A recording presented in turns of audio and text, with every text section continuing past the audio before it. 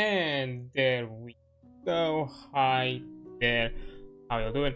Hope this Tuesday is doing well with y'all.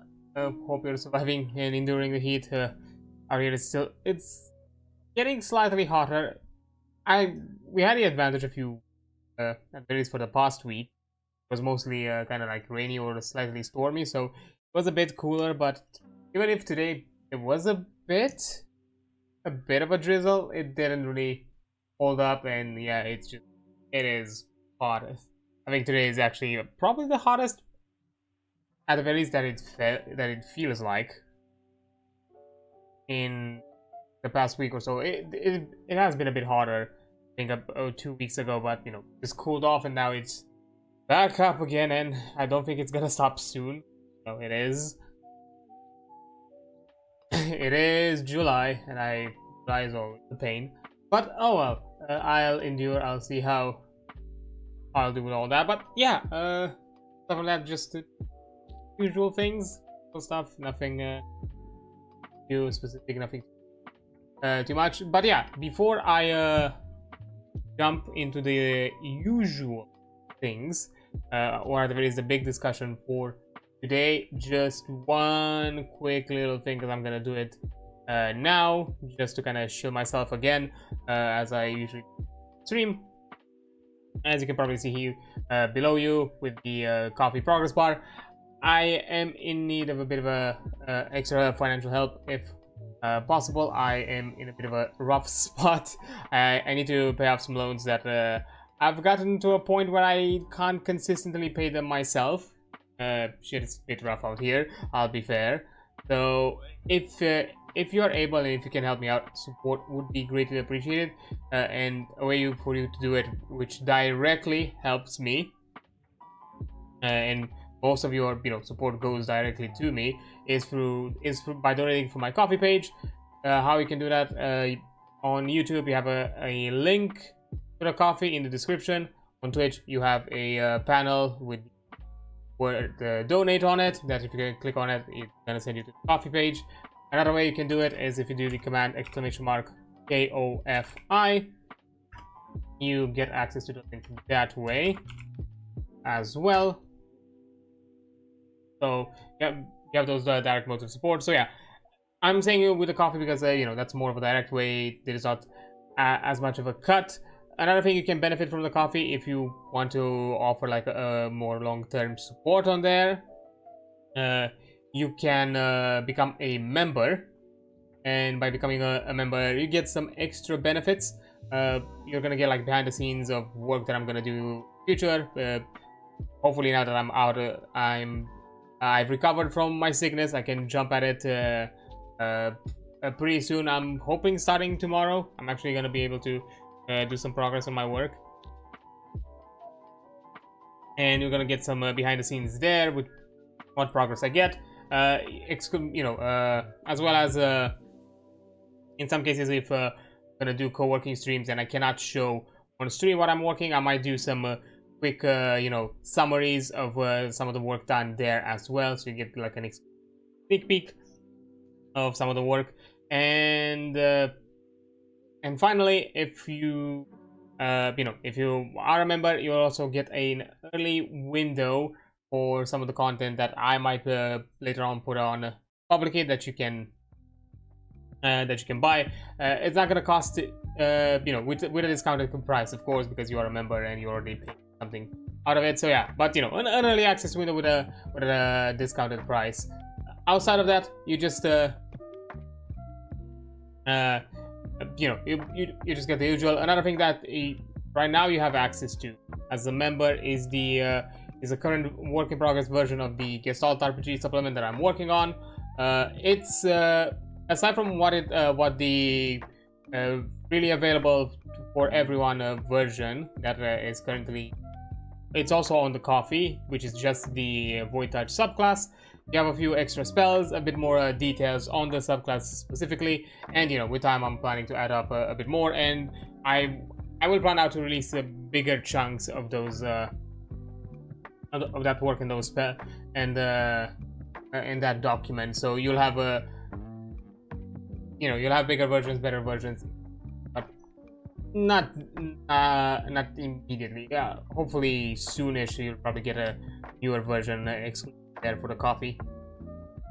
But yeah, aside from that,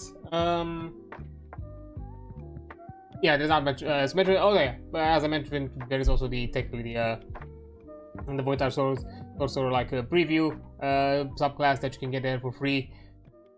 Either both that one and also the one available from members are both on pay what you want model. You can get them without paying a cent. But if you feel like you want to offer some extra support, and you feel like, hey, you want an extra incentive or encouragement, you can put in a bit of extra there, and that will be appreciated. But it's not required for you to get them. You can get them without paying anything and have them accessible. It's completely fine and all right in that scenario. But yeah, aside from that, I'm still, just because coffee is a direct way for you to support me, that doesn't mean that do not do it in other ways. I'm still encouraging you to do it through Twitch. I'm actually really close to getting a payout. If you can help me out at the very least to reach the payout for next month, you'll also help me cover up a loan payment for next month as well. So, if you can help me out with this one through coffee, which it is a bit of an emergency because tomorrow I do need to. It is the due payment for that amount, and I still need somewhere around like 50 euros, so that would be appreciated if can help me out to reach that sum. The other one, and also if you help me out through Twitch as well, I'll be able to reach a payout, and next month I'm also having that amount covered. So yeah, that's currently the goal and plan. But yeah, that's all I want to say on that end. Gonna end with me talking about the general shilling and all that, but those are currently the more direct. This is currently the more direct way for you to support me. I'm not right now pushing for anything else like the throne or anything like that, because this right now is a bit more immediate and urgent, and I would appreciate if you help me out with this side of things, with the throne and all that. I'm fine to delay it and have some of that stuff acquired later down the line, so it's completely fine. This one is a bit more of an immediate problem that I need covered. But yeah, but which also to also make it very clear, I don't need all this money that you see here immediately out of the entire sum. Just as I mentioned, just enough to cover my monthly payments. It's fine if I just am able to collect enough month by month, but I put the entire sum that I need as an overall goal, just so you people know how much exactly do I need, and that way go towards there and help me out. Because if somehow you really really want to support me in that big of an amount, in a sudden way, then I could make just a payment, the remainder of the payment once, so I'm done with it, and I no longer have to pay anything more. So yeah, that's also like another reason. But yeah, anyway, and as I actually went to to finalize this, and also just to be very transparent with you all, this progress bar is gonna be updated every time I'm able to make a payment or anything. If I am able to obtain some sort of a financing or some sort of a money from other sources, from other ways, this goal is gonna be updated. So I'm not underhanding it in any other way. Literally, if I manage tomorrow to get some money from somewhere else, this progress bar is gonna be updated with that amount, and so you're just gonna know the exact amount that I still need. So you'll never know. It'll never be just the amount you donate. It's also gonna be whatever I obtain from whatever else, including Twitch. All the Twitch payouts are taken into account in in this amount. Technically, even the current amount of the Twitch payout, the current amount of the payout is put in there as part of the goal. But because I do not have access to that money until I have the minimum required for a payout, I can't use it. But it's part of the goal there, because once I reach that payout, it's technically gonna go and be used in that way.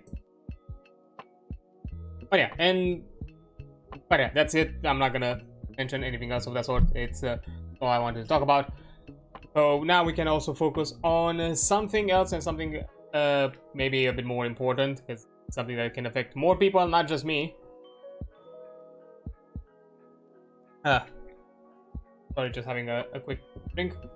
So,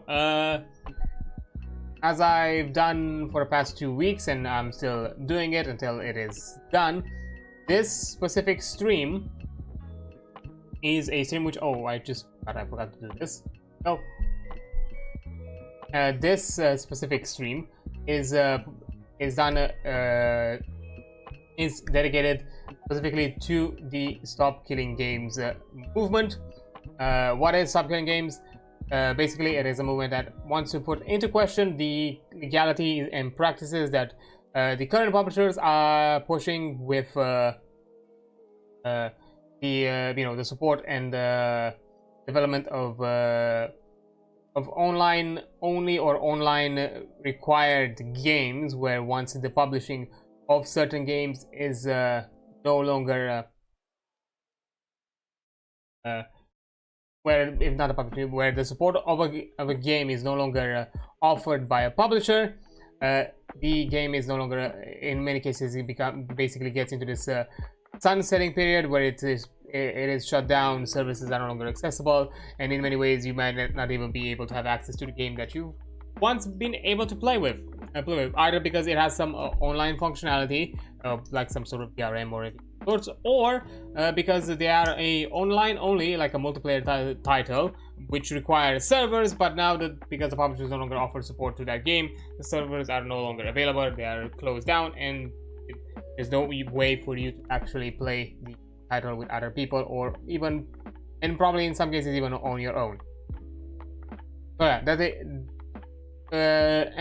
Because of that, all of this is done because of certain end user license agreements that the publisher kind of push out, which can be a bit predatory, can be a bit anti-consumer, as in certain situations they even call out to the point where they say that, hey, we can just revoke this license at any point, at any time, without even giving you a justification. Literally, you can buy the game, and tomorrow, if the publisher wants to, they can just revoke you that license without anything, without response back. And even in some situations, I've seen mentions in end users and in certain licenses that if the license becomes void, any ownership of that product has to be removed from your system in any way possible. Like if you have it digitally, it has to be deleted. I'm guessing that anything in a physical form or physical sense should also be removed in some way. So yeah, that's not really consumer friendly, and to some extent, at the very least within European laws, it is in a very it's in a definitely legal gray area where it's not really above board, but not really below, but not really also, you know, completely illegal. It's one of those things where, because this is uncharted territory, as the industry has evolved from a physical demanding medium to just being now fully integrated within the online only and online marketplaces. You know, things have shifted, but laws and licenses and consumer protections have not really caught up. And because of that, developers and publishers has more than anything, publishers have kind of taken advantage of that and found their own loopholes. So yeah, the first idea for this is for the initiative to kind of put these legalities into question and to clarify and create better laws and regulations for these for video games in such a way that, you know, they're more pro-consumer. Secondly, this is also in hopes of pushing forward game preservation more, because having access to the titles, keeping access to titles, it's you know, not necessarily indefinitely, but at very least having ways for us to still have access and use of the products that we paid is important. And as a way that, you know, the initiative or itself wants to, is by, you know, asking and requiring of the publishers to basically have an end of life plan, either by if for example, let's say if it's a game that only has just online requirements, but it can simply function but it's mostly a single player title, to remove those requirements, so that way you can still have access to your single player title. Or if it is something multiplayer related, to offer us the minimum necessary tools for us to at the very least create to still have access to a playable state of the game, or at the very least a functional playable state, or some sort of functional form of the game. Best example I can give you, if you're in the MMO space, private servers, that sort of thing, like give us options, give us methods for us to access and create our own servers, and you know, we can host them ourselves if need be, and without the requirement for the publisher to keep hosting, because that's not the intent. It's not the movement does not ask for publishers to keep games active indefinitely. We understand, you know, those who pushed and started this movement, and I'm pretty sure most people that, you know, are in agreement and are supporters of this movement, understand that that's too much to ask for. It's something that would be a ridiculous requirement, because, you know, everything costs. We understand that servers are costly, and keeping maintenance and people actively supporting this, it is costly, but allowing at the very least the community, those who are willing to take in the effort, be it voluntarily or not, to support it themselves, should be available.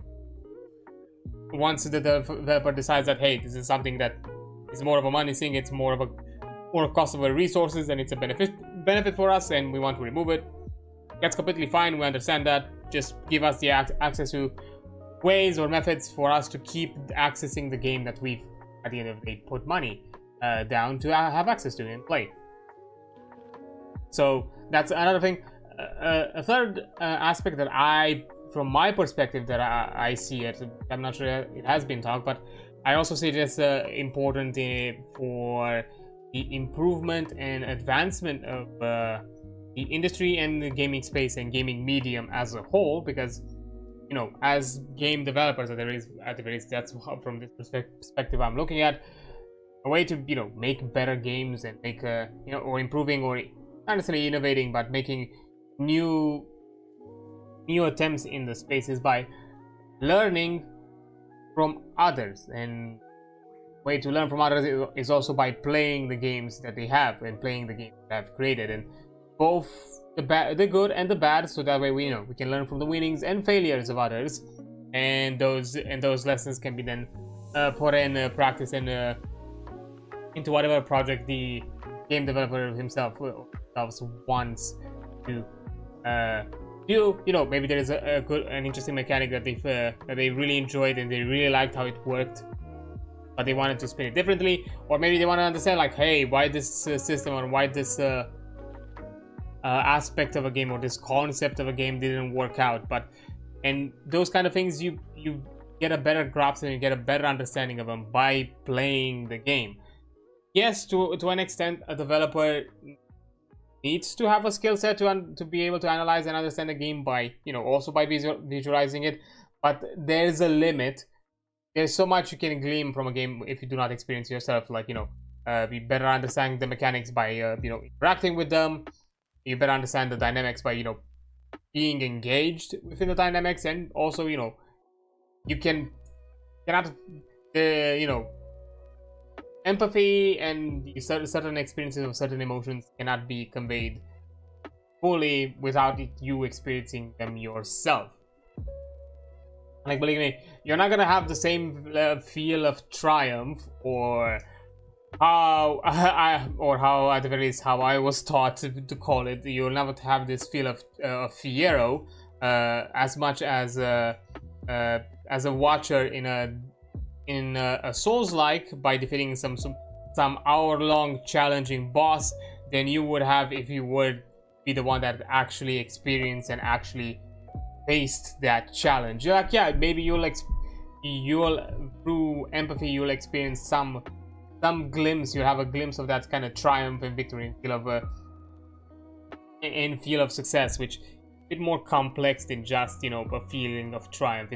It's called Fiero. It's a big thing. It's a bit complicated. I'm not gonna go too much into it right now because that's just that's a bit of a tangent in general game dev talk.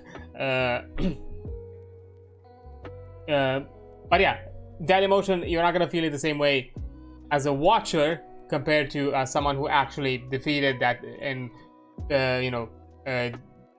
defeated that challenge and persevered. And those are important aspects for a developer to understand and to learn and to experience. And I consider this important because it's not beneficial for the industry to, every time, you know, somebody new comes around the block, they have to start from scratch like every other developer who has done in the past. That's a weird form of elitism, in my opinion, of you have to suffer the same thing that I did to understand. Like, no, you can teach people of, hey, here's my experience. Let me tell you from my experience and from my knowledge that this is a thing you should not do. And sometimes that experience is also better conveyed if you like. If you want to see it for yourself, here, try this, and, you know, give example of a game that does this and put it in your own hands, into your own practice, and that sort of thing. But yeah, aside, so yeah, those are, in my opinion, those three are very important aspects of the initiative and the movement. So if for you all these three aspects of, you know, preservation, better consumer laws, and betterment and improvement of the gaming medium as a whole are important to you, then I would suggest you also participate into this initiative as well. How you can do it, currently I'm gonna talk about the one that's no longer available. The UK one has finished all the petition. The signings have closed yesterday, so there are no more signings, and from what I understand, there is no clear definition when there's no clear answer, or at least right now, or there's no clear knowledge of when exactly we're gonna receive an answer. It's gonna go to Parliament. It's probably gonna be discussed, deliberated, but I'm not sure what exactly is gonna happen, or I'm not sure if anybody knows when exactly are we gonna hear something from the UK petition. But it happened. It reached its required numbers. It is sent to Parliament. We'll have to see what happens in the coming months. We'll never know how long this will take. It's gonna be gonna take a while. But another one that I can still participate at and still engage with is the European Citizens Initiative, the ECI, for stopkillinggames, where all European citizens can sign in. Unfortunately, just European citizens. So that means that if you are from a different from another country, or if you are from Europe, from a non-EU member country, then the best thing I can say is just share around the not just the initiative, but, you know, the entire movement. Keep the discussion active, and in cases that, hey, maybe you know some people that might be able to sign it, push that information their way, and, you know, encourage them to participate into the initiative if they are able. But yeah, currently it's this is the last one. The last petition is still available. It ends on the 31st of July. Any EU member can sign. The required amount of signature was 1 million, which, as you can see here from the graphic above, has been reached quite a while ago. But there have been situations where the signatures, or at least with past petitions with similar numbers, there have been scenarios where, in the worst case, somewhere around like 250k signatures have been invalidated.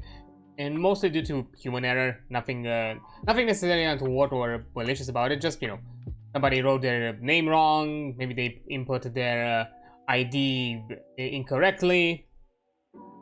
Anything of the sorts that can make a vote be invalidated. So because of that, even after we've reached the 1 million signatures, there has been a push to go above that to make sure that at the very least we are locked in and we have the necessary signatures, we have the necessary amount needed. And currently at the very least the organizer of the petitions have put have pushed in the idea of reaching somewhere around 1.4 billion. You know, we have we had a pretty good traction at the beginning of the month, and we kind of cruised through basically 1.1, 1.2, and 1.3 million votes, or like not votes, signatures. Now we are pushing to getting to that 1.4 goal. Again, from my perspective, because I think, like, again, the 250k signatures being validated, it feels like an extreme case, and it's kind of odd to assume that many people would have made that these errors, that amount of people, even in this situation. Again, that was an extreme case, and I even heard some people like putting the idea of pushing the goal to 1.5 million. Again, I feel like that kind of, I understand the weird pessimism of it, but I think we are locked in. I think it is not necessarily a doubt that this is not going to go through the EU Parliament, but that doesn't mean you should not continue signing, because it's still important to have your voice heard. It's still important to have your concern spoken out, because the more people speak out, the more the EU Parliament is going to understand that, hey, this is an important issue that needs to be addressed. We need to take it seriously, take in consideration all possible angles, and have an in-depth conversation on how exactly should we regulate this, how exactly we should approach this issue, and how, you know, and to carefully take into account, you know, experts in the field for both sides of the discussion, because, you know, that's gonna be a thing, because that's also like another aspect. This is an initiative. This is an idea to gauge the citizens' interest. It's not gonna have all the details and all the problems already laid out and solved, or at the least offered with a solution. Those are things that are going to be detailed and put into discussion once it is in front of Parliament, and the EU Parliament is going to bring in experts from both sides to argue pro and cons of this situation in this scenario, and from there it's going to be discussed. Again, it's in the name. It's an initiative. It's the idea to just first gauge interest in it. So yeah, the more you make this clear to the EU Parliament that you know, it's an important issue by having more and more signatures, the better. Yeah, again, I recommend that you should sign. And how you can sign, pretty simple. On my YouTube side of things, in the description you're gonna have access to the link there for the EU petition, the Stop Killing Games website, and as well as an additional thing that you can do as a French citizen. You can send like a complaint to the Consumer Protection Board or something of the sorts. If you are an owner of the game The Crew, if you own The Crew, the game that has been shut down by Ubisoft, you can make a complaint there. I gave you a link to the Stop Killing Games website webpage that gives you all the guidelines necessary to how to approach that, because I don't know exactly what's the deal with that, because it's all in French and I don't know French, but that's like an extra thing that you can do. And you know, it's important because, hey, we're putting pressure and we're putting you know, we're making this discussion, you know, awareness of this discussion in this issue from multiple angles. It's important. And to be fair, it already kind of makes some shifts, because from my understanding, Ubisoft is already I think already confirmed that they are approaching the support and development of their the Crew games, The Crew 2 and The Crew Motorsport, differently to the first The Crew, because of the issues that appeared. Because this initiative kind of utilized the shutdown of the first The Crew that happened last year as kind of like a stepping stone to kind of put it out there and put it forward. So that was another thing. And even recently, because if I remember, I said that whole thing about the license agreements not being you know, asking you to delete any form, any digital form or digital presence of the product from your devices. Oh well, that's an end-user license agreement from Ubisoft, and they recently, I think, they made a post on the social media. I think I've seen it on Twitter.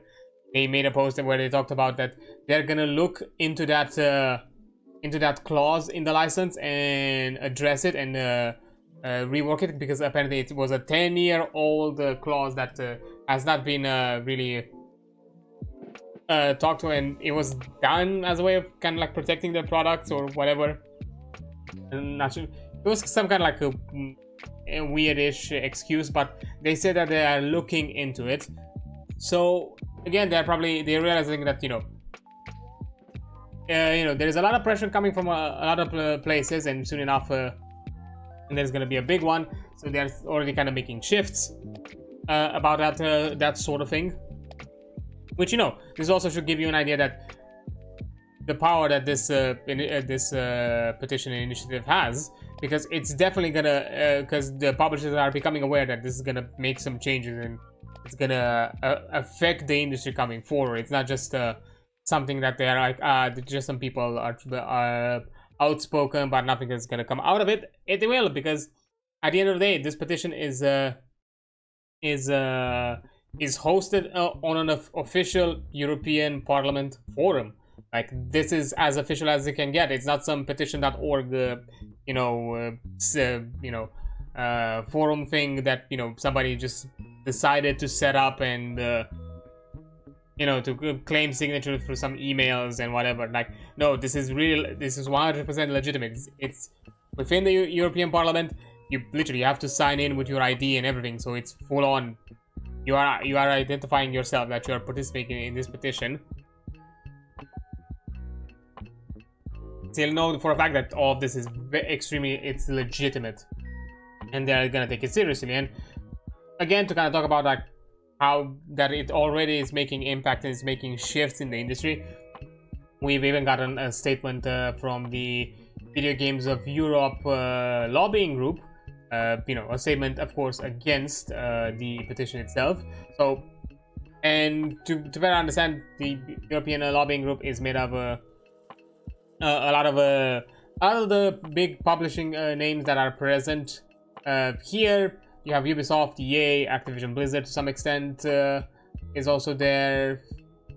Some trade groups that are local to certain countries, they're also there. I know there is one there that I am familiar with myself. I'm not a participant or a member of it, but I know of it because almost all studios here are part of it in some way or another. Or not studios, but at the very least publishing studios are publishing is here are part of it, like Ubisoft, EA, Gameloft. I think there's some other ones as well, but yeah, they are part of it. Some of the co-development studios like Fortis is there as well, and some other ones. But yeah, that's kind of, from what I've seen of that statement, it's not really holding a lot of ground. It feels kind of weak. It kind of hold off a few similar points to what has been discussed in the past. So, not sure. Gotta think about it. Not sure because I was thinking if we should look at it today or not. Because I was kind of thinking it's been a while already, and I think a lot of people already talked about it and discussed it. I'm not here to like be on the dead horse or talk about things that probably everybody else has already said about it. So that's kind of a reason why I'm thinking, not necessarily looking over to it, but I've skimmed through it here and there when I could. And yeah, I didn't feel like a strong statement against the petition. Well, the least didn't give out like really strong arguments. But it's definitely that it's a movement that's gonna make some impact. So yeah, kind of going back to because I kind of went a bit on a tangent. Going back to what I said about where exactly you can sign on YouTube, you have the link to the website, the petition, also the French. The French guide for the complaints. On Twitch, you also have a panel section with the Stop Killing Games logo there as well. If you click on the banner, that's going to send you to the website, and below it you have hyperlinks to all of the petitions that you can still sign. Although, if I'm not mistaken, I think I still kept the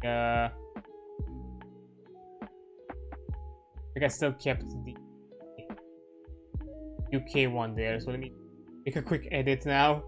I don't forget about it. UK petition no longer available. There we go. Made that change. Fixed. Issue solved. But yeah, so that's another way. Another way you can do it is if you type in chat the command !SKG, you'll get access to links that way as well. And finally, if you scan the QR code that's going to be present throughout the duration of the stream, that's going to send you directly to the EU petition, because that's the only one that is still available. And the most important one, the French one, it's not necessarily a petition. As I said, it's more of a complaint, more of something that, you know, you're pushing to kind of the legal authorities when it comes to like consumer protection about the shutdown of the crew. And from my understanding and knowledge, when it comes to consumer protection laws, France doesn't fuck around. So I feel like that's pretty important. So hey, if you're a French citizen, go ahead, do that. And also if you own the game at the same time, you're not just a French. But yeah, you have ways. But yeah, aside from that, there's been a lot of progress, as we can see. The win has done quite a lot. I think, I'm not sure, I'm suspecting it's kind of slowed down a bit for the past week or so. I think we've kind of reached the peak, because I don't think after we reached the 1.3 million, it feels like it kind of progressed a bit slowly. I think by the end of July, we're probably gonna get the amount, because we are like, you know, we're almost 1,360,000 pretty soon, and I think that amount is gonna reach today probably. So yeah, it's still a bit of a push that needs to be done, but it's there. Again, I'm not concerned that it's not gonna push forward, but it's still one of that thing that I just said, that it's important for everybody to kind of have their voice heard, and everything is spoken and set out, and you know, you have your voice heard, because that way the European Parliament, you know, is gonna take it seriously. And to be fair, that has been already confirmed that a new one of the vice presidents of the EU Parliament, Nicolae Ștefănuță, which is actually a Romanian one, which I'm actually really proud of that. Look, I'm taking this bragging right. It's one of the few times I'm taking a bragging right about my country. Is actually has been a public supporter. He publicly announced that he's supporting this movement, and signed it, and he's encouraging other members to do, other EU citizens to do the same. And you know, let me see if I can find the quote that I saw, because I really like that quote. It's a simple quote. It's not something too wow about it. Don't really think that meant something insane, but I really liked it. It was simple, to the point. Let me find it.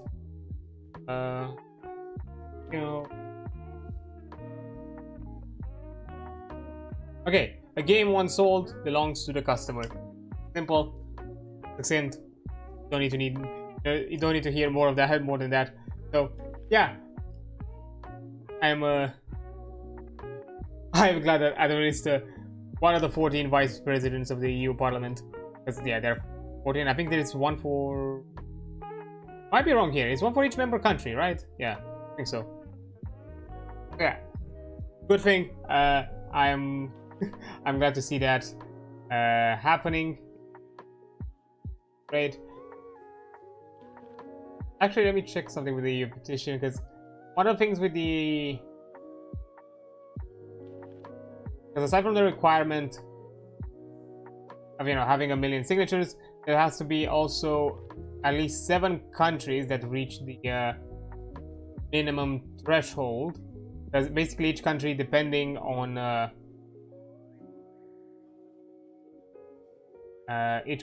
depending on their population, they have basically a threshold amount of votes that they need to reach per country. So basically, members of that country have to have signed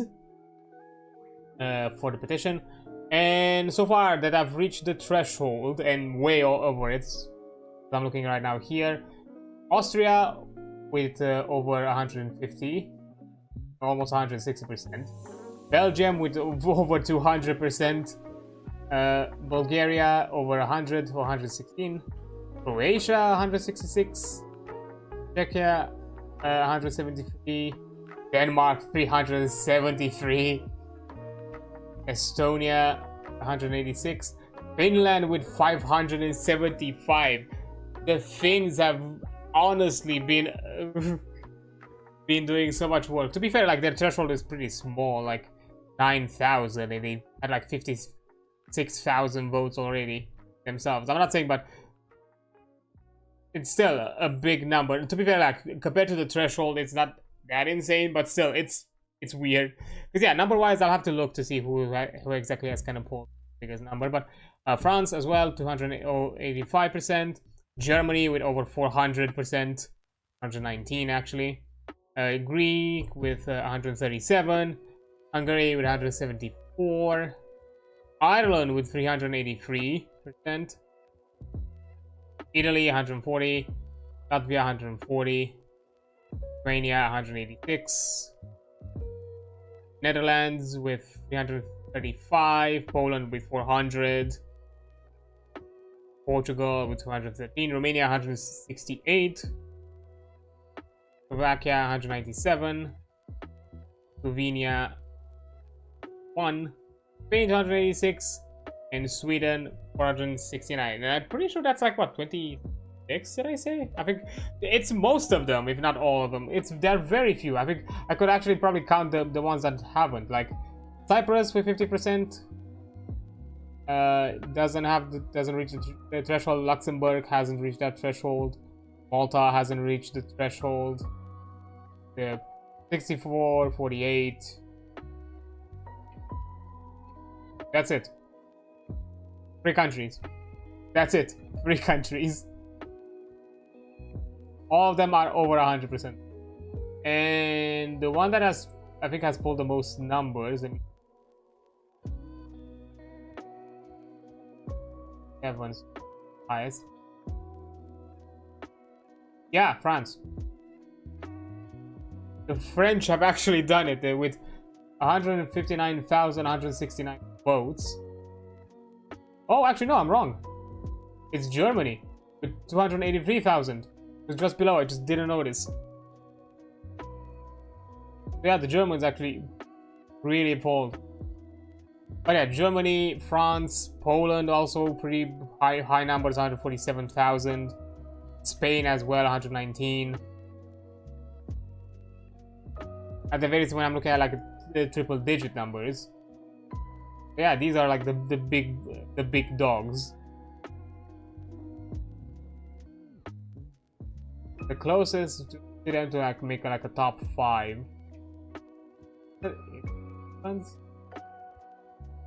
Yeah, I think it's the Netherlands with 89,000. Yeah, these have been the big boys of this. Because yeah, even if Finland has this insane percentage, they actually have in total 56,000 out of 9,000 being the threshold. Because that's kind of the thing. Because of depending on the country, the thresholds are higher. Because yeah, Germany had a 67,000 threshold for votes. And yeah, we have here like just only 4 countries have not reached the threshold and probably will not because they are pretty... All of them are like halfway there, but again, almost all countries have voiced their opinion in pro for it. So I think we are we are fine.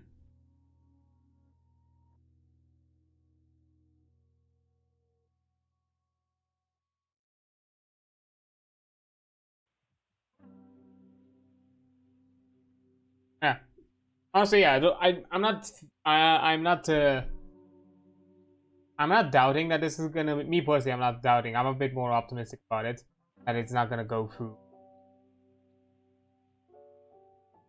So, you know, it's definitely gonna be pushed there. But again, it's important to have as many people voice their opinion as possible, which is why I'm doing this. Why I'm still keeping the conversation here and there open, or at the least, I'm sharing around everything that I'm seeing that talks about the initiative, even if it's something that maybe I myself cannot necessarily engage with. If it's some, let's say, if it's from a publication from a country that I don't know the language, or I cannot interact or engage in that conversation myself, but maybe some people that I share to can and is able to. Because that's another thing. Like, even if you're not a European citizen, get around, talk about it. Keep it alive. You might know somebody who knows somebody who knows somebody that might be might be able to participate. You never know.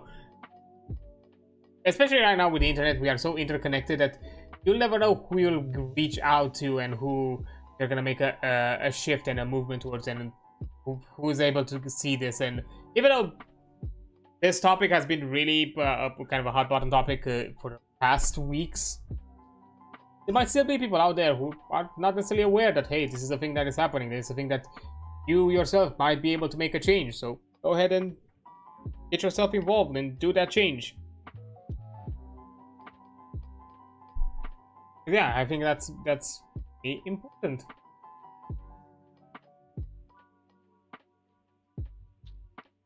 But yeah, not sure like what else to mention about it, because as I said, I don't necessarily want to talk to like read through that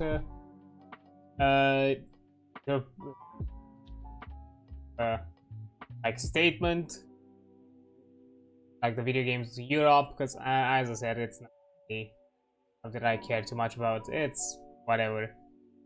I think a lot of people probably voiced their opinions already, so there's not much else that I can add to it. It just was not a strongly stated statement against it. And you know, I'm looking right now on their website, so just to understand that who the members are: Activision Blizzard. I'm saying names that you probably recognize: Bandai Namco, EA, Embracer Group, Epic Games, Netflix, Microsoft is also part of it. Nintendo. Is there any Nintendo stuff in? I'm guessing probably in some countries. Riot Games, Roblox, Sega, Sony Interactive Entertainment, Square Enix, Supercell, Take-Two Interactive, Ubisoft, Warner Brothers, and ZeniMax. And aside from that, there are also like basically trade associations that, you know, of specific countries that are also members of them. Also Niantic Labs, I forgot about that one. Yeah, these are like, just to get an understanding, like basically most of the big name publishers out there are, I'm talking are part of it. At the very least, the ones that probably have the highest influence within the space, because yeah, it makes sense why you have things like Ubisoft or EA. Even though Activision Blizzard, to be fair, probably more Activision than Blizzard. Even though from what I heard, like there have been certain Blizzard studios in Europe, just they're not under the name of Blizzard publicly, or in most situations they've been like co-development studios contracted by Blizzard, but not necessarily under the Blizzard name. I know there was like one in Ireland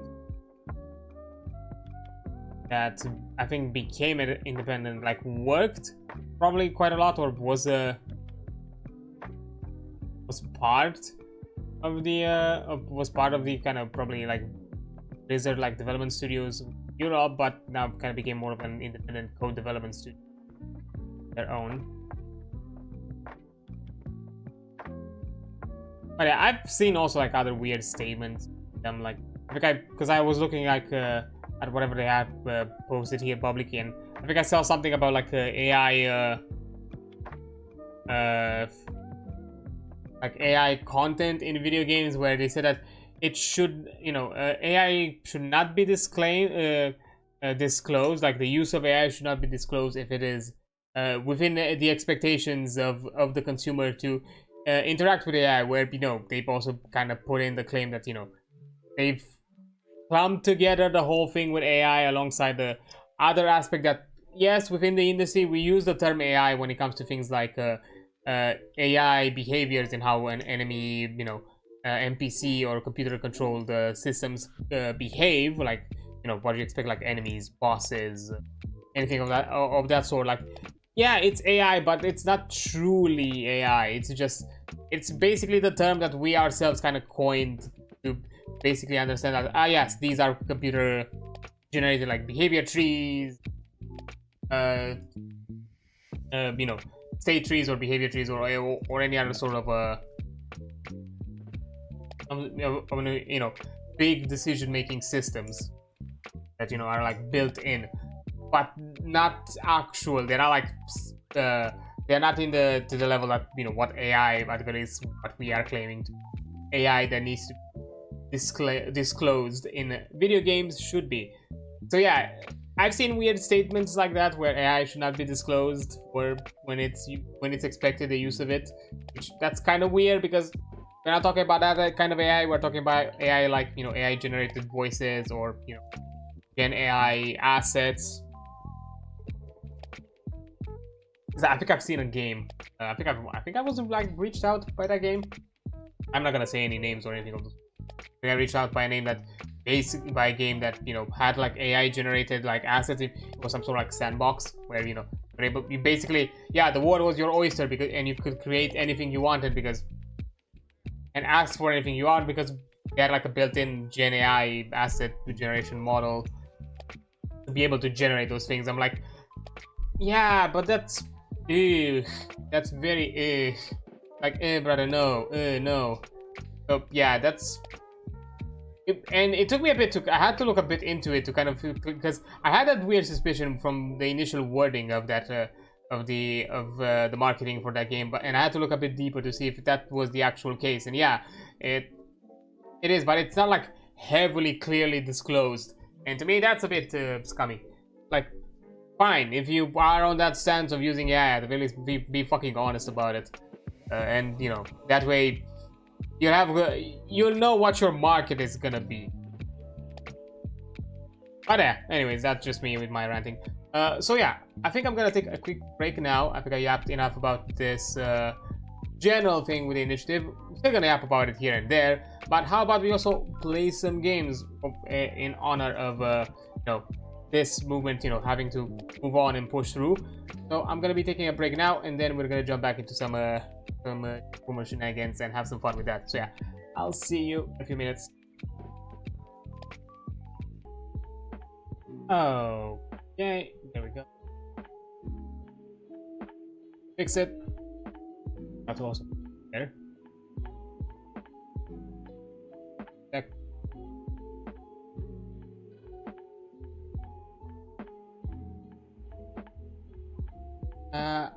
That intro, gosh, so loud.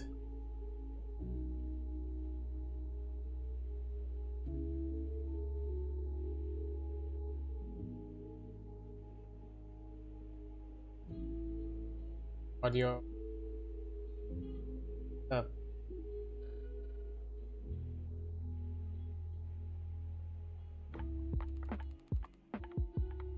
Can't find the audio. What the?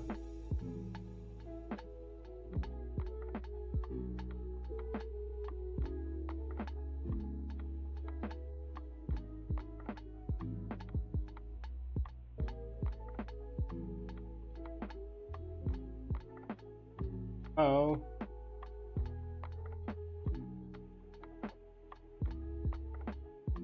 Ah, found it.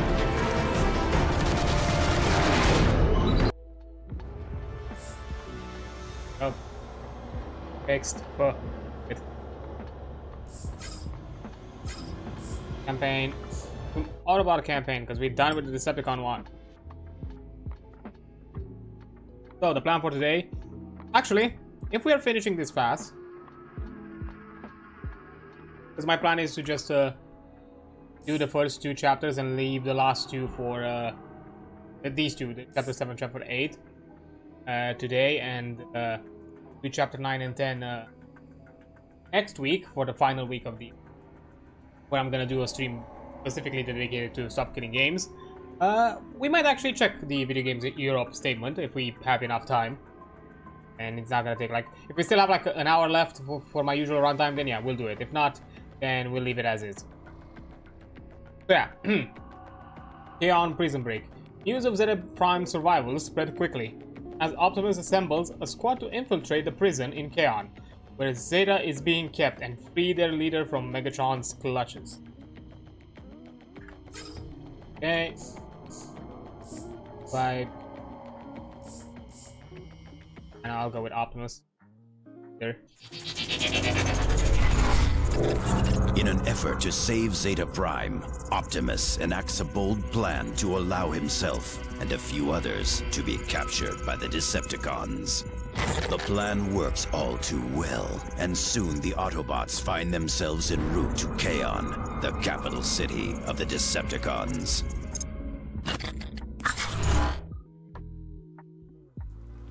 Yep.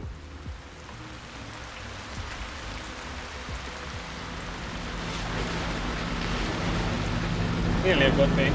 Clearly.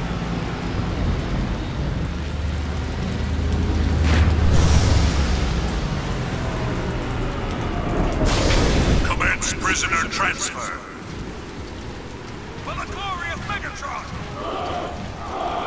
Move it, Autobots!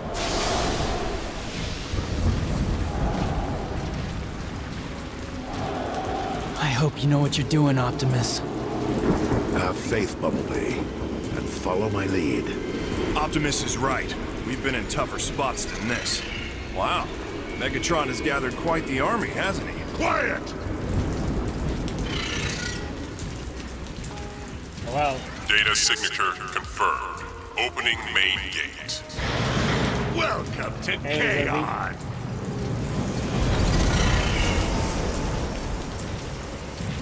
You gonna talk now? I want the location. I told you! I don't know! Look, that's the one who fought Starscream. He doesn't look so tough. Soundwave! Your prisoners have arrived! Oh. Initiate processing. We captured them trying to raid supplies outside of Kaon! Take them to recycling. Move Recycling. it, prisoner! Recycling? That doesn't seem so bad. Yeah? What exactly do you think they're recycling? Keep moving! What a jerk. Patience. Our time is near.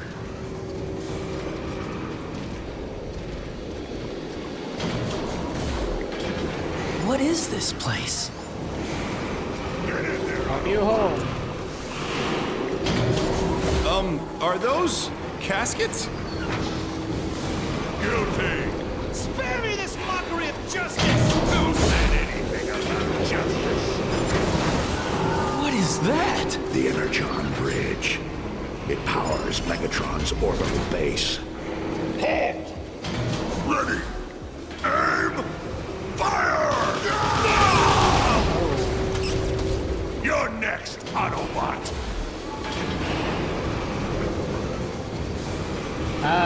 Up against the wall! Optimus, this is all part of the plan, right? Ready! Optimus! Aim! Look out! Optimus! Looks like I got here just in time. I'll say! Thank you, Air Raid. The plan is working perfectly. By allowing ourselves to be captured, we've gained access to the prison, and now stand a much better chance of saving Zeta Prime. You certainly took your sweet time, Air Raid. I like to make a dramatic entrance. Here, head into the service ducts. They should lead to the lower prison levels. That's probably where Zeta's being held. Open up! Well, probably be a friend. Bring in the heavy turret! We'll blast it open! Good luck. He'll need it. There! Get him! Where are they? Where? Who? Take him to Soundway. Optimus, we gotta help him! Easy, Bumblebee. It's too great a risk right now, unarmed as we are. But I promise, we'll come back for air raid as soon as possible. Let's get moving.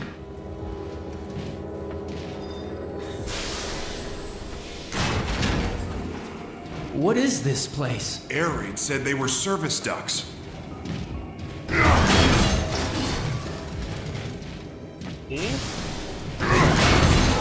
Alert! Alert! Autobot prisoners have escaped custody. Shoot to kill. Hey now! Sense of humor! There is no other option here. Adam. Let me explore this guest place. We'll find something. Okay.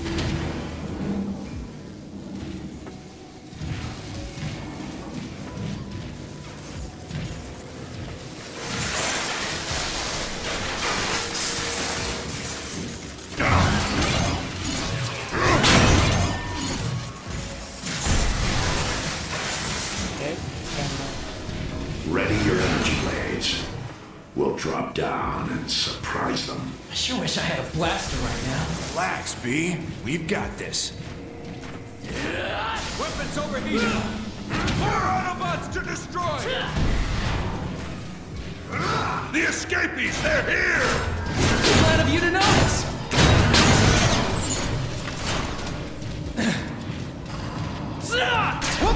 I so did not do that! Now we're talking! I hate sneaking around. And give us something.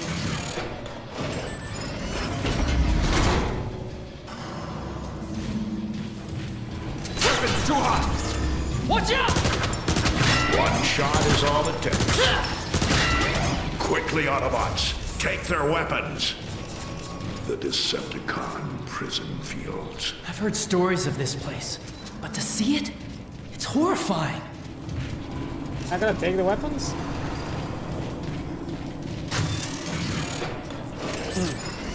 We've got company!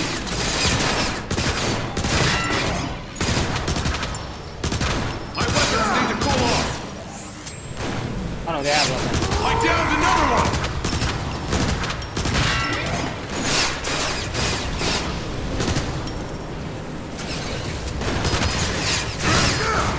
Ah, stop it.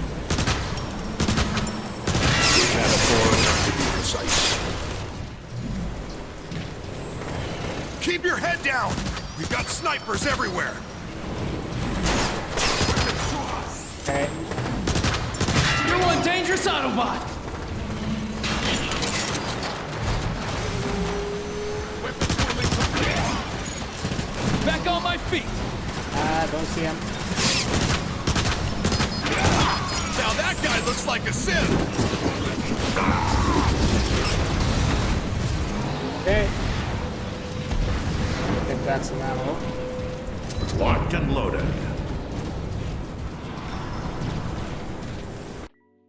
Wait, did the audio reset? I don't know why this.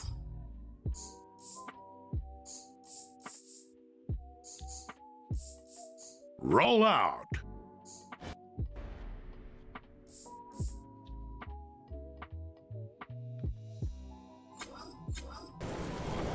Okay.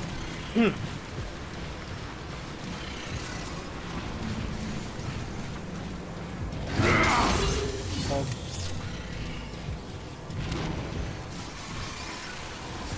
I hear you, bird.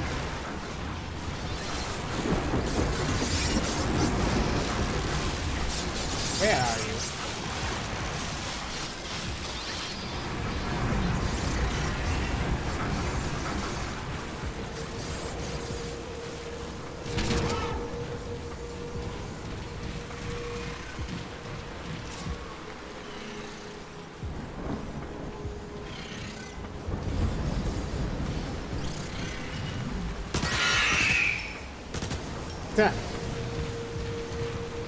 But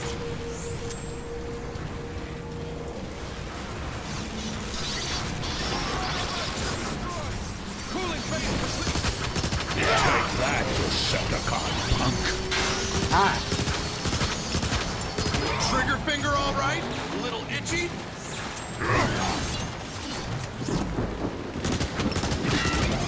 got him.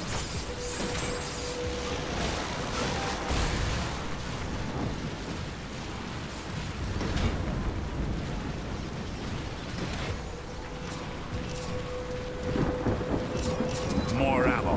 Perfect.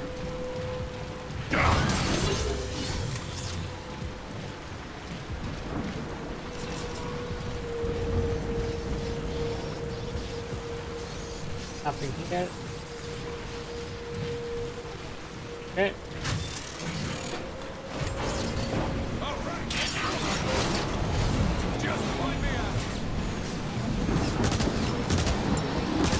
Neutralize their energized force! My weapons need to cool off.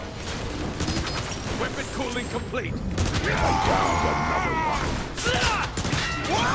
Whoa! Perfect!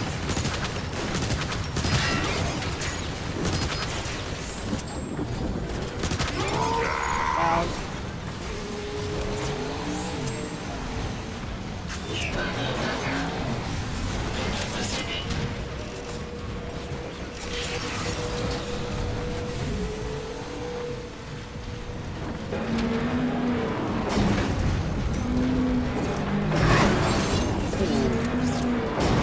What is that thing? Who cares?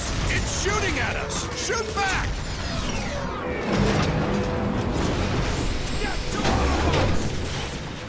Weapons overheated! Chew on this! Right between the optics. Okay. Bang! He's out! Woohoo! I wasn't worried. The crawler's main servos still function. Now that it's been disarmed, we can use it for transport. There! It's working! Down we go! Is that good or bad? Bumblebee, we're locked inside an enemy prison, surrounded by countless Decepticons bent on our destruction. So it is bad. It's purely a matter of perspective. Well, I'm Purely loving his. this. Let's crack some heads. Yeah, just a matter of perspective. It's okay. Oh, shotgun. I know I'll find a use for this. Well, look at this. The prodigy returns. Megatron. I knew you couldn't resist rescuing Zeta Prime, which is why I orchestrated the entire thing. Zeta contacted you. Your capture. All of it. All to bring you before me. Welcome to your defeat. What? Megatron's not messing around. Yeah? Neither are we. You wanna go? Okay. Hold up.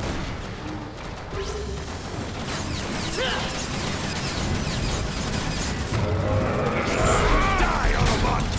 One less Decepticon to worry about. Now that guy looks like a sieve, out of energy. Weapon cooldown complete.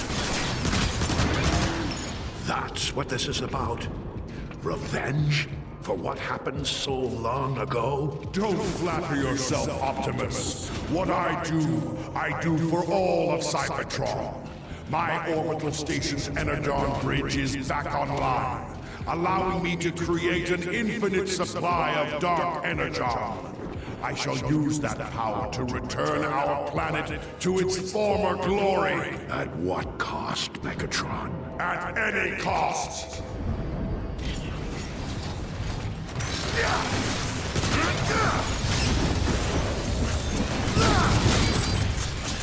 Very good. I will save this planet.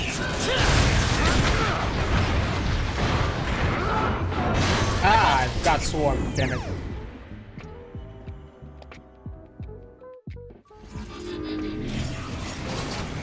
Okay. More arrows.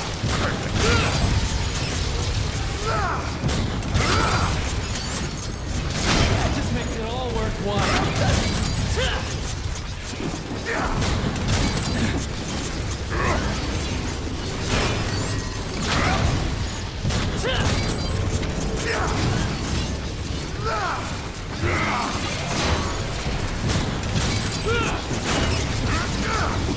You're mad, Megatron. Your war is destroying the very planet you want to save. Our war, Optimus. A war that I am winning. I've tamed the great Omega Supreme. Zeta and the other primes have fallen, and yet you continue to resist the inevitable. You have the power to end this conflict right now with one simple choice. Take your Autobots and leave Cybertron forever, or stay and face complete annihilation. This is our home, Megatron. We will stay. We will fight. And we will win. Fast forward to fall Cybertron. All we want is to leave.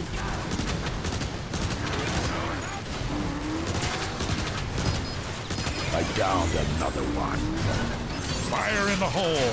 I will save this planet. I got weapons.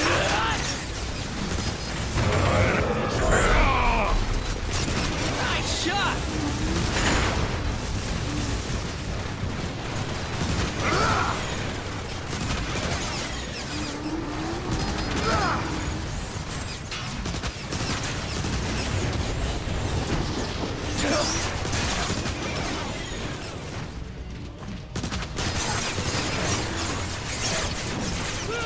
Give me a second.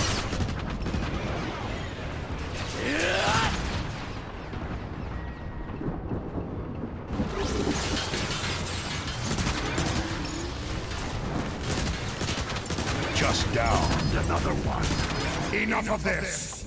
You're about to join Air Raid and the thousands of other Autobot fools as our prisoners.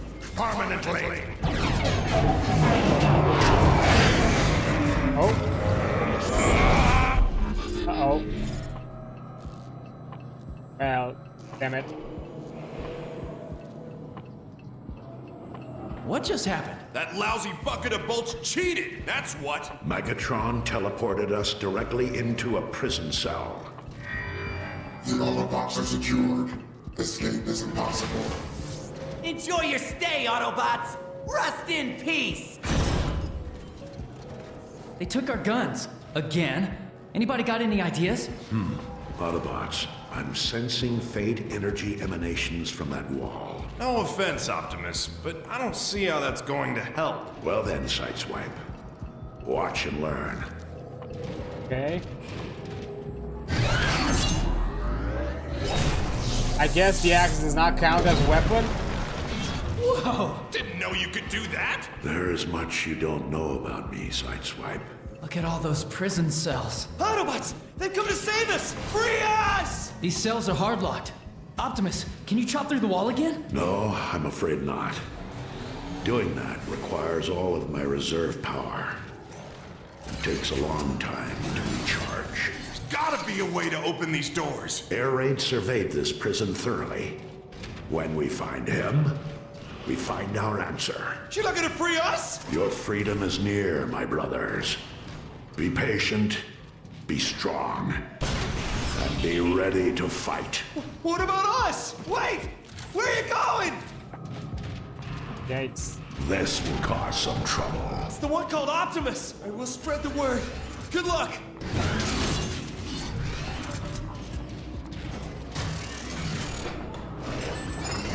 Decepticons, dead ahead! Weapons too hot. I'm stuck.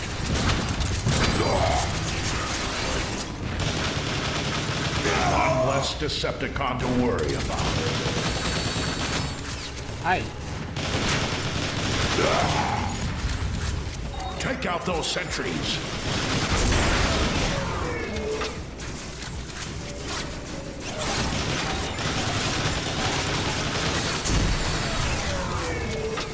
Incoming rockets!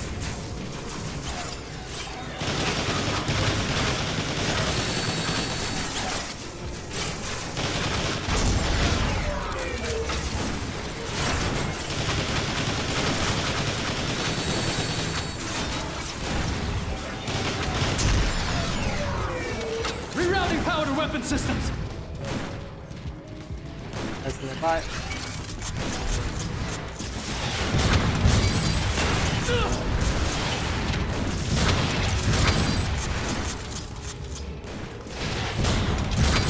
Can't tell you how much I hate rock! Watch out! Unauthorized access detected in cell block 14. Reinforcements en route. Reinforcements? Great. I'm flattered. Don't be.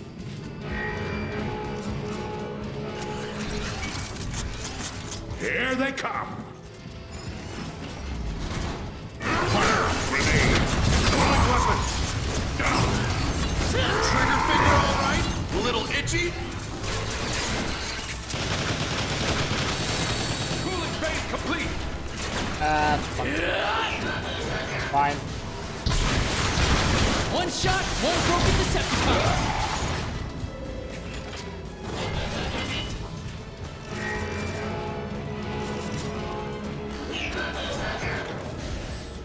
I see you. Oh. Your shadow. Brutes, flank them from behind. Damn I it. can't keep bleeding energon like this. Ah, damn it.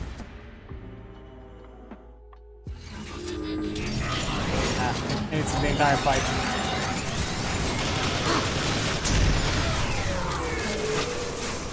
Take out those sentries. I need to recharge! Well, you're not winning any popularity contests.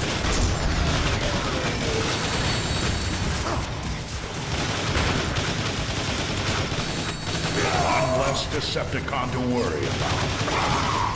Unauthorized access detected in cell block 14. Reinforcements en route. Reinforcements? I'm flattered.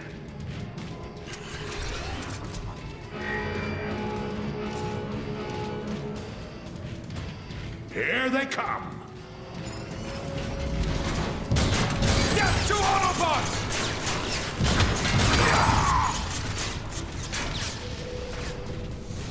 Yeah! Go get him, Optimus! Scrap that guy! Last one for me! Got him. It's too hot.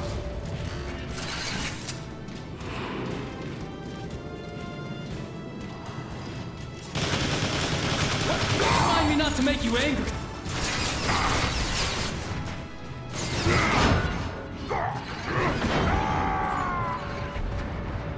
Okay. Guess we'll have to take this.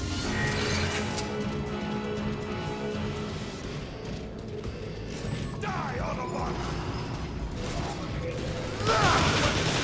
Brutes, flank them from behind. Weapons hot!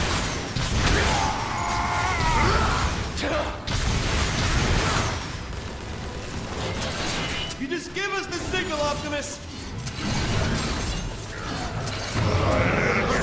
Die, Autobots! One shot is all it takes. Weapon systems recharging! Nice try!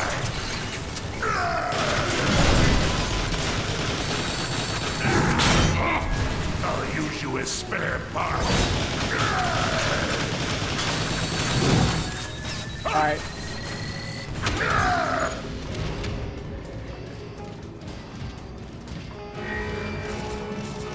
More.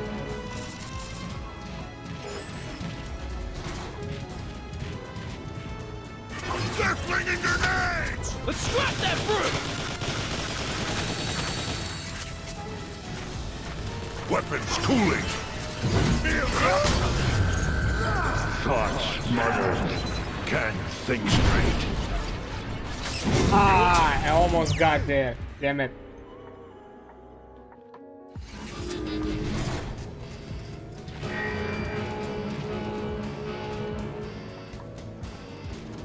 I see you, Autobot scum!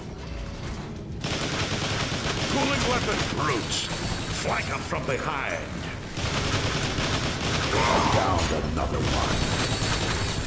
I got that from over here!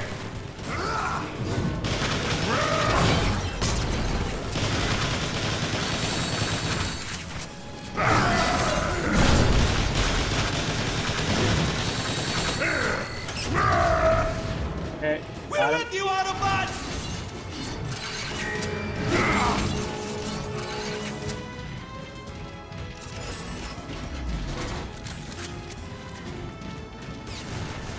Out of energy!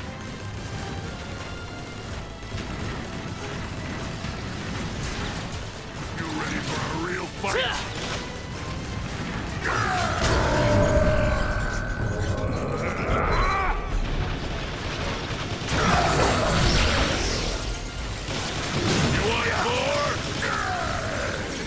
You want more? You're gonna die!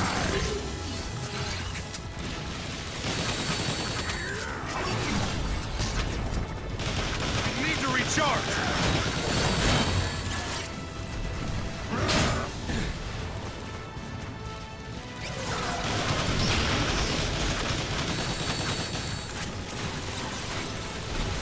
Now you're just annoying me! It's over! I'll tear your optics!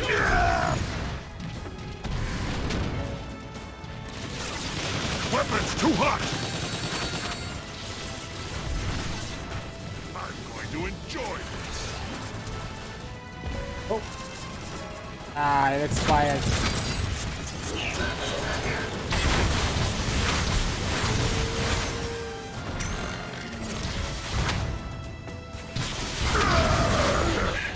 Looks like we got them all.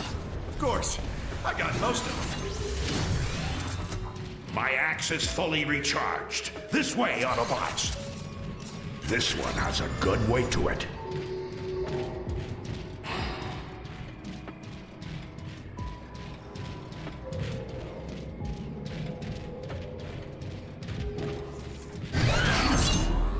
And folks.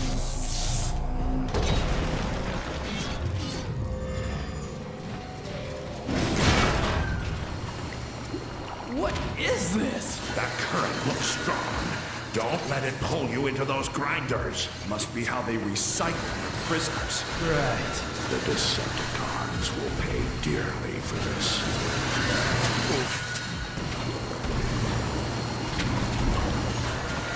This one has a good weight to it. Get some ammo back. Very good.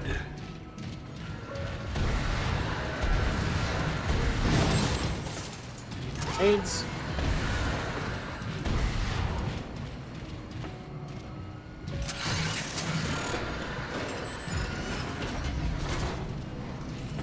Oh, air raid. Look, there's air raid in that cell up ahead.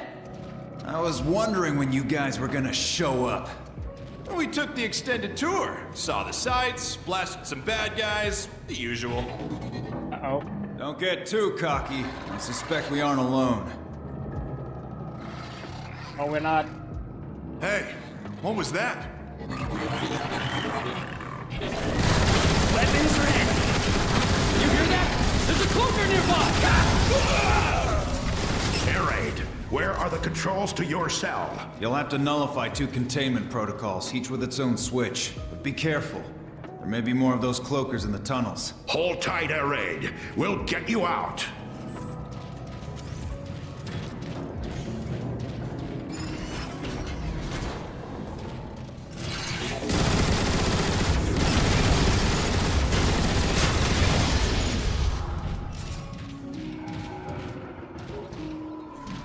Okay.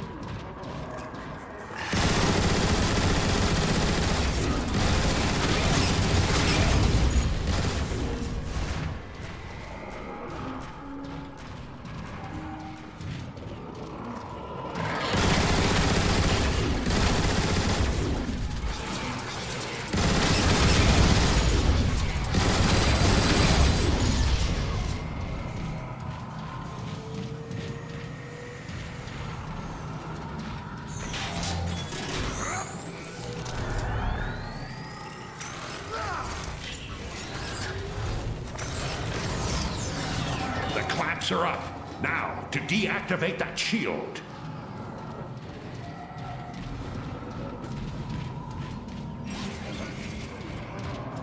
Catch me now, Autobot!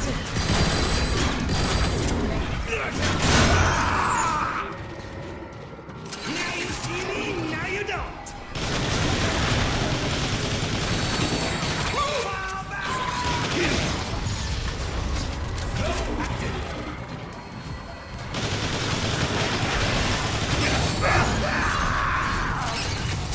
Decepticon trash approaching! Weapon cooldown initiated. Really?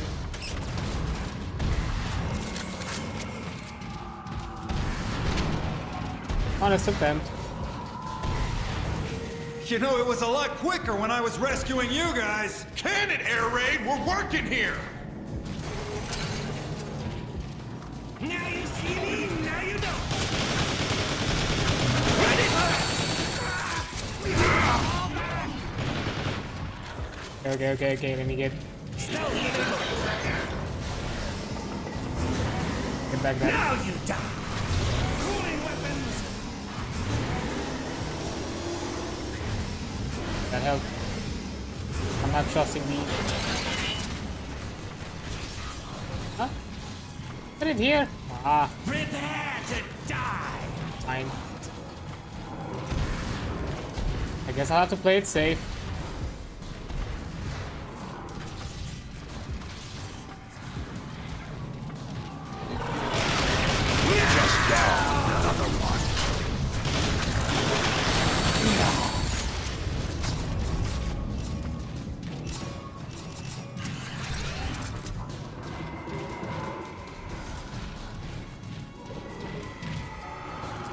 Catch me now, Autobot.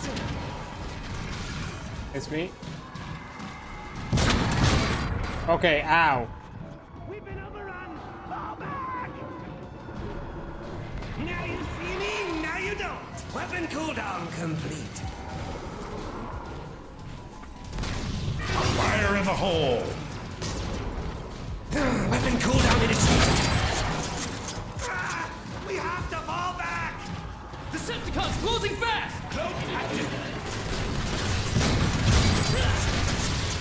These guys aren't gonna make it easy for us, are they? Roger that, bro. Bro? Oh, bro. Serious? Well, I can't just call you B all the time. That gets boring. Hey, Sideswipe, let's talk and more shooting! Ready for action.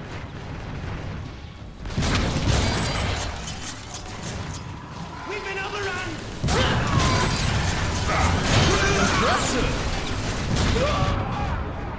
Oh. Another one.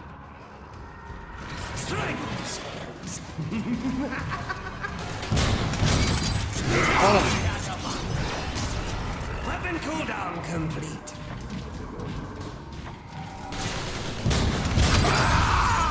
Got him.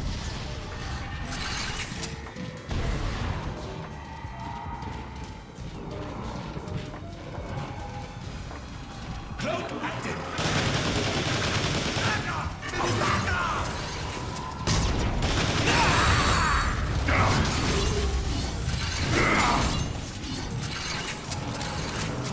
Finally.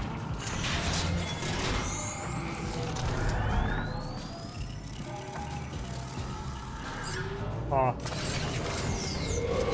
Free at last. Good work, Autobots.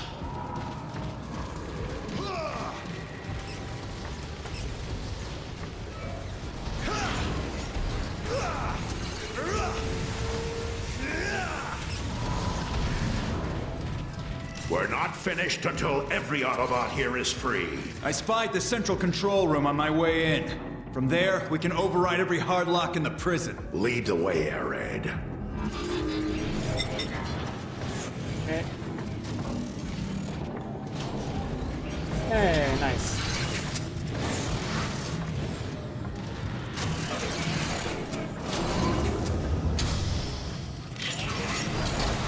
You sure you know where you're going, Air Raid? Feel free to venture out on your own, Sideswipe. No one will miss you. Just asking. The control room is just up ahead. Ah, same weapon.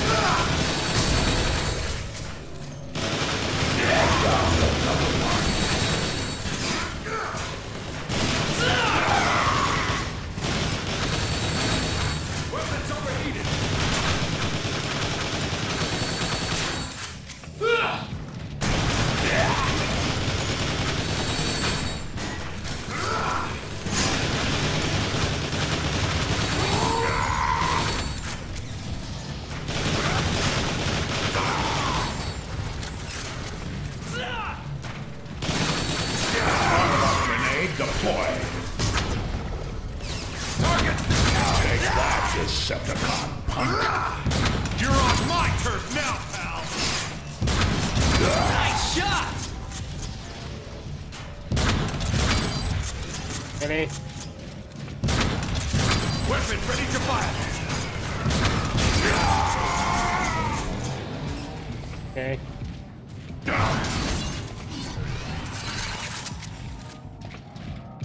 Any nearby?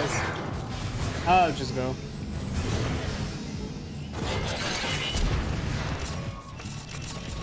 Oh. Watch your head! Save that for the enemy!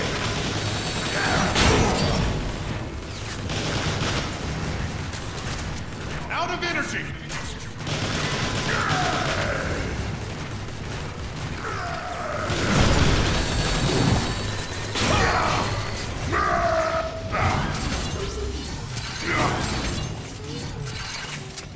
There. That console controls every cell in the prison. Even Zeta Primes? Well, no. According to this, Zeta's locked down in a maximum security bunker on one of the lower levels. Let's give the Decepticons something else to think about. It's time to free our Autobot brothers. Who wants to do the honors? I guess I'll do it, because I'm the only one.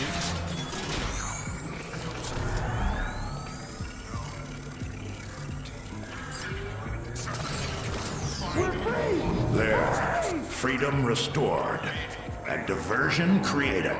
Yeah, look at him go! Unauthorized deactivation. Alert! Alert! All prison cells deactivated. That should get their attention. My recon showed a hangar bay nearby. We can use their own dropships to help the prisoners escape. Oh. Hey. Hail Prime! Autobots, we must escort our brothers to safety. We can funnel them to the side hangars. Die, Autobot! Keep moving! We got you covered! Weapons to Not even for spare parts.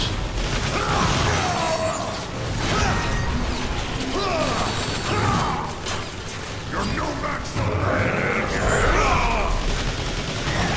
Right, provide cover fire for the escapees.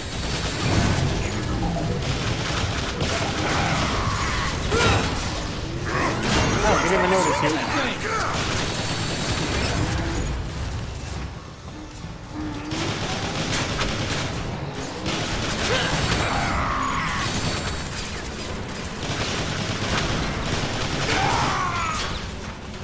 pulling weapons.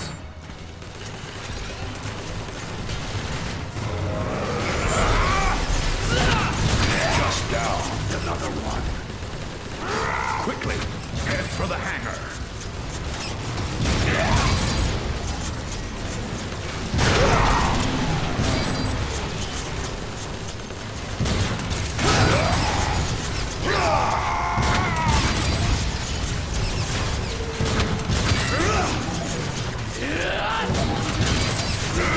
Hey now!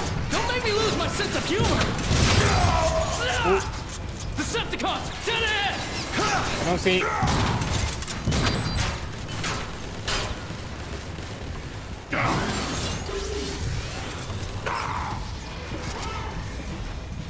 Out of ammo. Move. Air raid, move.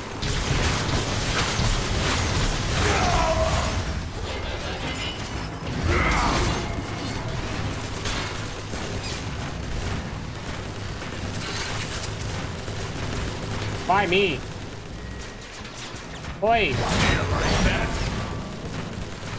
More Autobots to destroy!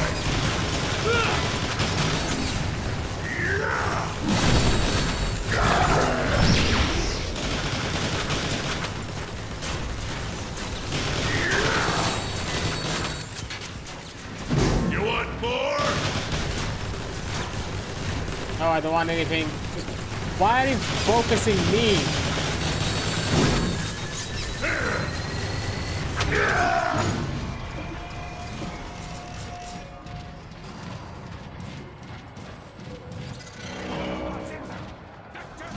Look out! Seekers! Hear that bird. Tankers overhead! Weapon systems recharging!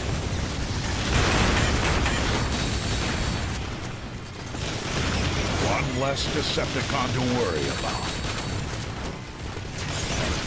Remind me not to make you angry.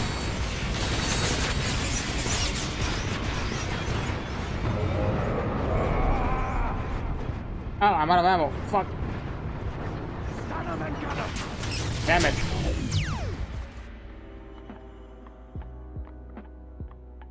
Also, I don't know why my wheel swap does not. Look out! Seekers!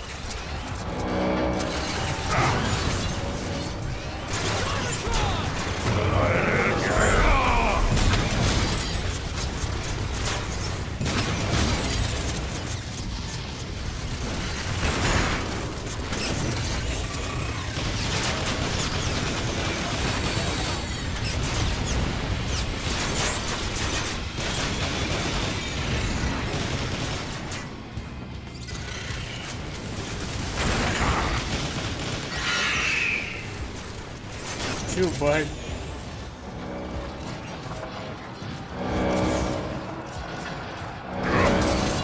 Oh, thank you. Air raid. Make sure the prisoners get out safely. Then escort them back to Icon. We'll meet you there. What about you? We're not leaving without Zeta Prime. Now go! See you on the outside, Autobots! Now, let's get who we came for.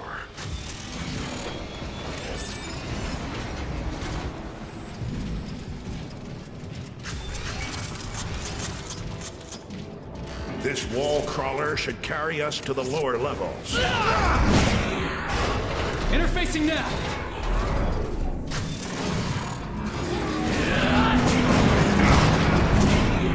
I have a suspicion this is gonna be needed. You wanna go? Let's go! We've got other crawlers chasing us. Blast them! Blast them!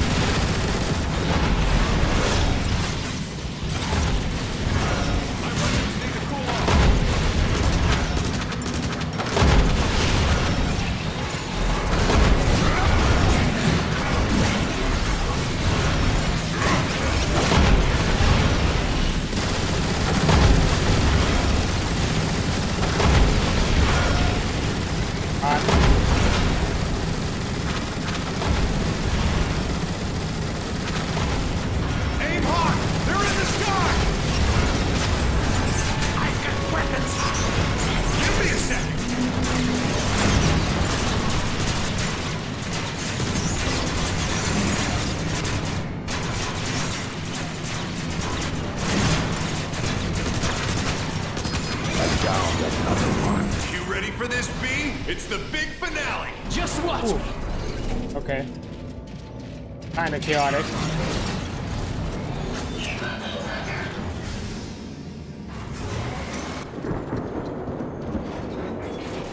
Oh, you again.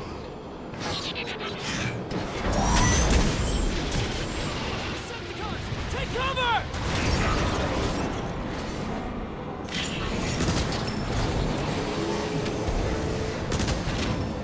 Floor apart! Pour on the speed, Autobots! Decepticons, do not allow the Autobots to reach Zeta Prime! Okay. Destroy them, you fools! Ah! Damn it! Just as I was about to get out of it.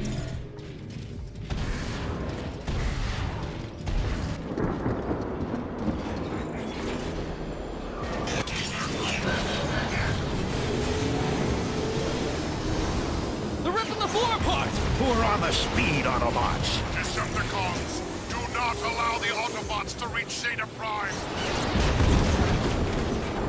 Destroy them, you fools! Ooh.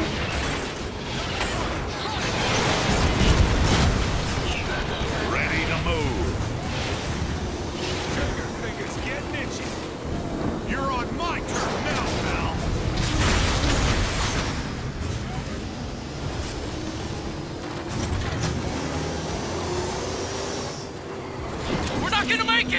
make it. Keep driving.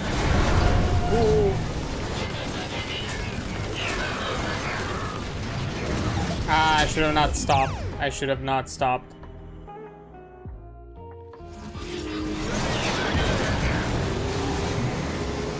Time to get up out of here. Automatic.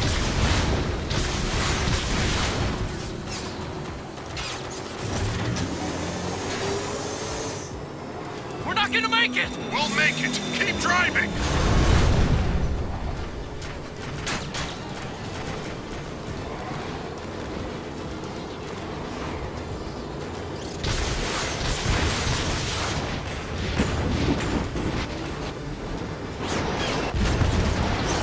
Okay, bullshit. And that's pure trial and error at this point.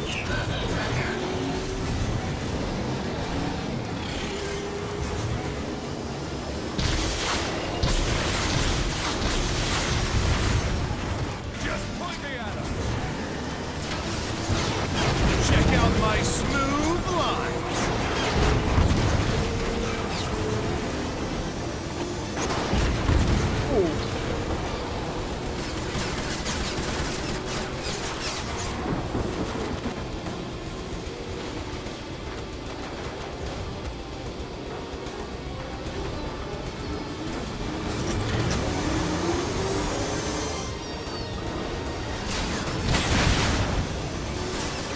You'll never leave this prison alive, Optimus. Yeah! We made it! Cool.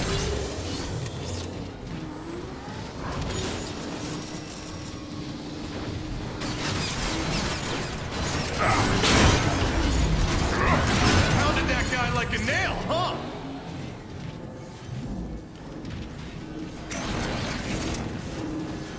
Hey there. Don't you think I don't see ya? Optimus, look! It's Zeta Prime! Optimus, is that you? What do they have him hooked up to?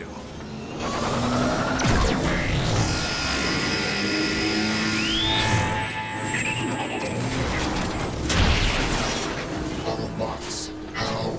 We can't blast through that shield! You cannot stop me, Autobots.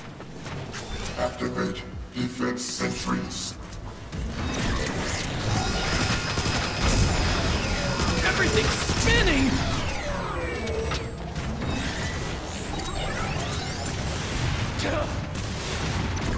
Oh, there are more.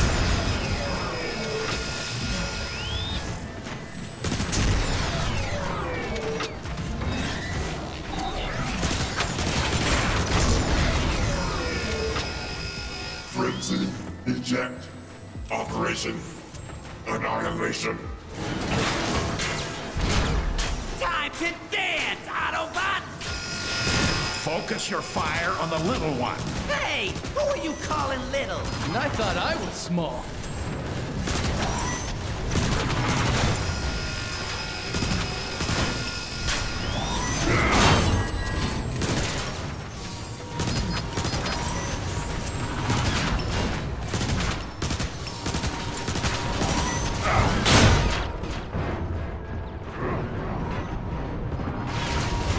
Oh shit, how the... Fine. Ah, we made it! Ah, okay, reset the entire thing. Fine. Locked and loaded.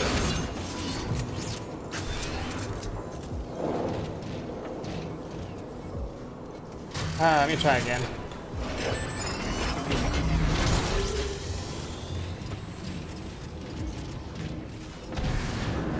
Optimus, Autobots, how? We can't blast through that shield! You cannot stop me, Autobots. Activate defense sentries.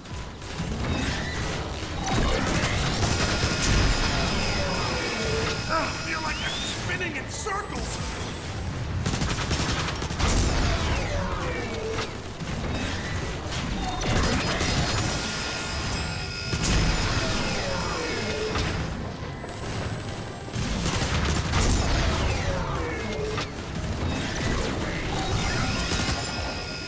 Frenzy, eject.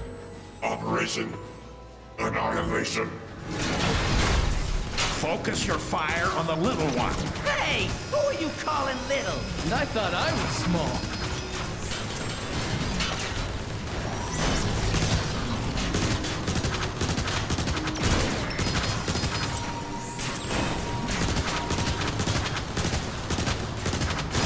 Autobots, now fire at Soundwave. Hey, look! Soundwave has to leave the shield to help his runs! Oh, he's like their daddy.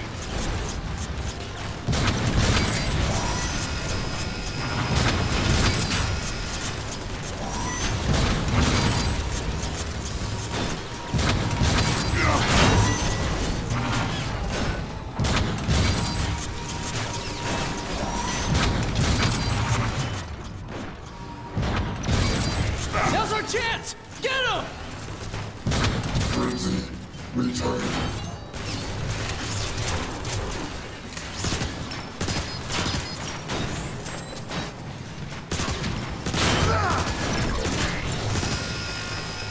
Activate defense sentries. I continue to require repairs.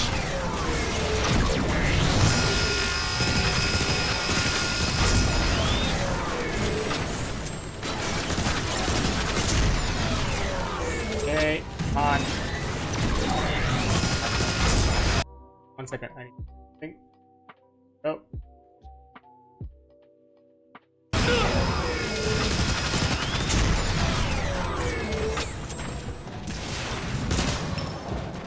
Rumble, eject. Operation disorientation. Get ready to crumble before rumble! Oh, these little guys are so annoying. First we crack the shell, then we crack the nuts inside! Yeah. Douche. Boy! Hello, run.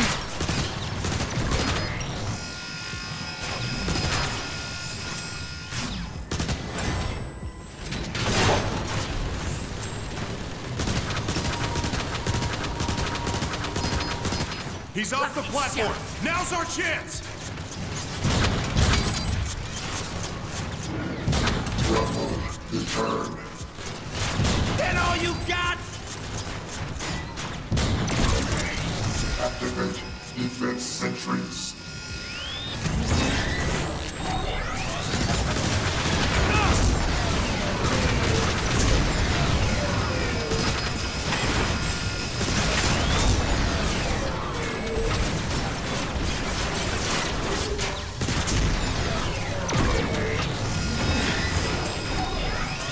Maybe I should sit down! Laser beam, eject. Operation dive bomb. Dive bomb. Ah.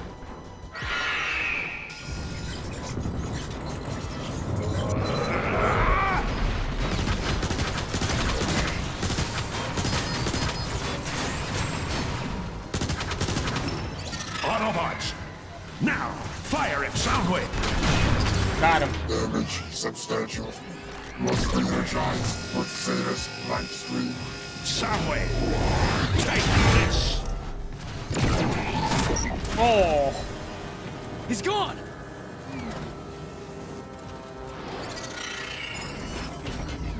Hold on, Zeta. We'll get you out of there. A noble sentiment, Optimus. And I'm afraid I'm dead already. Zeta, let's bring him home.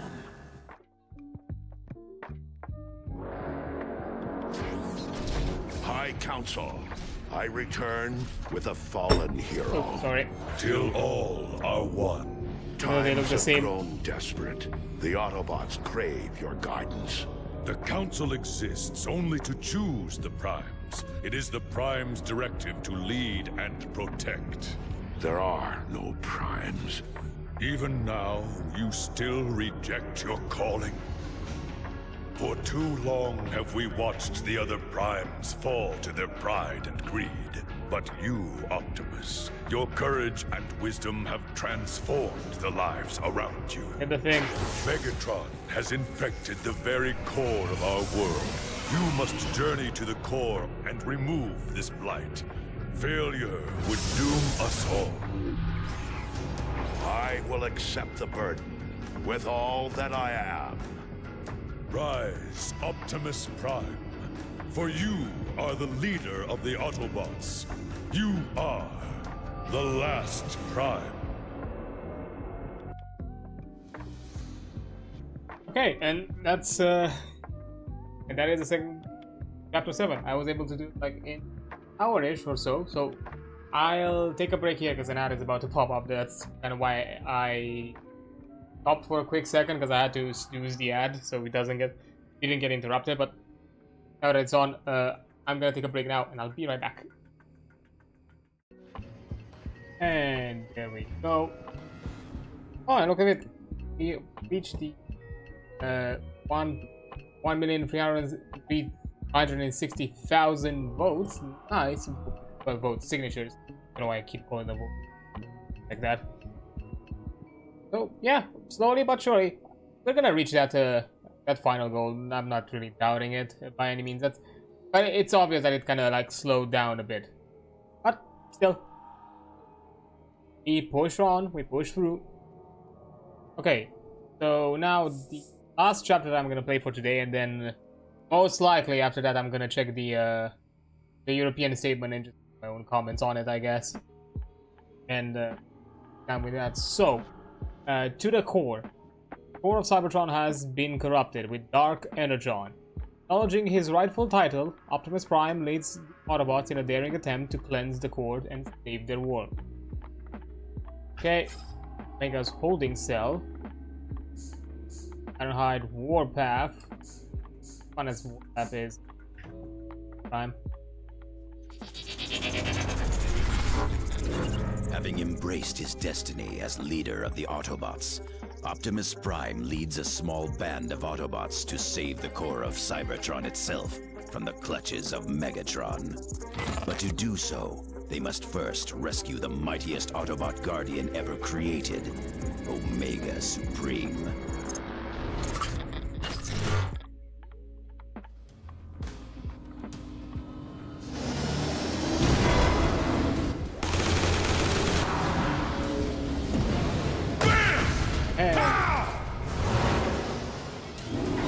Warpath! Slow down! What's wrong, Ironhide? Too rusty to keep up?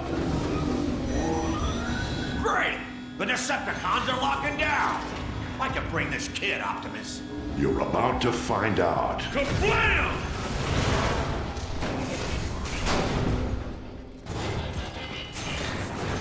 Yeah! You found out now why. That's an entrance! Dial it down a notch, kid. I've only got one setting, old-timer! Kablam! We're a team, Warpath. Let's focus on finding Omega Supreme. Oh.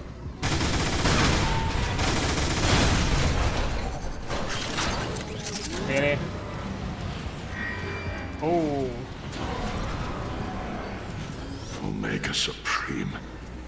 What have they done to you? They're torturing the poor fella. Ratchet, this is Optimus. We've located Omega Supreme. Can you access the terminal here remotely and find a way to free him? Negative, Optimus. The system is too well protected to hack. But if you can find a way to weaken their power grid, I might be able to get in.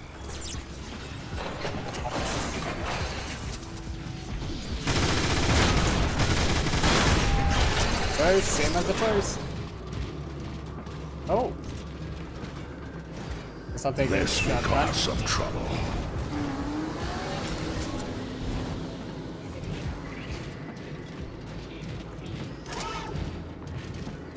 There! Blast the power cells! I get to shoot more stuff? Score!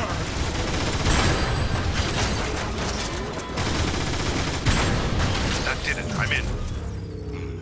The whole facility's in lockdown mode. Guess they know you're there, huh? Wonder how that happened. I'll punch up a holomap. There. First thing you need to do is hack the main security console. That'll cancel the lockdown. We've got company. Warpath, watch how a pro deals with these creeps. Sure thing, old-timer! Just tell me when the pro shows up! Chew on this! Ah! Decepticon pal, look at mine falling down. Keep dreaming, Grandpa! I'm 2 up on you!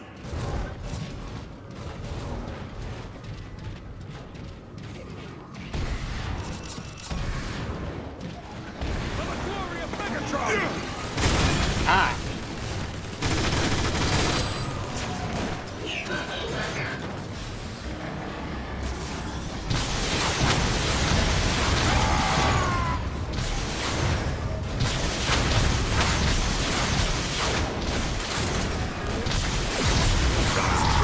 Don't say it! Ah! Damn it. Autobots detected! Weapons overheated!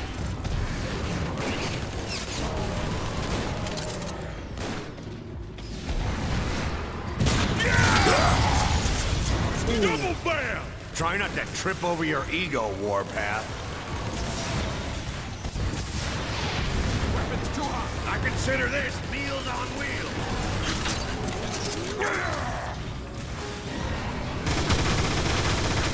Just down another one.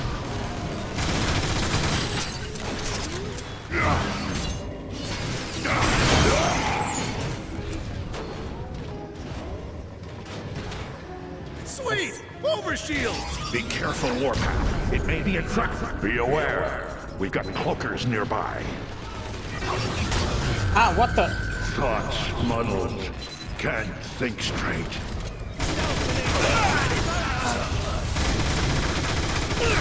One shot is all it takes.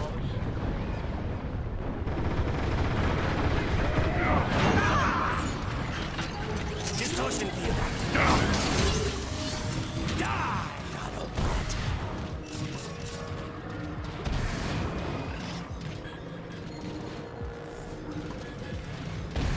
Alive!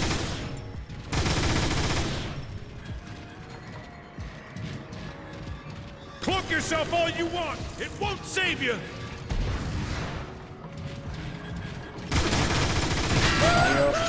Nice work!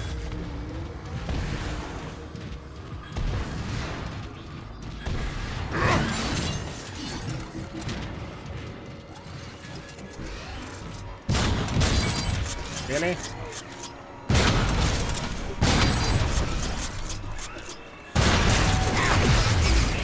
There. Unlock the security console just ahead.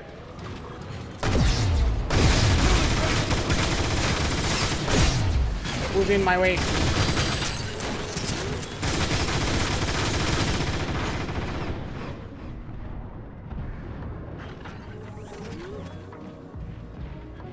For the glory of Megatron! I hate when the AIs are in my way. We can't afford not to miss us.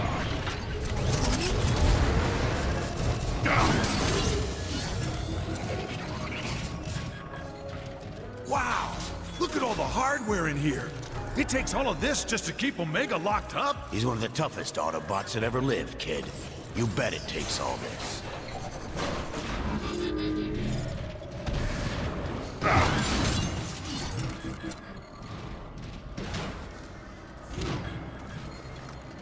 I don't need it.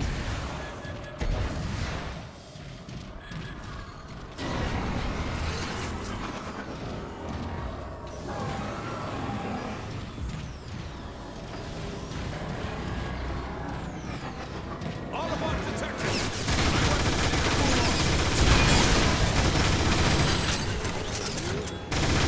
Another one.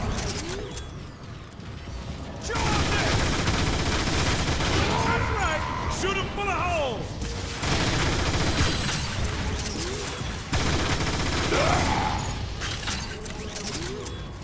Oh. Oh, prepare. need a repair beam.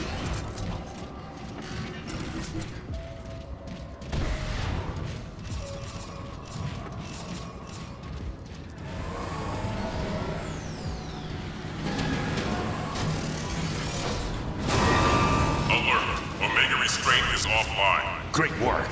Just one more to go. Decepticon punk.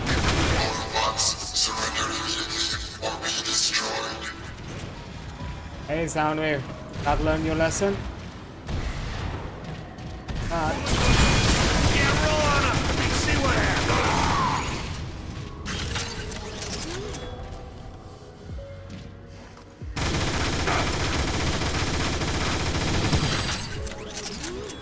You keep pulling the trigger, they'll keep falling down.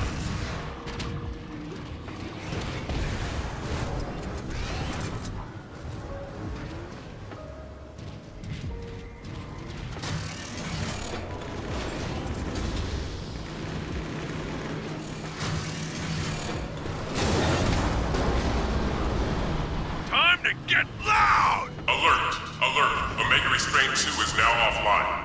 Prisoner designate Omega Supreme is unsecured. Status liberated.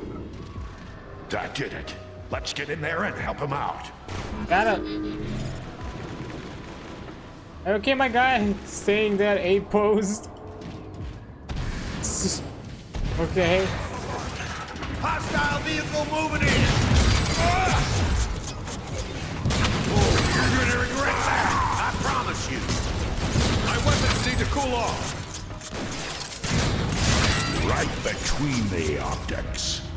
Systems powering up. Autobots, defend Omega Supreme while he recovers.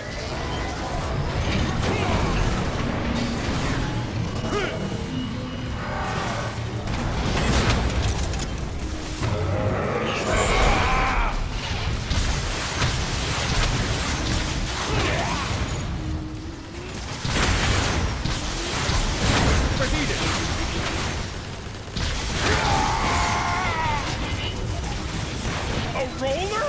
They sent a roller after me? Whoa.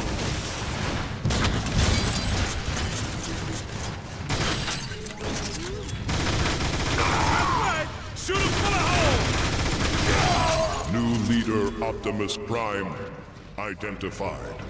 Omega Supreme. Grateful. We're glad you're free, Omega Supreme. But I need you to open the Omega Gate immediately. Systems weak. Repairs required. Ratchet, do you copy? I need you here. Double time. I'm on my way, Optimus, but it'll take me a few cycles to reach you. Alert. Inbound Decepticons. Defensive perimeter advisable. Good.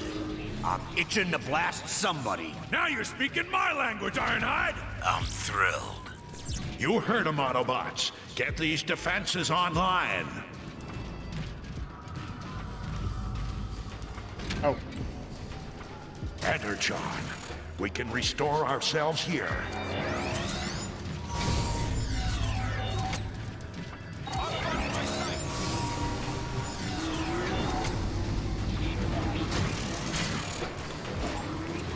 Cooling weapon! One Decepticon perforated.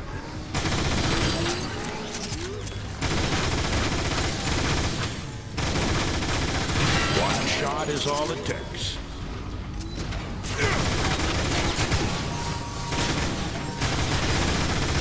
You keep pulling the trigger, they'll keep falling down!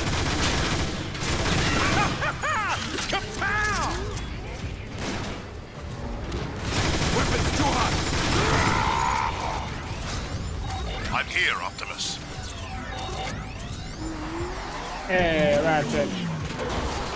Keep those Decepticons off me while I patch him up, would you?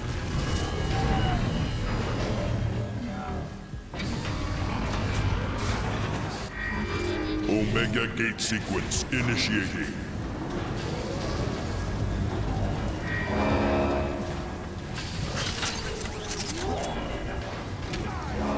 Decepticons heading our way.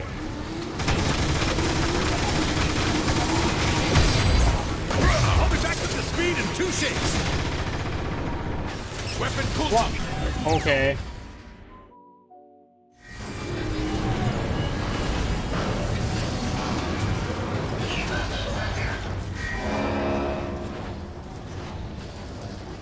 Oh wait. Hostile vehicle moving.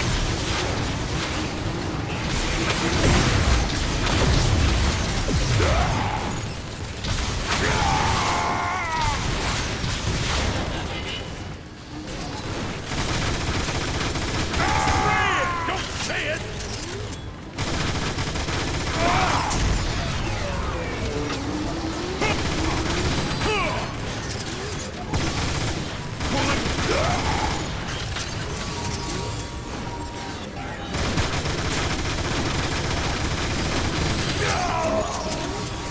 Keep those cons off me. Autobot grenade deployed. Yeah! Let's compare tires with tread!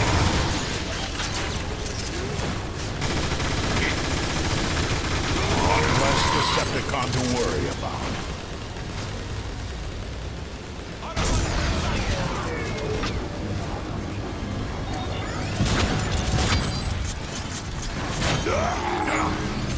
Omega Gate sequence, 25% complete. Is that it?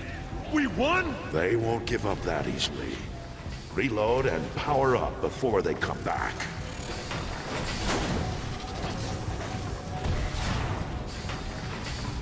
We may need this. Omega Gate sequence, 50% complete. All right, I've repaired Omega's vitals, but he still needs more work before he can finish opening the Omega Gate.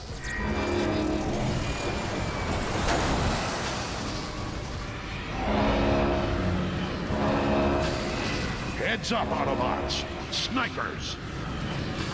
Snipers. Weapon cooling complete. Autobot, I can't work when I'm getting shot at. Right between the objects.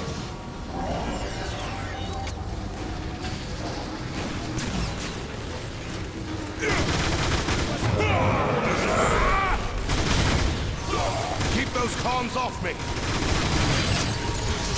Ready! I'm down another one. You keep pulling the trigger, they'll keep falling down! Woohoo! Look who's a big shot!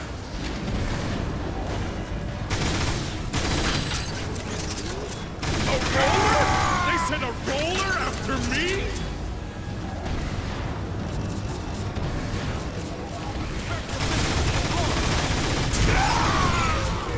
Another rocket coming in!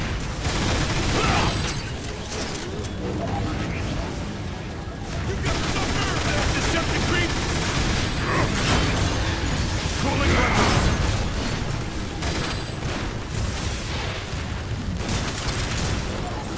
Oh, hello there. I can't work when I'm getting shot Appreciate at. the follow.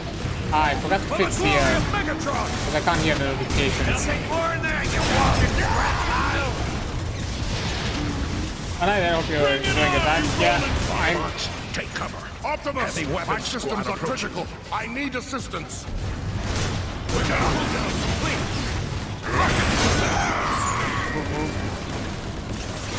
Get out, Ratchet.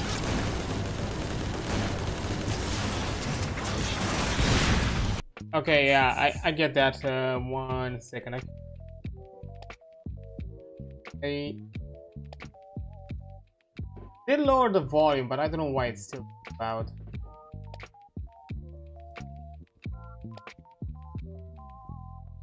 Yeah, I'm doing it in OBS.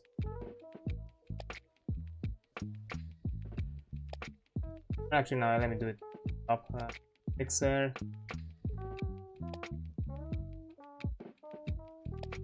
It's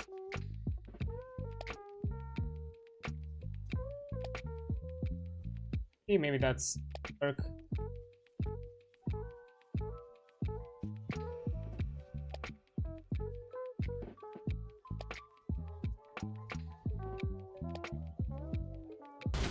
Gotta give this thing a little time. Yeah, I think that's Hey, better. guys, I'm getting shot to pieces here. Do better.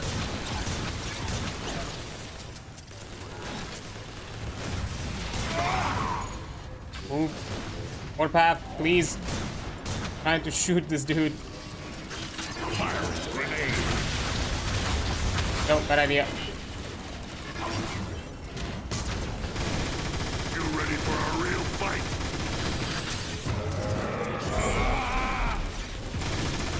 That's another wave down.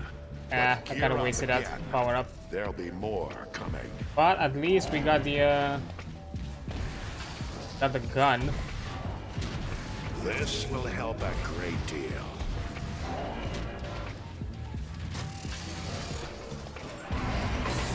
More ammo. Ratchet, we can't keep this up forever. What's your But yeah, I appreciate the follow. Thanks a lot. Hope you're enjoying your time. If you want to chat, you can chat. If you want to just lurk, that's also completely fine. But be aware. Worry about it. As though the next wave is coming from the sky. Ooh, big rockets. I wanna. This one has a good wave to it. Decepticons overhead. Take that, Decepticon punk.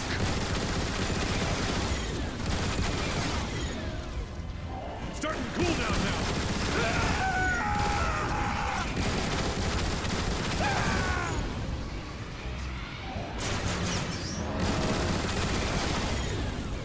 Omega Gate sequence. As much as I enjoy the art style of this game, sometimes enemies kind of blend in with the environment, even with the purple lighting.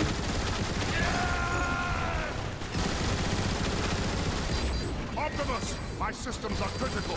I need assistance. Do.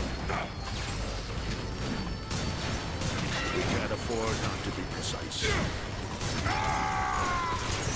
Hold on. I just need a nano clip. I'm gonna. There we go.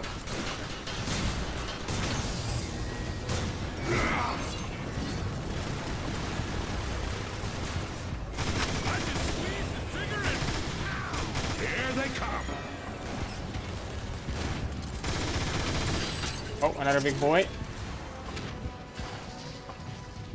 Be with you again shortly.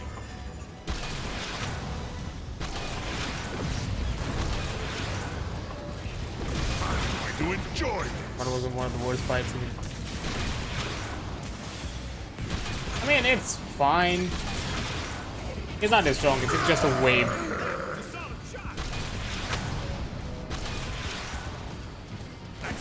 It's mostly just a wave mode, so yeah, it's not necessarily the strongest of the levels.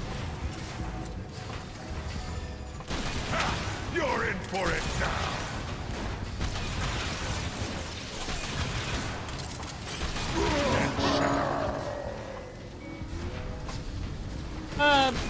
Tedious, yeah, it is. Although difficulty-wise, Autobot, I can't work when I'm getting shot at. I can't say much about it because I'm playing on hard, and to me it doesn't feel like hard. I don't know why. I had my moments, but that's mostly because I did some misplays here and there where I had a hard time, but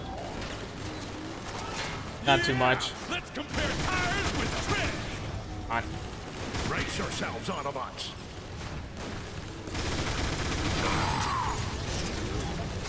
Oh, didn't notice.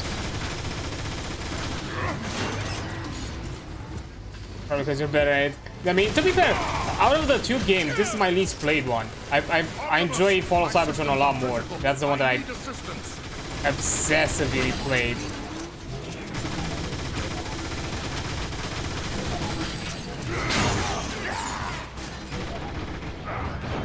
Oh. Wait. Need. Ratchet, disable. Damn it, I need to get my shield. Come on. Incomplete. Ah, son of a bitch, I need to get my shield. Yeah, I have to do all this wave again. And the gun is no longer there.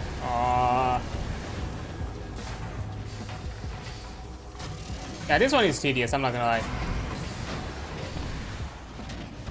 Ratchet, we can't keep this up forever. What's your status? I've got Omega's primary capacitors restored, but I still need more time. Keep working, Ratchet, but be aware. It looks as though the next wave is coming from the sky.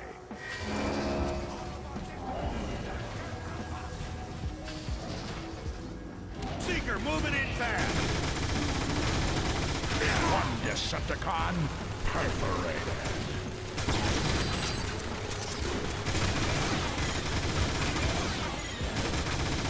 Hold on, I just need a nano clip.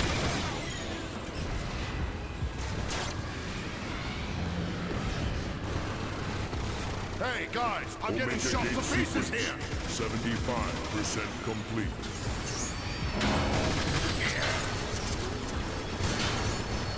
One shot is all it takes. Ah, you moved. There we go.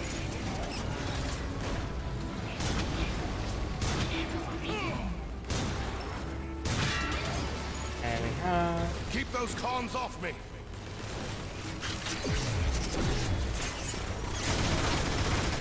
Optimus, my systems are critical. I need assistance. I'm on my way.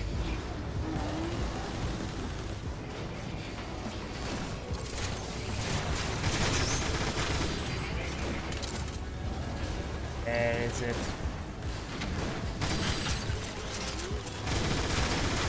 Here they come.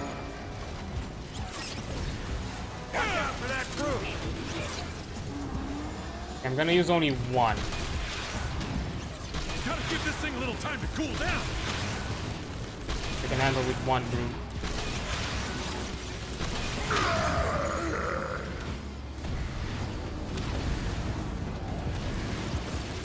You'll pay for that.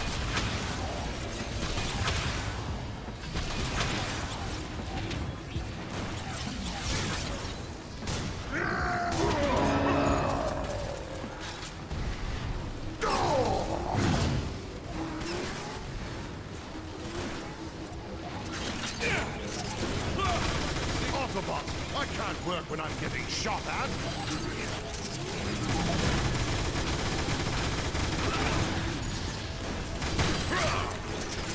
On. Bring it on, you golden junk pile!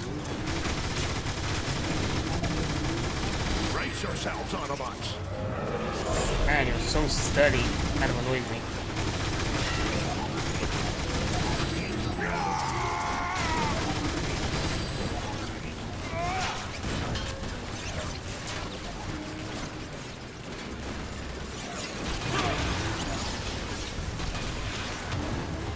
Prepare to die, Autobot!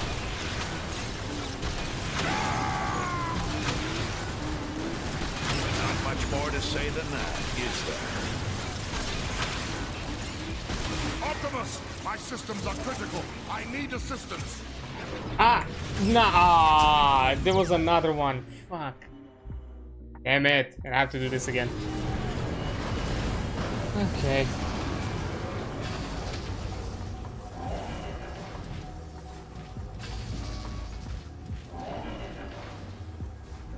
Problem is, I would love if I had the battle rifle, but I don't have it, because that weapon does a lot more damage. More consistent. Ratchet, we can't keep this up forever. My opinion. What's your status? I've got Omega's primary capacitors restored, but I still need more time. Keep working, Ratchet, but be aware. It looks as though the next wave is coming from the sky.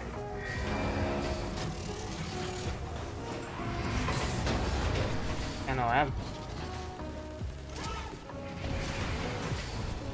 Right here. Keep those cons off me.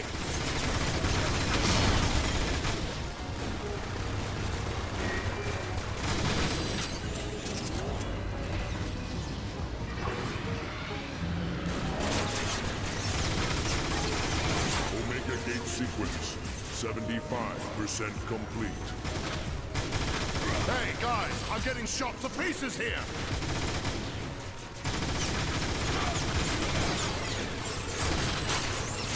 Optimus, my systems are critical. I need... Okay, okay. Ah, no. Okay. This one was a bad wave.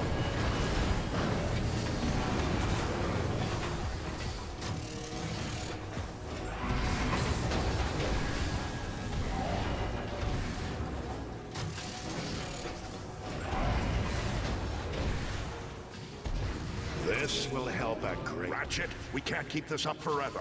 What's your status? I've got Omega's primary capacitors restored, but I still need more time. Keep working, Ratchet, but be aware.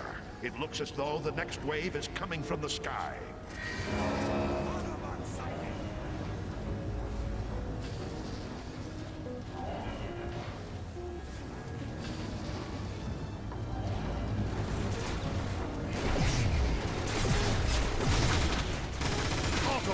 I can't work when I'm getting shot at.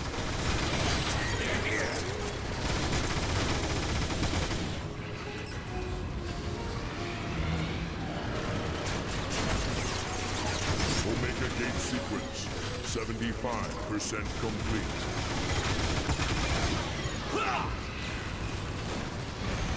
I'll be ready again in 2 shakes. Optimus, my systems are critical. I need assistance.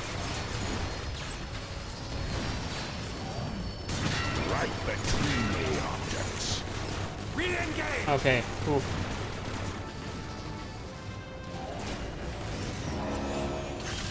The snipers that I need to be careful of. They take a big chunk out of me.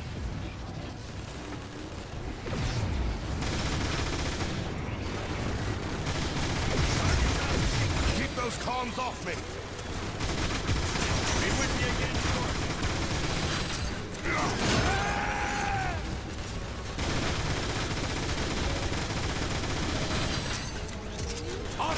Take that, Decepticon punk. Here they come.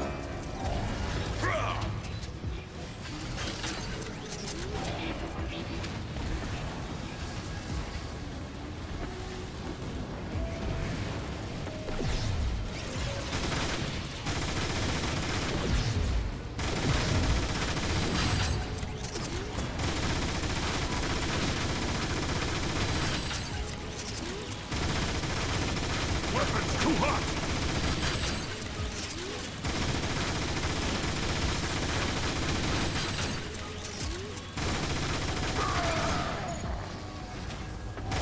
You ready for a real fight?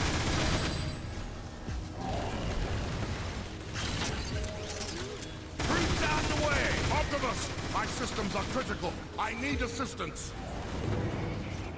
Weapons up! Miss me, miss me, miss me.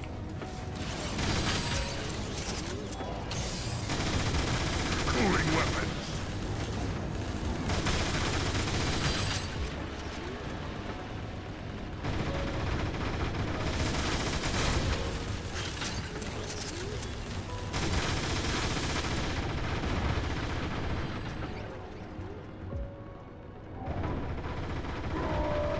One less Decepticon to worry about. This should help. Hold on, I just need a nano click. He never knew what it is. Brace yourselves, Autobots. Keep those comms off me. Prepare to...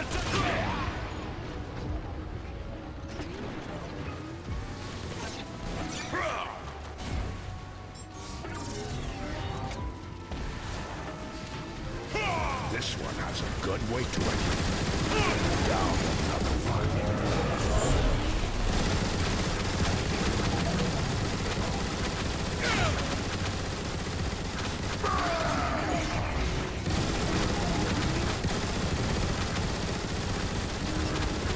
Optimus, my systems are critical. I need assistance. Okay.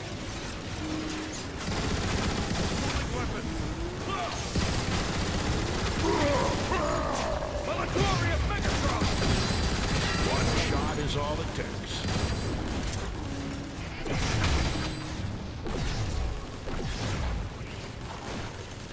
On. Center.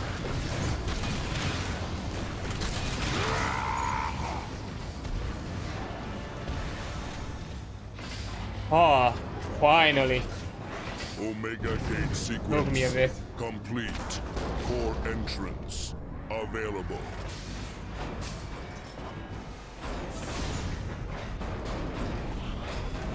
Oh. Got a friend.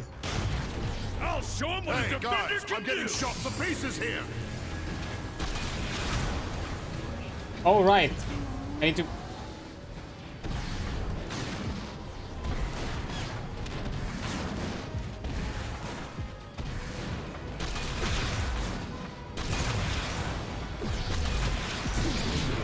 Almost there. Just need a little more time.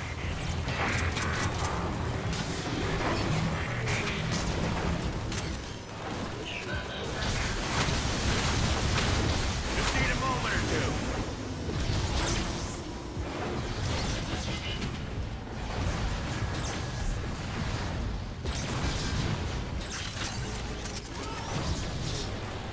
Actually. Good, don't it?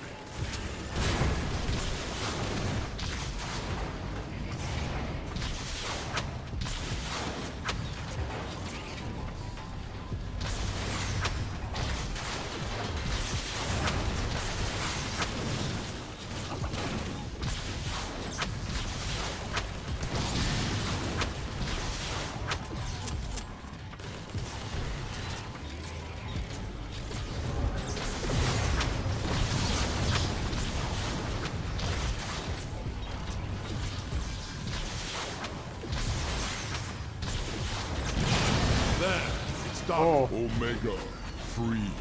Omega smash. Crunch.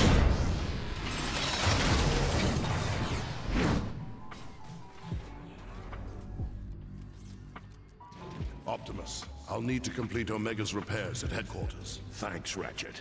We'll continue to the core without you. Hey, let me. This'll work. This one.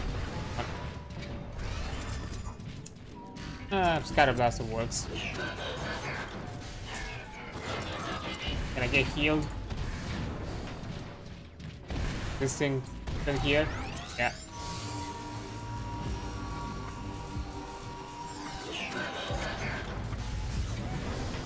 Whew, it was a journey, but he did it.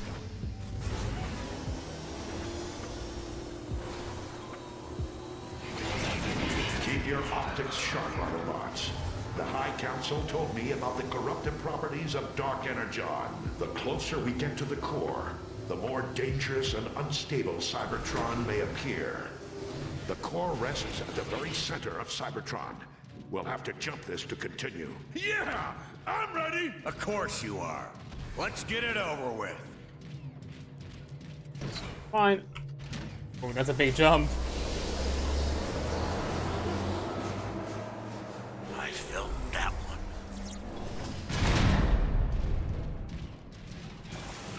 Oh. Look! The corruption is spreading more quickly than I had imagined. Optimus, this growth is really unstable. Watch those spikes. They look like they'd hurt a lot. What are those things? What's the matter, kid? You never seen a space slug before? They're a part of Cybertron's natural defenses. They'll eat away at the Dark Energon's corruption. The corruption sealed us in. We're stuck. Let me give it a try. And answer to every problem. Axe.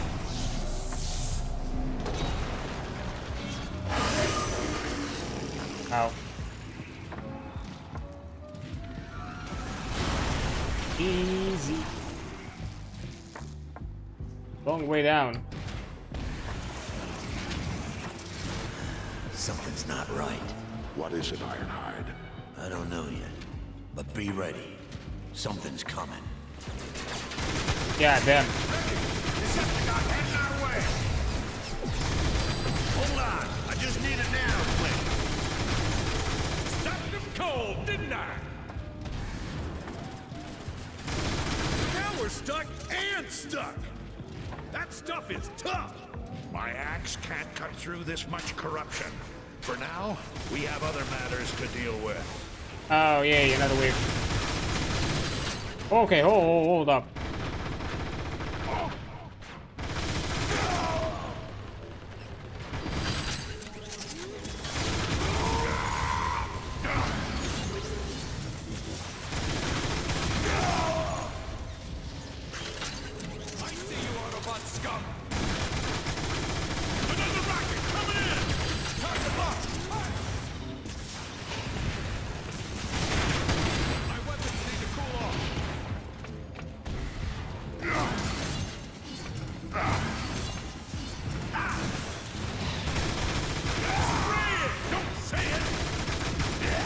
There we go.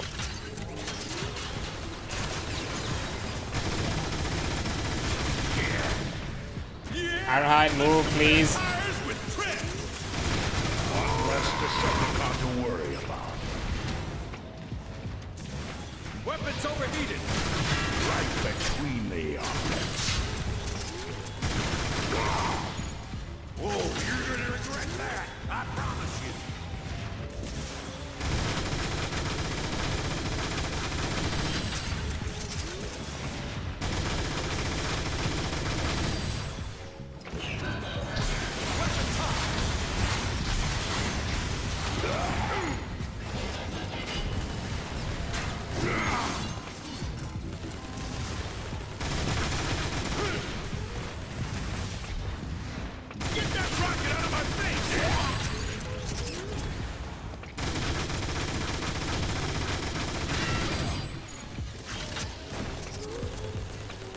Oh, not shotgunners, damn it.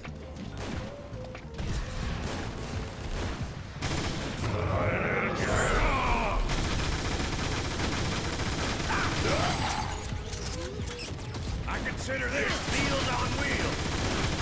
Weapons too high. Just down. Another one.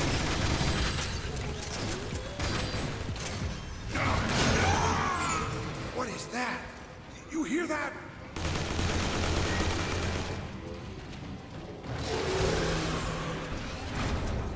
Oh.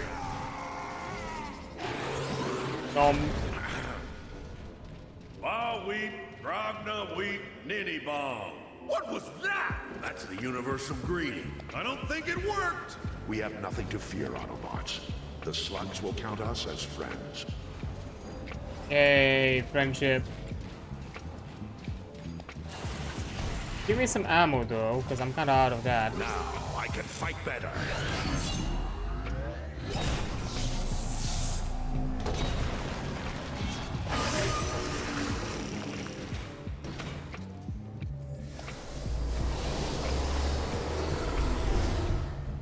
Huh? It's a dead end. Is it though? You hear that sound? What is that? Have to jump. Oh no. Whoa! Those look like turrets on their backs. I think they want us to ride them. They can sense we're here to help. Yeah! My sentiments exactly. Plug it in. And break.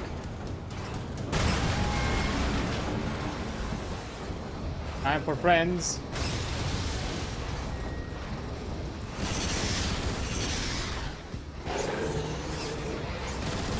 This place is crawling with Decepticons! All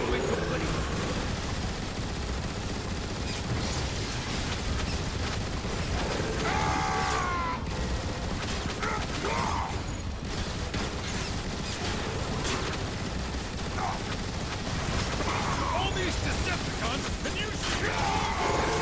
Whoa! You okay? Megatron has an entire army down here! It makes sense for Megatron to have the core so heavily protected. It's his most valuable asset.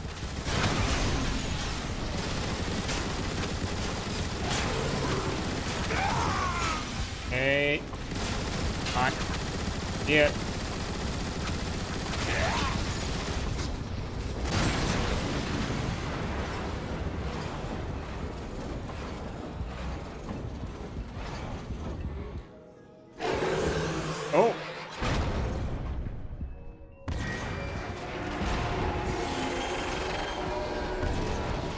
you see that? How could I not see it?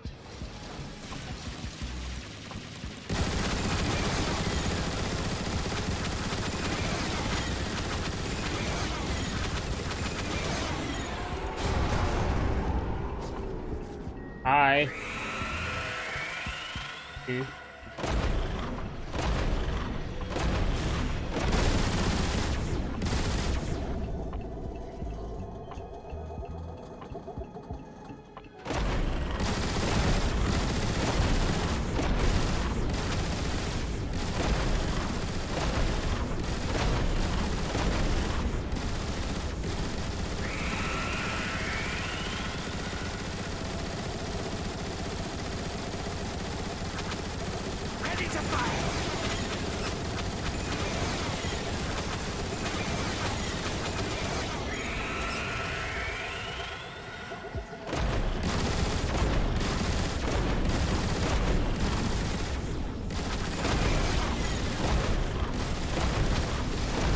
I'm the only one dealing with these balls.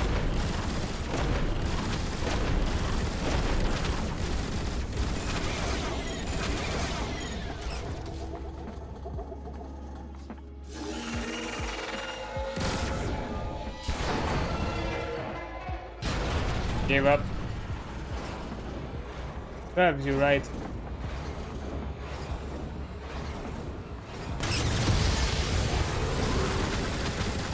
Destroyer, on the bridge. Blast the bridge support. That'll show them. Alright. Weapon cooldown complete.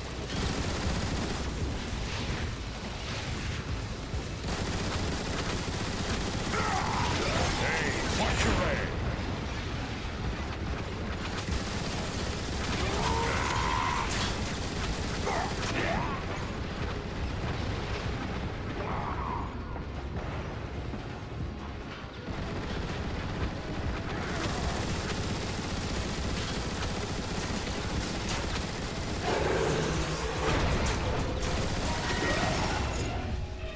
You again. What is this thing? It won't leave us alone! Whatever it is, it's standing between us and saving Cybertron. Autobots, charge!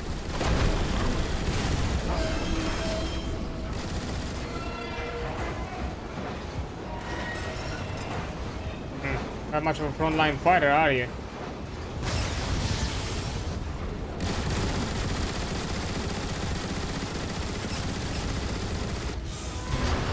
Oh no. Optimus! The floor's collapsing! Any for the good? Because we have to go deeper, right? Autobots, report your positions. Where are you? I have no clue where I am. I don't see either of you, or the slug I was riding. We need to regroup. Move forward and stay in contact. We gotta split up. Locked and loaded.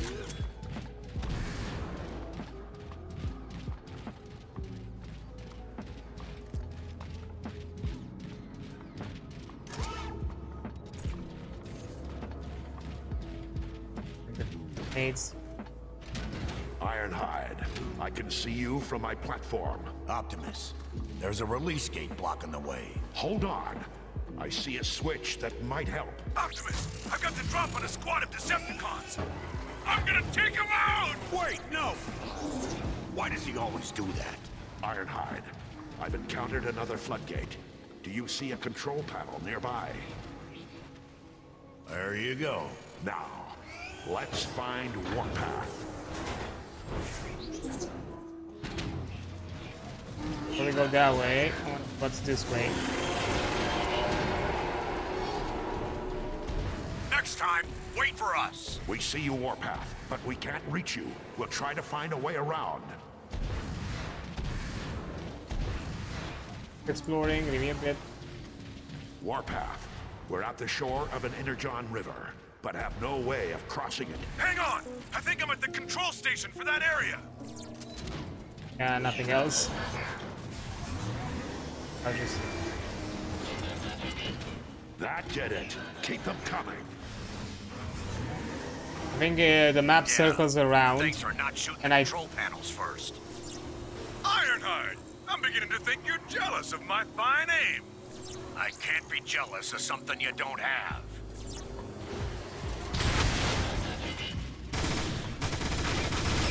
Good work, Warpath. We're across now. Where I'm nowhere near where you're talking about. That way. Here.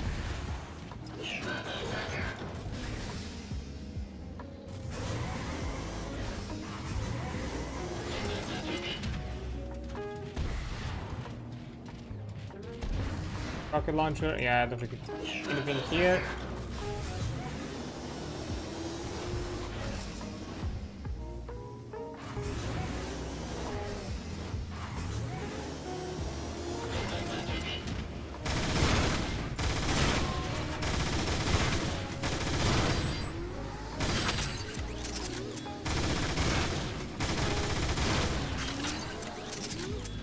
There we go.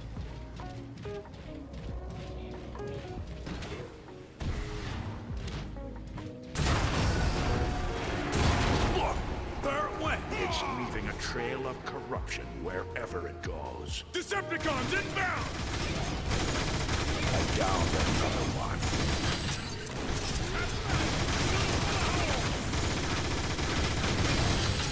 Yeah, critical release.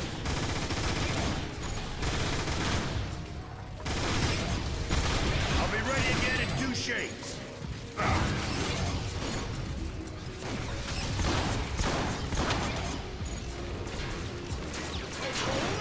They sent a roller after me? These rockets really annoy me. Fire in the hole.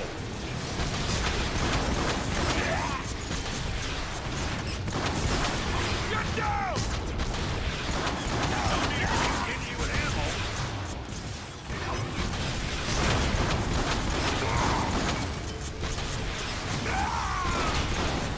Weapons overheated.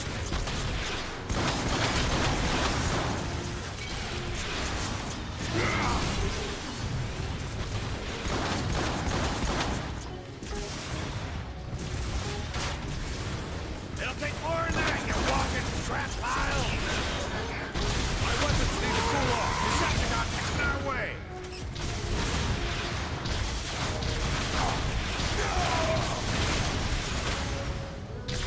Now you're gonna pay.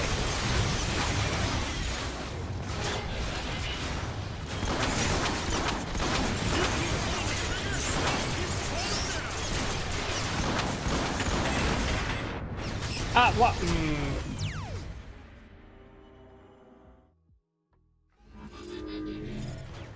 Didn't dodge properly.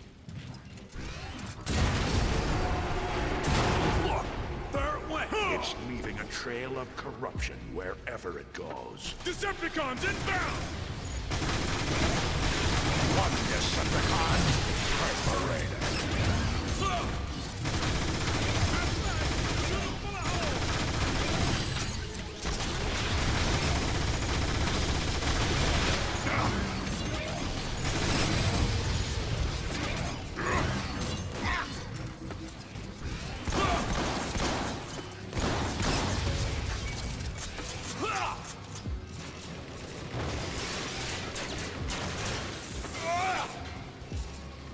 Oh,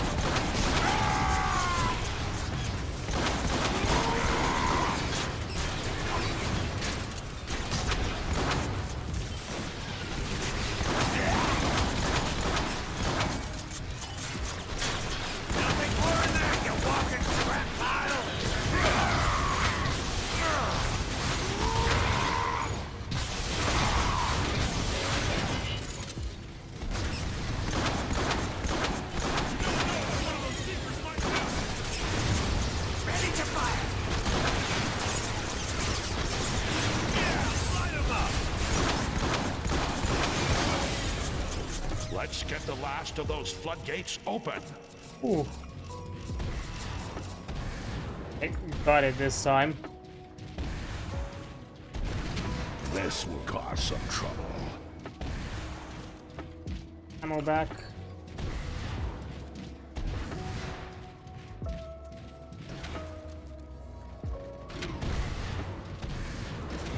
Oh.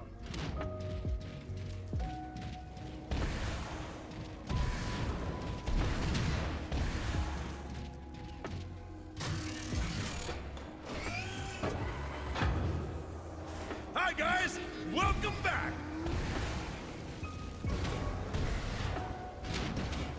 And nothing else around.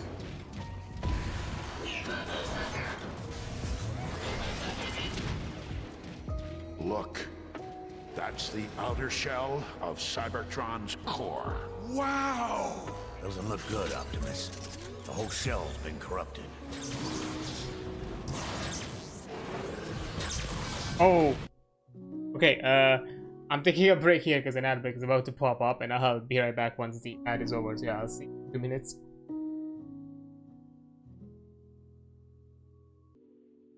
Okay. Here we are. Ad is over, so we can continue. Oh no! Slug!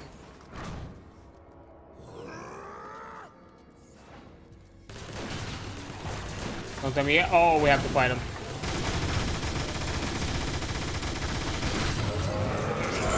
This is for Slug.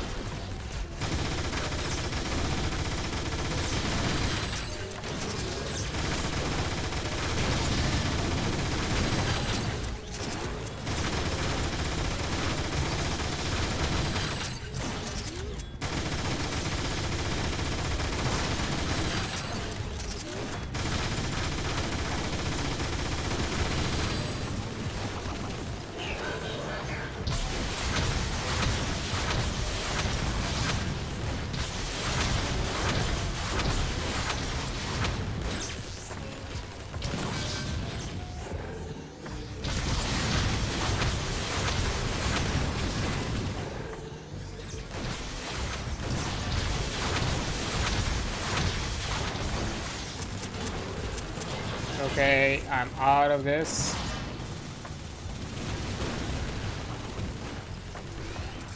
I only have the scatter blaster, but that's barely anything. Oh. Okay.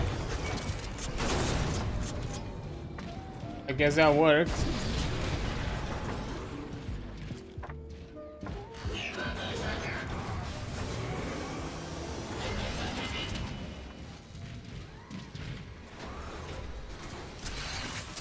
I was about to say I only have the scatter blaster, and that's a short range. Not gonna kill him. One shot, he was dead. Or perhaps you don't have to flex on us by moonwalking. You all right, Optimus? These are sacred grounds, Ironhide. The core provides energon and life to all of Cybertron. It pains me to see it defiled this way.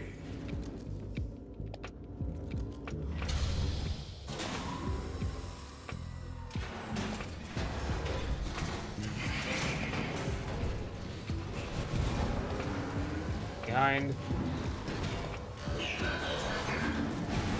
Optimus, this whole area is unstable. We need to move carefully, especially you, Warpath. What? I can be careful. You be careful.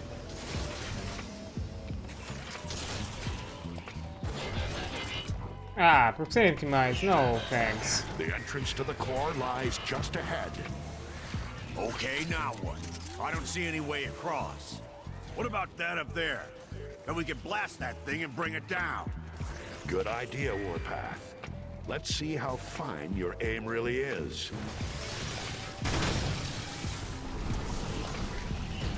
There's no telling what we'll find in there. Gear up for anything.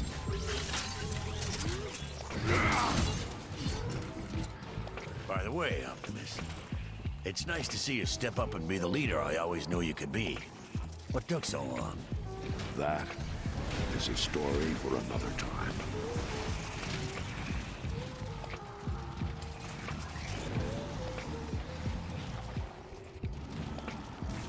mean, we can...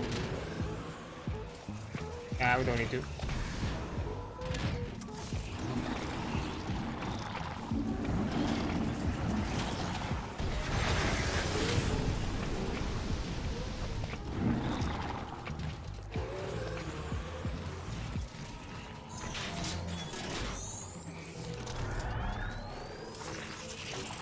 I probably could open the path, but it's fine.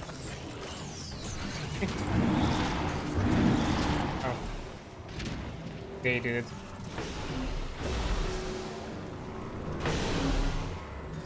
Look at it.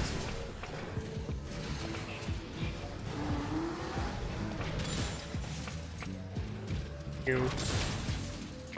Ah.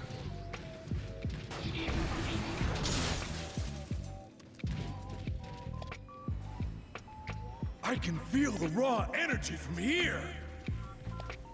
Ugh. Dark energon is everywhere. Don't waste any more time. We need to destroy the corruption and... You again. Look out!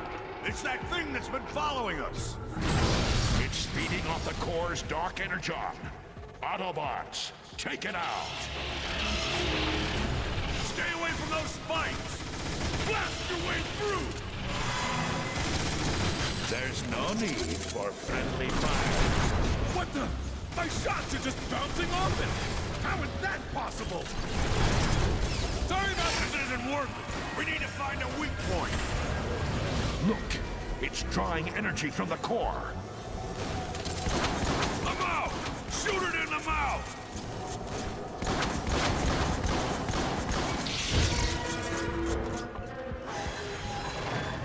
Ha! It's running scared! I don't think so, kid.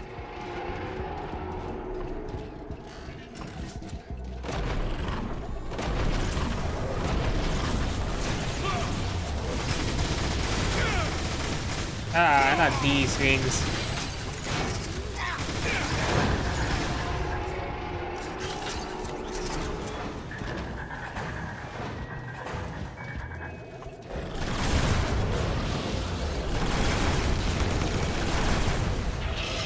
Blast your way through!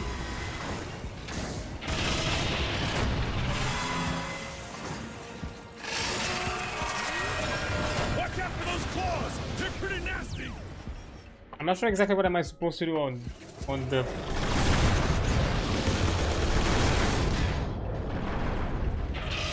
Blast your way through! Stay away from those spikes!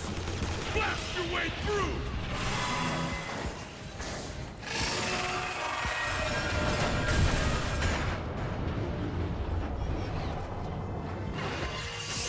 Oh, okay, you do a new thing, I see.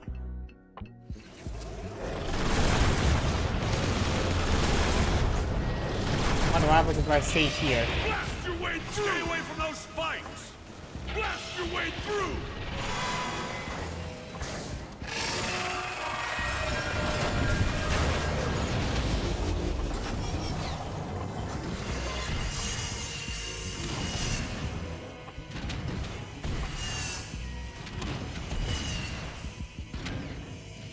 Ah! Took me.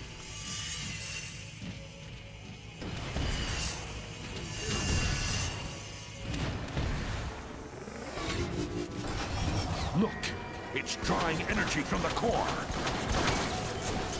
The mouth! Shoot it in the mouth!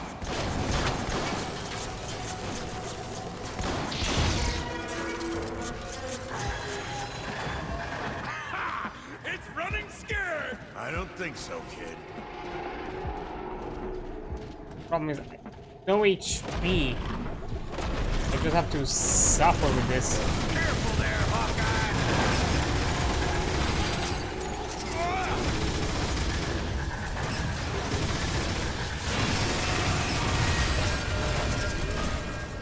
Watch out for those claws! They're pretty nasty!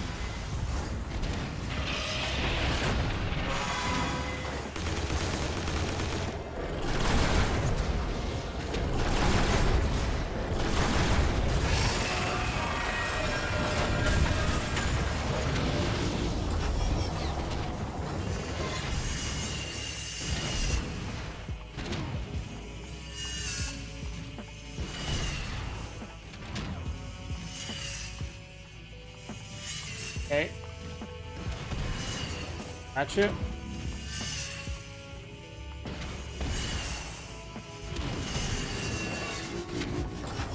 Give it everything you got. Got it in the mouth.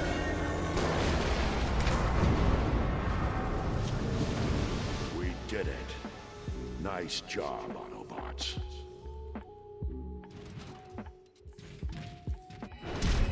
Optimus Prime, you have delivered me from the foul influence of dark energon, but I am afraid my spark is corrupted.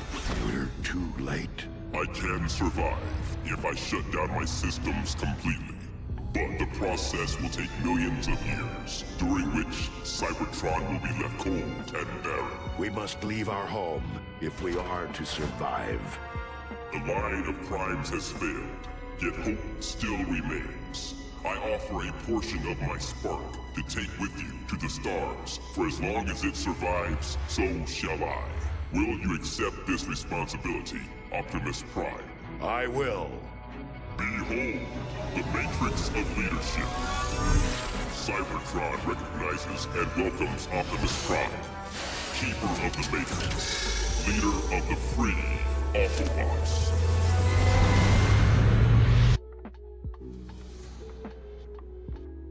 That's it. You know, a chapter before, like, no, we're gonna stay, we're gonna fight. Up next chapter, we have to leave. Yet we have to leave. I guess we can't stay.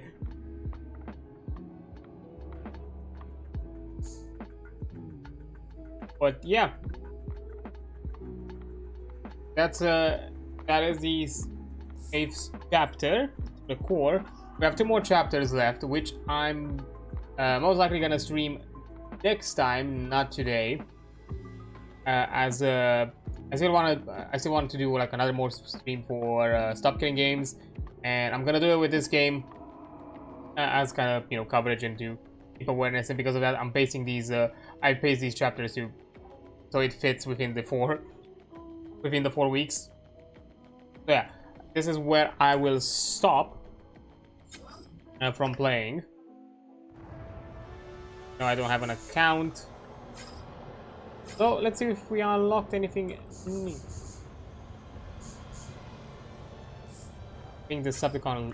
I think this one we got this one. Real Assault. I think the Autobot Heroes. Yeah, I think this one we haven't done it. Yeah, Optimus with his ion blaster. And it's that kind of sits like an arm cannon, which is a bit weird. Pretty cool design. I like how it initially was a bit more on the blockier end. Then they kind of made it more rounded and curved. I don't know, it's such a cool design. I do like it.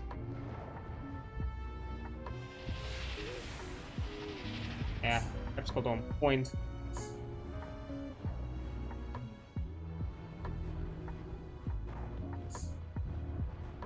That be weird domed concept art initially.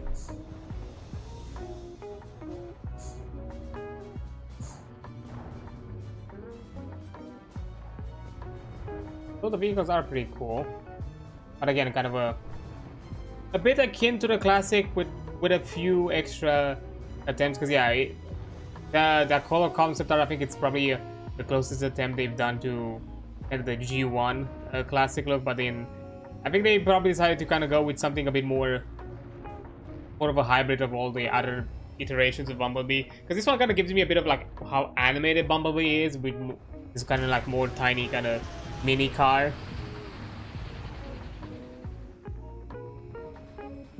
Although concept art of Bike Bee, that's interesting.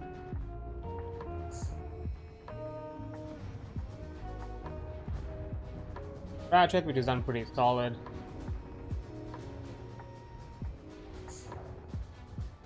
Guitar had pretty much pretty much the same. Probably the top side it's not necessarily identical, but I think outside from that it's fun.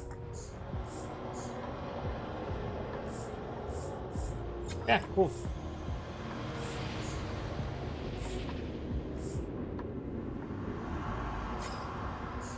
The core, the one that I think we saw the.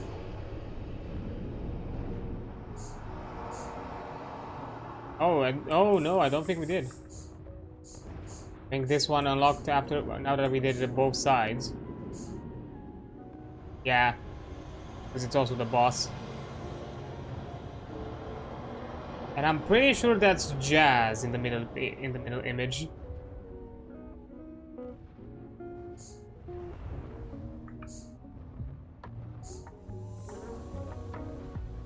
Guessing these are concepts of the slugs.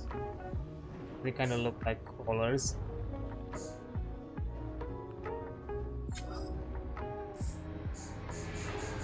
And yeah,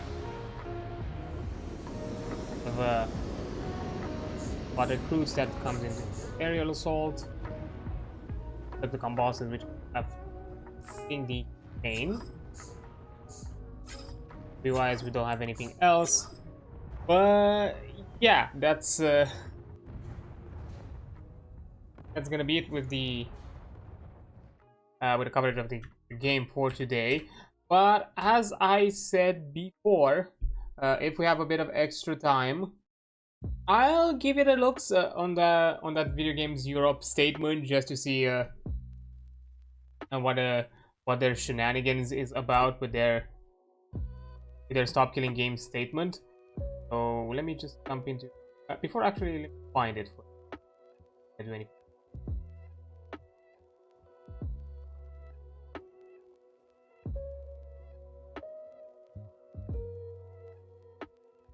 Statement. Stop Killing Games.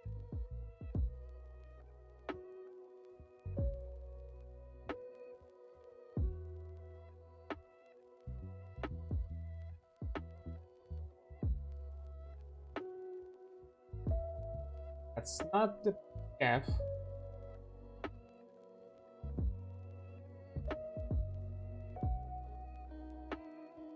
Okay.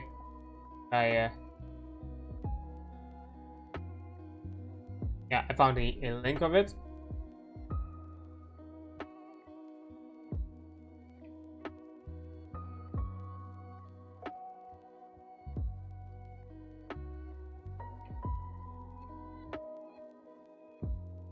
So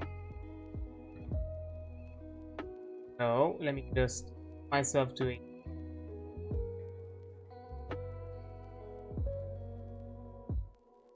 different browser.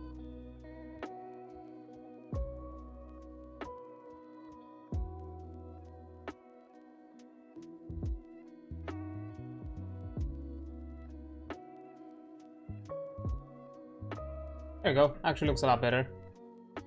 Okay. Now let me change the category to chatting because it's no longer in the game. Have it. Back to the game page. Capture. There we have it.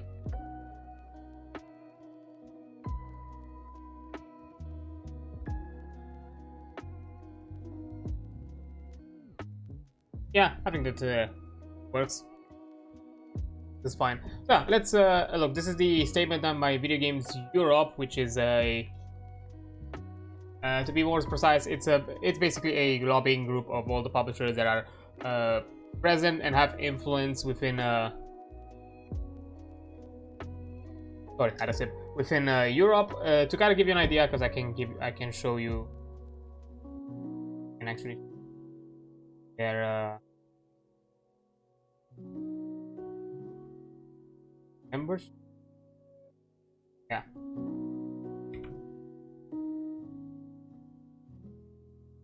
There we go. Just to get an idea that what membership they have. Activision Blizzard. I'm gonna point out the ones that are well known. Bandai Namco, EA, Embracer Group.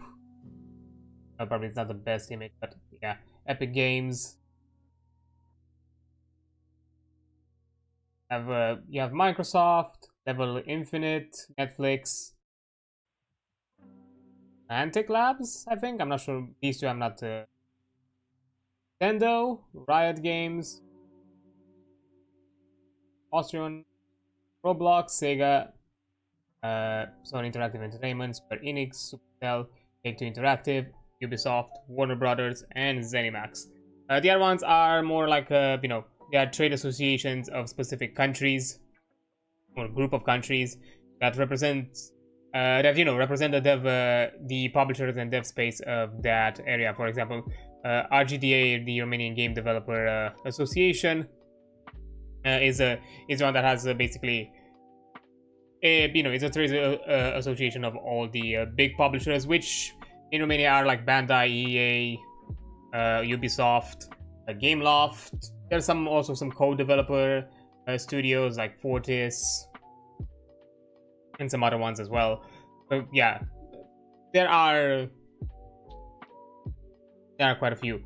But yeah, just to understand like who they represent or who are they part of some of them, and you'll probably understand now the sentiment and why exactly they're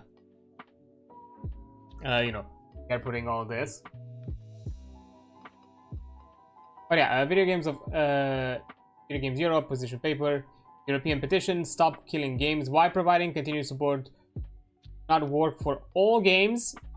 Already starting on a bad foot. Like nobody, not even the petition, states that we are asking, or the petition is even asking for continued support all games. They're only asking for the tools, so they're already kind of starting like, no, this is not what this is about. Production. The video games industry is committed to consistently providing players with high quality interactive gaming experiences and recognizes the passion and community that grows around its games. The decision to discontinue a video game's online service is multifaceted and is never taken lightly and must always be a matter of choice. When it does happen, the industry ensures that players are given fair notice of the prospective changes in compliance with local consumer protection laws. Yes, but if the protection laws are not really in depth enough to for this specific issue, you're just you're following whatever word of law you have available to you that currently which applies, and you give them and you put them in practice, which because yeah, we don't have like strong laws so far, so that doesn't say much. And you're giving fair notice, like yeah, in certain scenarios, yeah, we're giving like 30-day notice of a game being shut down. Usually that's kind of what happens, like you're giving a time notice, but no refunds are happening. Honestly, the only times like if anything over the source like refunds happen only if for extreme situations, for example like Concord, like literally the game came out in a week later, just shut everything down. So yeah, those are like extreme situations when it comes to refunding and getting the money back. But in other scenarios, no. If we're talking about games that have been out there for years and years, and somehow you are the schmuck who maybe got the game a few days before the shutdown, and you already put your hours in before you even have the the current law of 2 hours minimum playtime for refunds. I believe that apply to C, like the 14 week refund that the European laws allow. If somehow you are out of that time frame, you're tough out of luck because you didn't really take advantage of your product. Yeah, like just because you're currently applying, that doesn't mean that the laws currently happening are great laws. So yeah, this document explains the reason why a video game company may decide to discontinue the functionalities supporting the online video games and why it may lead to video game no longer be playable. Online video games are interactive entertainment. Okay, unlike a book or a film, an online video game is not static work.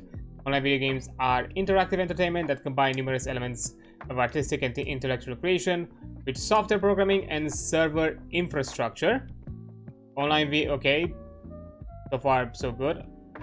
Online video games evolve over time after their initial release, providing consumers with regular new content, experiences, patches, and updates. This is highly valued by players and is it is required to compete in the market. It involves significant ongoing development expenditure over years, sometimes decades.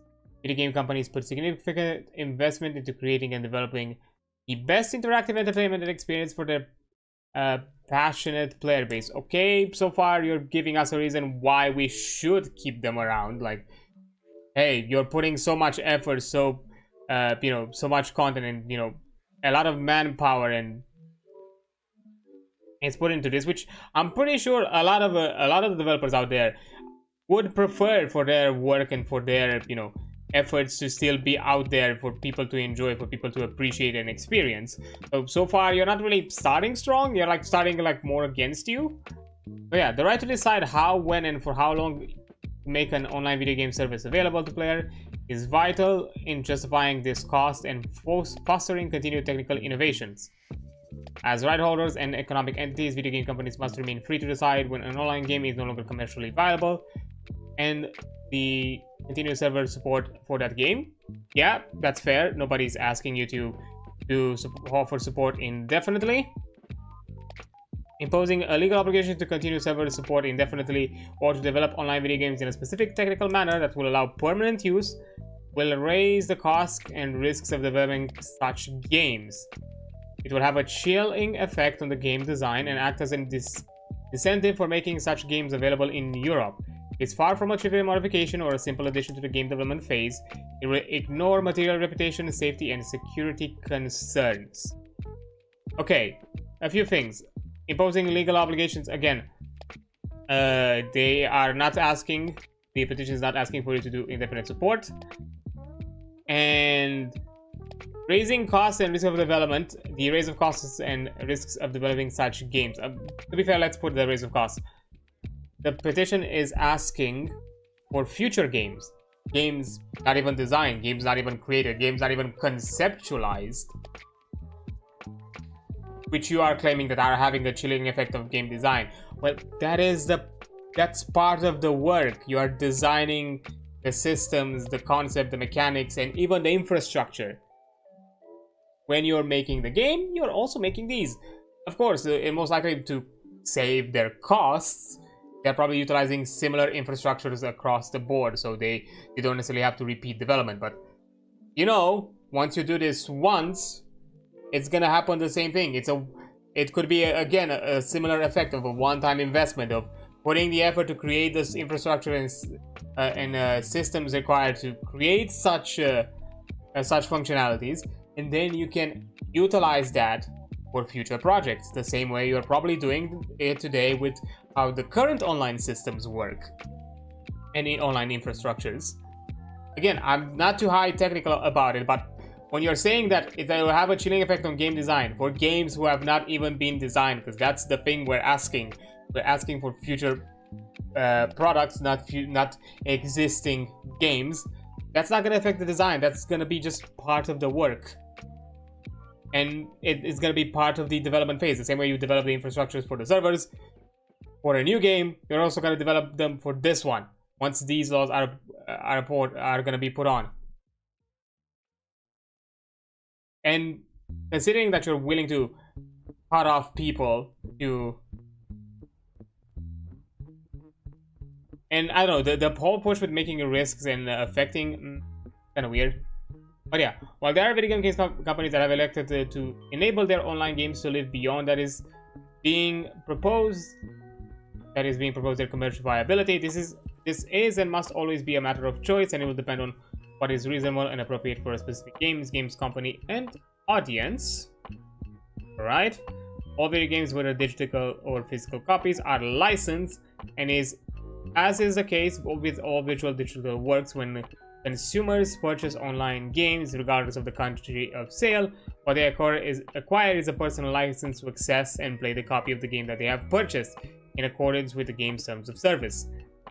Are a bit predatory. Again, harking back to Ubisoft and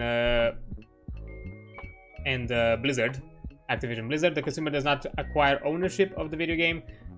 These clear intellectual property rights underpin the entire market and enable the strong investment that the industry has seen for decades. There is no legal uncertainty about the status quo of video games. Okay, again, another aspect that the petition is clearly stating is that it's not asking to withhold or to pass down the ownership or the intellectual property of certain IPs. Nobody does. Acquiring and legal licenses, and at the very least game licenses, can function beneficially even in these terms. I think, again, I may not know all the legal ramifications here, but I'm pretty sure something similar could be done what we see in the tabletop RPG community, where you have game licenses that allow you to create content or derivative work based on existing IPs under a specific license, and you are only you withhold ownership of only of the things that you have created, and depending on the specifics of the license, there is so much you can implement. Like if there is anything like, for example, like voice work, or if there are any sort of brands or anything out of the sorts, those could be pushed to be not allowed for use because those are not under your own right. So you can have those kind of like you can literally create licenses where you determine like what aspects of the game are you allowed to use and modify, and what aspects you cannot touch. Like you cannot touch voice acting, you cannot touch like the existing voiceover, for example, because you don't necessarily have ownership into that person's voice or work to be utilized or modified in different contexts. Music that could apply to the same reason. There could be certain brands or certain if we're talking about something like a racing game, maybe you're not allowed to create brands of your bring back or create mods for brands. Of course, this is gonna slightly affect even aspects of like modding community probably, but there are things you can do. And of course, at the same time, depending on the situation, you can say like, hey, you can profit out of this, you cannot profit out of this, you can just make it purely voluntarily. There are ways for you to create or to allow the community to push and create derivative work based on an existing product under more clear and more consumer and creator friendly licenses. And currently, as it stands, the licenses do not clearly state for how long do you own a game, because usually licenses are either indefinite or they have a term date. And currently, no license so far is stating that it's an indefinite license, or if it's a limited time license. So if you want to go by that route, well, I'm sorry, but you'll have to create laws where licenses then have to clearly state for how long does this license remain active, which probably that means that which will complicate things a bit, because that means that developers or at least the publishers have to push on this kind of already expected life expectancy that's maybe can be renewed, like, or purchases, I don't know, could allow you an X amount of time of a license. If you're talking about MMOs, it's a lot more easier. Subscription could be equivalent to your license. For as long as you subscribe, you have your license active. For games that are like one-time purchases, maybe you have the license active for like a limited time. But again, that gets really weird, really complicated, and I think by having more of a creator-friendly license where you're clearly stating what is the IP, where you are drawing the line of what content can be derivative and can be used forward, and what content cannot. And that's more clear. And to be fair, in most legal terms, even though it has not been pushed with video games too often, with board games it has been put in front of the court of law. Game mechanics cannot be owned. You can patent implementation of mechanics. That's something that has happened. And Konami did it once, and I think also Warner Brothers did the same thing with the Nemesis system. Yeah, those are annoying because yes, you can patent how those mechanics are implemented, which is a weird slippery slope because that kind of puts you in the situation where maybe you could figure out ways, or you could assume like how a studio might have implemented the system and you yourself are implementing it in a different way. But then again, you're going to fight yourself with a big dog like Warner Brothers that have the money and the lawyers and the power to basically drag you to court for more than you are for more than it's worth. So that's kind of thing, which again, it's another like predatory thing when it comes to game mechanics and game you know, intellectual property of designs.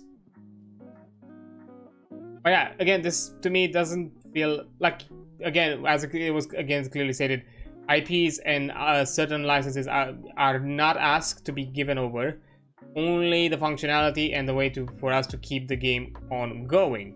And you know, with probably a clear statement that anybody who decides to, you know, continue offering support to this game does not represent the IP, does not represent the publishers or any other party involved in the project or in the so you know, those can also be clearly stated and beforehand. But anyways, again, not strongest. I can understand that that might be the one that can will have a lot of push and push back and forth, and that one has to be clearly defined. But I think some sort of gaming license can be crafted that would allow you to continue onward without being tied or being even allowed to utilize the IP to a certain extent. But yeah, why an obligation of video game companies to provide only a limited type of end-of-life plan is disproportionate. It is not clear what the initiators of Stop Killing Game petitions seek to achieve as a legal change. It appears to be a combination of requirements to provide online services for as long as a consumer wants them, regardless of price paid, or a requirement to provide a very specific form of end-of-life plan where the game is altered to enable private servers to operate. We do not believe these are proportionate demands. Online video games are complex operations. They offer interactive features that are supported by multiple servers, enabling functionality of ever-increasing complexity. This is integral to the modern gameplay experience that players expect. As consumers' expectations for more engaging and involving content increases, these online features are increasingly becoming intertwined in the overall gameplay experience, as opposed to being limited to a dedicated online mode within the game. In many video games, this interconnected dependency makes it difficult to cleanly segregate online feature from offline functionality. Here are the reasons such players and companies would expect it. Okay, before we continue with below, it's again, it is one of the reasons, two reasons why it's not clearly stated. One, as the petition works and as usually these European petitions are formed and initialized, they cannot go into heavy details. They are there to make known a problem and make known what is the end goal that wants to be achieved. The solutions are not given because that's something that first of all has to be, we need to first, you know, because it's in the name, initiative, we need to first gauge the interest of the citizens, of those who are signing, to see if there's actual concern and actual interest in this issue. And the more people voice this opinion, then the more it's gonna be taken to scrutiny. Secondly, which I think kind of goes against the whole disproportionate thing, one of the reasons why it's not hyper specific is because we understand that, I think the petition understands that every publisher, every developer, every studio might have their infrastructures done differently. We are not here to assume or to list out, because you're not even allowed, because the petition has like a word limit and words, so you can't even go into heavy details with the petition into those aspects. But again, we cannot just jump to speculations on how every publisher or studio implements these online systems and how exactly they should be altered to make it better, because that's kind of insider knowledge. We don't have access to that kind of information publicly, so we cannot just assume how you're putting here people to assume how you have your infrastructure set up and how others might have it, which might be different from each other. So because of that, we're leaving the table open to you to do it in a way that it fits you, the publisher, the studio, whatever entity that needs to make the alteration. So that's kind of the reason, because you can also participate in this and be like, hey, these are the things that we can do and make a change on. And then on the second paragraph, the whole thing with the the servers and functionality becoming ever increasing and ever increasing in complexity, and the evolving content and features becoming more intertwined. Well, you made those systems. You put yourself in this situation. I'm not saying that it's black and white, or that you can just detach or sort of thing, but there are games out there who have monetization systems and have server access, and they are completely separate. They do not affect the game. Like, you can have servers and you can have monetization, and it's all completely fine. Just because you decided to integrate every aspect of monetization and every aspect of how that monetization is connected to your account, your in most cases, because it's connected to accounts, your account, your server, to everything being heavily ingrained in the game experience, instead of being maybe, I don't know, part of a website or part of something separate, or anything of the sort. Which, of course, it's not done this way, because less people will interact with those systems if majority just play the game and don't necessarily interact with websites, or don't interact with third-party launchers or anything of the sorts, and just prefer to just want to be in game. But even in those situations, Fortress has monetization, it has systems built into the game, but at the same time, to be fair, it is done under Steam and all that, and Steam is a big thing, but still. And at the same time, you have access to servers that you can also host yourself, and you're not affecting the monetization. You're not affecting how people have access to monetization, to games, to all other their account functionalities. You cannot affect their accounts, and they even open their SDK, which that's probably the biggest kind of middle finger to this entire thing of like, oh, you want to make sure that this game lives on here, have the entire source code, do whatever. Which is big, because there is a big like modding community in in the Team Fortress and with tons of new game mode systems, reworks, Team Fortress 2 Classic, there's some other ones, even like campaigns, and releasing the source code basically heavily like all of a sudden, without warning, all of the modders basically now turn their heads, or like, okay, now we have to redo all of our work, but in that, because that's gonna make it a lot better, and it's gonna allow us to make things even better. Because they even mentioned that with the SDK, even with the SDK, certain features are disconnected. You cannot affect account, you cannot affect inventory, you cannot affect items. So it even has the source itself. It even has like built-in support or like built-in system in how to protect the player, even when the game is still active, and protect their accounts, their items, their assets, their inventory, everything of the sort. So it can be done. So yeah, again, this is more of a situation that you build yourself, you build this bridge, and now you're stuck in it. It's not our fault. You can, as mentioned before, when you're gonna make a new game, rethink it. Rethink how you're gonna do all these problems, how you're gonna rework all of this. So yeah, again, it's you put yourself in this situation. It's not necessarily something that the others have done it, but yeah. Okay, and let's kind of see their points and how exactly players and companies will be affected. First one is player safety. Reduce or no player protection. Requiring games to run on private servers would result in the inability for game companies to continue to protect players from illegal or harmful conduct, as their moderation and player safety teams would no longer be involved. In particular, cheating could become rampant without proper enforcement. Reporting system designed to allow players to flag problematic content and behavior to game companies would no longer operate as intended, or have been disabled entirely.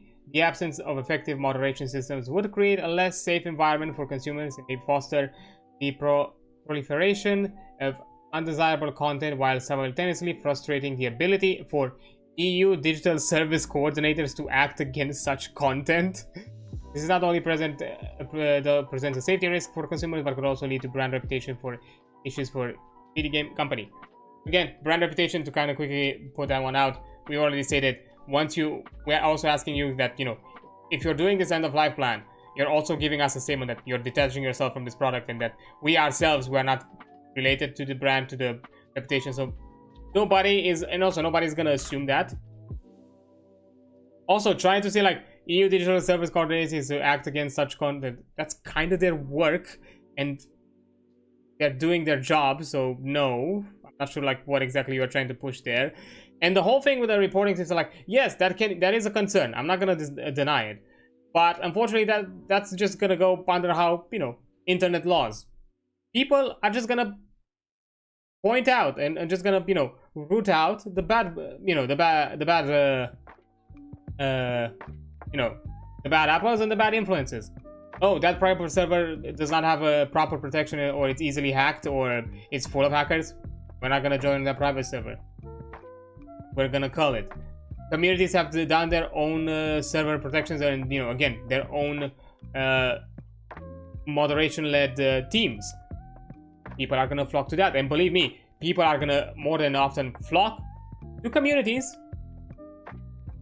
where, you know, there are moderations. Maybe there are even a system in place. I've even heard that there's a small community of COD players of older COD games that have created private servers and created their own anti-cheat system because of how outdated and unsupported the anti-cheat, the Activision anti-cheat system has become after so many years, because they're not updated it after they started supporting the game. So they created their own system, and now people can play the game without having to issue of you know, dealing with hackers and bots and anything of the sorts, or like bad actors. So yeah, this is just gonna be one of those situations, like, yeah, it's not gonna be perfect. Unfortunately, this is gonna be a situation where some people might get burned here and there, but it's just gonna be consumers acting prudent and acting cautiously, and inform themselves when it comes to what private servers they are joining, what communities they are joining, how they are protected, how they do all of that content. Because even like in current private servers, like, you know, big example, like how WoW private servers work, like a lot of the most you know, popular ones are the ones that, you know, enact proper moderation. They are safe. They have their own security systems. They have a, you know, a welcoming and, you know, positive community. Nobody's gonna stick around if somebody's gonna be a hacker or create problems and security risks, or, you know, create any kind of undesirable content. So yeah, which, well, to be fair, with the whole undesirable content, that's kind of weird. Again, that could once again go under that whole thing of, you're making, once you do this end of life plan, you're also making a statement that you're detaching yourself, or anybody who's acting upon this end of life plan is not associated with you or the brand or the IP or whatever. So yeah. And secondly, increase security risk, resetting game code or server binaries to facilitate creation of private servers operated by players could expose game companies and consumers to bad actors, malware, data breaches, and DDoS attacks. Again, that is gonna be a part of the risk that people are gonna just, things are just gonna be filtered out. Nobody's gonna necessarily ask to offer anti-cheat systems of anything of the sorts. We've already, again, we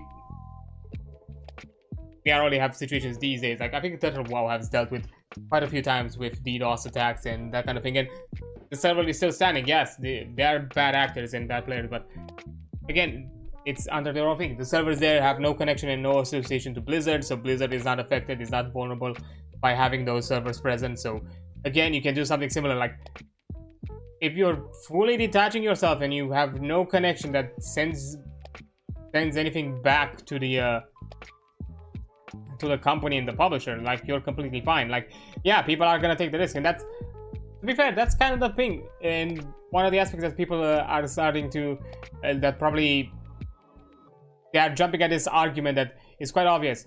Not everyone is gonna jump onto this. Like, not everyone is gonna make private server. Not everyone is gonna make their own online communities, because we all know that it's an effort that not all are willing to do or willing to take on. So there's just gonna be the very dedicated few who are gonna jump at this and do it properly in most situations, because a lot of people are not gonna do it. And if they do it, maybe they're gonna get, I don't know, they're gonna have a bad experience one time, they're shutting it down, and that's kind of it. Like, people are jumping here that, oh no, we're letting the floodgates open and everybody is gonna jump in. No, even today, like with whatever private servers and games and whatever we can make now, nothing of the sort. Like, you don't see all around the corner, wow, private servers. Of course, they're a good chunk amount of them, but you don't see them like across the fucking internet, because you could still make them, at the very least the ones that, you know, are you know, classic intended. No, there's still just a few select there that are really good, and people flock to those, and whatever else is out there is just kind of like faded into obscurity. It's not really pushed on. Maybe it's gonna have its steady community. If it's gonna have anything malicious in it, probably most people are just gonna voice their opinions online, because that's why we have the internet. Forums are a thing, places where the community can talk about and be like, hey, this place is bad. This place usually deals with a ton of like security breaches or has a ton of vulnerabilities. Don't stick around. It's a bad experience. You know, word of mouth can also work. So yeah, it's not gonna be a perfect system, unfortunately. We're not gonna say that it's gonna be to the level of, oh yeah, we're a game company with their own anti-cheat system. But it's a part of the risk that people are willing to take, just so, you know, they have access to their product, to the product they bought.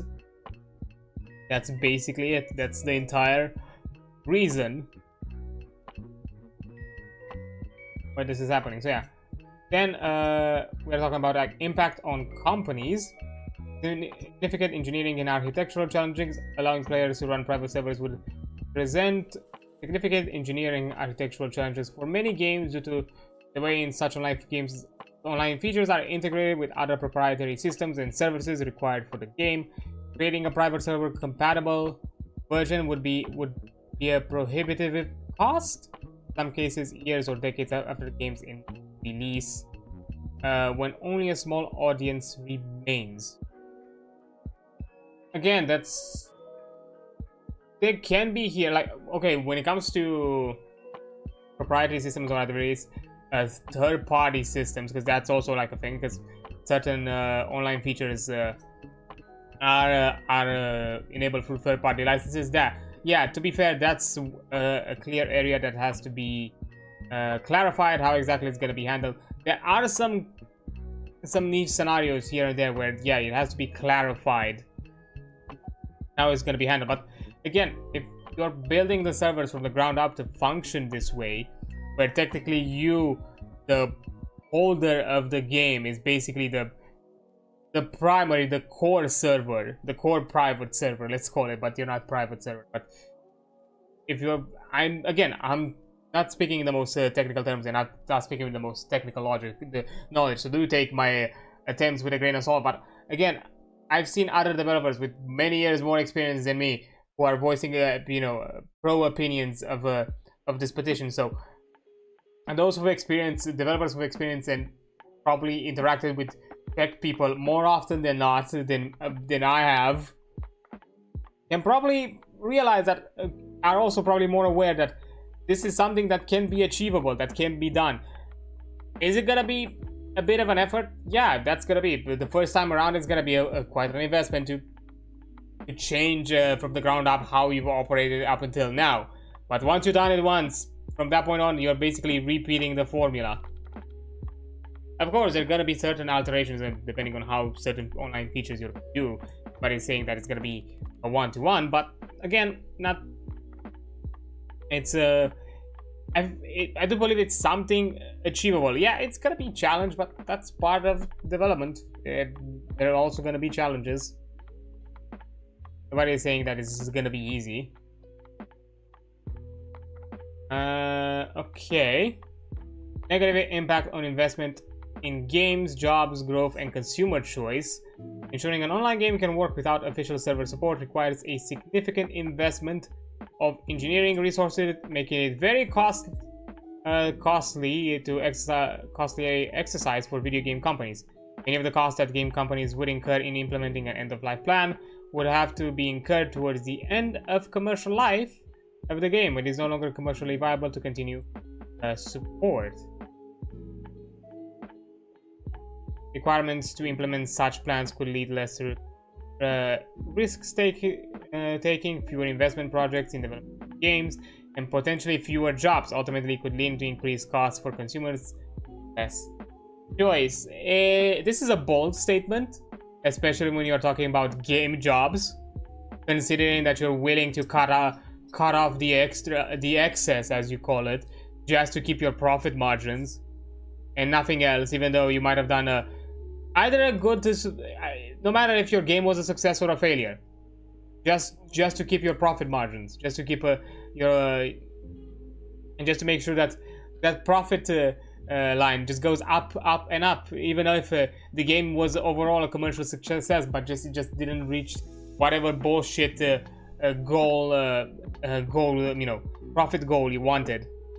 So yeah, honestly, it would, in my perspective, it would create more jobs, because if we are talking about, like, if you're really pushing this idea that, hey, we need there's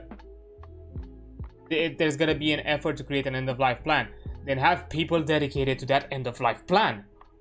There you go. And I don't know how true this holds with the whole thing that the entire end-of-life plan has to be put into function and put into work towards the end of the commercial life. To me, that seems like you're just trying to say that we are not gonna do the work until we are required to do it, and in that way we are kind of creating ourselves the justification of why is it so costly, instead of planning ahead and working on it and putting the effort and putting the work into setting up the foundation of the system. But yeah, that to me, and taking fewer jobs could lead into taking into less risk taking, fewer investments. To be fair, we've seen time and time again live service games appear and disappear on a monthly, or at this point on monthly basis. Like, maybe there should be a realization that there, without even thinking on the end of life plan, there are other risks. But yeah, I'm gonna continue this after taking a quick break, because that just popped up and I just don't want to continue this rant while the is here. So yeah, I'll be right back. Oh, okay, there we go. Let me continue. Yeah, to kind of reiterate here, like, again,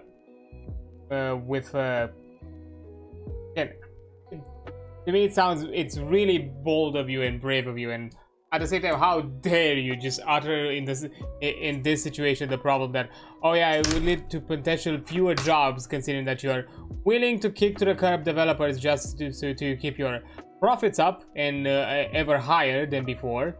And we've seen time and time again that this has been the trend for, at this point, I would say 3 years. Almost 3 years that this has been the trend. And I'm telling this as someone who's been in the game job market trying to find a job again, and this is definitely the effect right now. Take a few less. I think it's already kind of shown that the live service games should already be taken with a grain of salt when it comes to, like, projects to invest in, because you're competing in such a large market. Of course, it has been the go-to option because it's the most profitable of games that you can have out there. But again, that should have already been something that, for a lot of investors and publishers, to be like, hey, hold up, let's take a break here when it comes to games that heavily rely on these kinds of systems. So yeah, and at the same time, I think, like, again, I think overall the job growth would probably be a positive, because that, you yourself, you're putting yourself in this situation that we're not willing to take in the effort until the point when it's absolutely necessary, which you're kind of dissolving yourself of responsibility with the whole statement of, oh yeah, a lot of the things are going to incur or are gonna happen once we are getting close to that to the commercial life of the game. Which, again, hire people that are dedicating themselves just handling this problem, and there you go. Increase more jobs, dedicated development towards the end of life plan, and I'm pretty sure that on the long run that's gonna do you a lot better. But yeah, to me this statement has been very, very brave to even dare utter the whole thing with losing, putting fewer jobs. Okay, and 5, reputational harm. Allowing players to run private servers with online interaction possibilities could result in players using those games in ways that don't align with the game company brand values, making it a negative association with the brand, thereby harming its reputation. I don't understand how is that a thing, because again, we are clearly asking for you to, well, if by offering ourselves access to creating our own servers, you're dissolving yourself and associations with our servers, and vice versa. The servers are not associated, and most consumers, at the very least those who jump into private servers, because you'll have to make the effort to jump into a private server. You're gonna jump into a private server knowingly. You're gonna know that that's not the brand. If I jump right now on a server on a Minecraft on a Minecraft server, I'm not gonna fucking fault Mojang for whatever bullshit the server is doing. Maybe at best I'm gonna fault them, be like, hey, you have the, if again I'm gonna fault them if the game is still in development, like Mojang is, like the game is still active in a plan. I might say to Mojang like, hey, these people are probably utilizing an exploit, for example. In this case that could be a thing, that maybe they're utilizing an existing exploit found within the game. Mojang, fix it. In that scenario, yes. In the case where, you know, Mojang still is an active the publisher and developer of the game, not to when they are no longer, because yeah, once they've dissolved the support to that game, I'm not gonna, I don't think any reasonable player is gonna jump to be like, oh yeah, this private server, that in the name private server, is doing bad shit. Fuck you, Ubisoft, for doing this bad shit, even though it's the private server that's doing it, not Ubisoft. So yeah, I don't know how. I don't think that this holds a lot of weight. Like, I don't think people are gonna jump to this assumption that, and again, it has been clearly stated in the petition that we are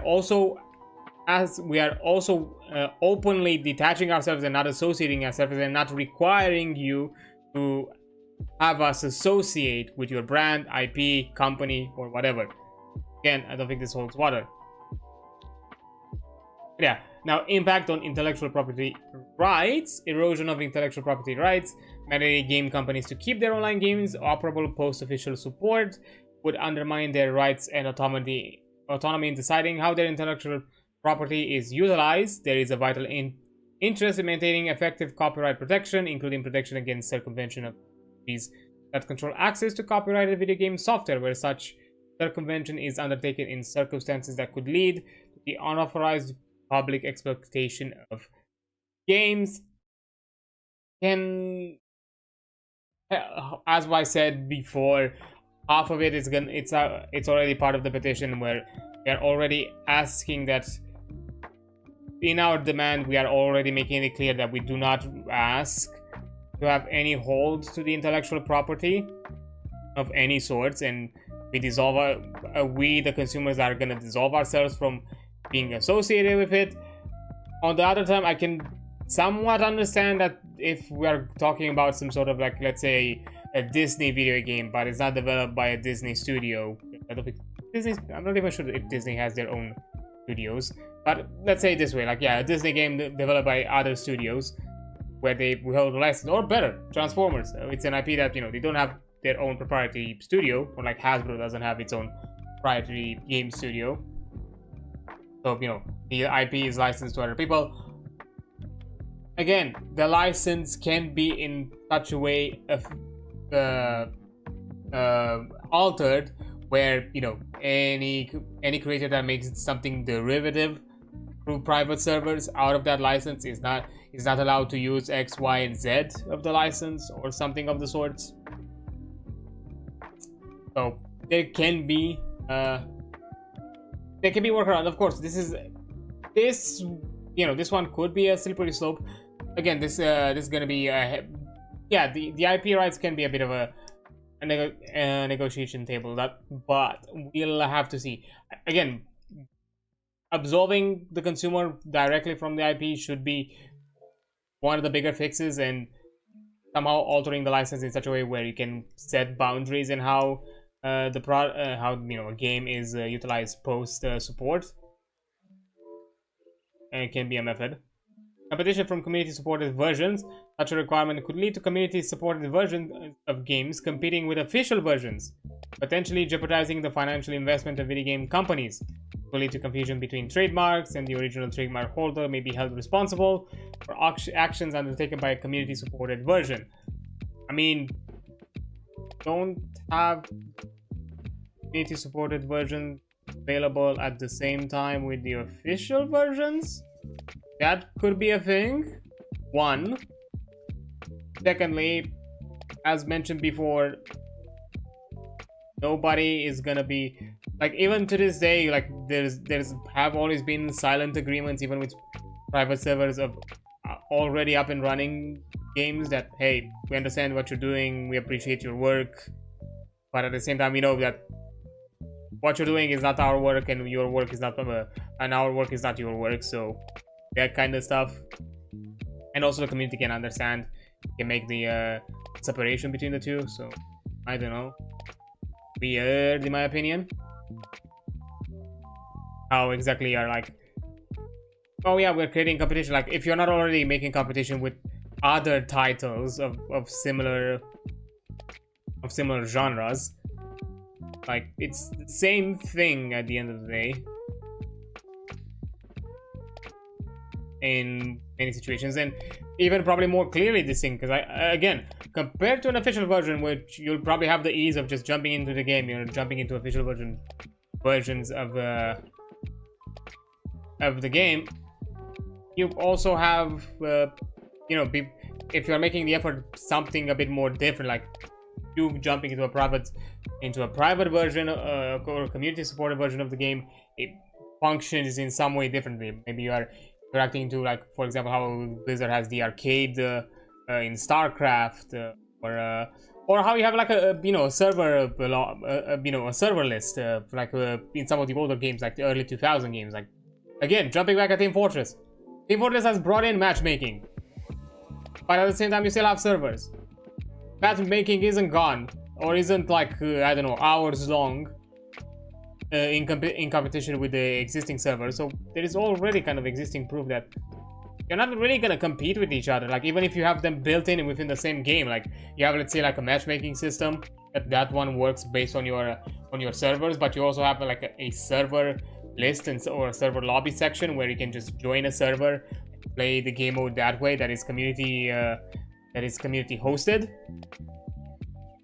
We already have examples currently, still ongoing, of still somewhat supported game, at the very least in maintenance mode, if nothing else, where they've showed that even with this quote-unquote competition, one is not lacking in the other. Like, you can still matchmake, you still have like decent matchmaking, like decent wait times and all that, and also at the same time have server hosted by the community within the same game.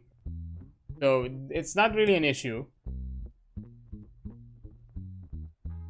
If it is an issue, that means that, hey, you probably done fucked up something with the matchmaking system if people prefer to just jump on a server and do it that way and just jumping into matchmaking.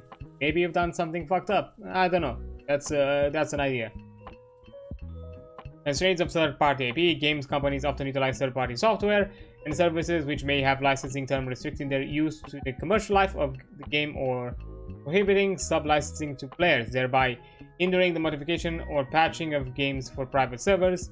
In particular, this could jeopardize and infringe in the copyright of the musical works and lead to legal action from these rights holders on the basis of unauthorized exploitation of their work. Again, you can make bare bones systems like access to the third party, or at least to the community supported software. At the very least, let's say if we're talking about licensed work that is within the game, you can just not have it part of it. Like it can be just removed. You can patch it. Like if we're talking about like musical work and that kind of thing, you can patch it out at the end of support. We're talking about like licensed music. Of course, it's not necessarily always easy. There's gonna be a bit more difficult when it comes to like things like games. But then again, you can. This one is a bit more complicated. At least when it comes to softwares, yes, third-party IPs. That is an issue that definitely has to be covered and discussed, and how exactly third-party IPs and third-party services, which is the second one, are gonna be handled.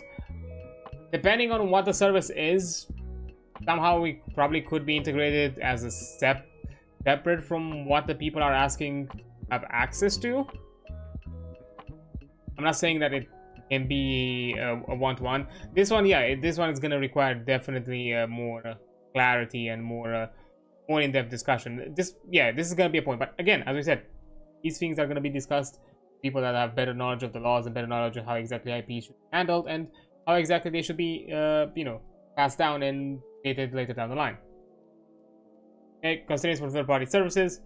Games depend on third-party services, such as platforms on which the game is offered to the consumer. Releasing the code for those services in which would be necessary should legal requirement allow the player communities to run the game may not be possible, and this would potentially be an IP infringement. Furthermore, game companies' servers are increasingly run on the cloud. If cloud servers are discontinued, which sometimes happens, this necessitates either shutting down older titles or creating costly workarounds. The latter may not always be possible. Again, depending on what the services are, if they're not necessarily mandatory to the bare functionality of the game, yeah.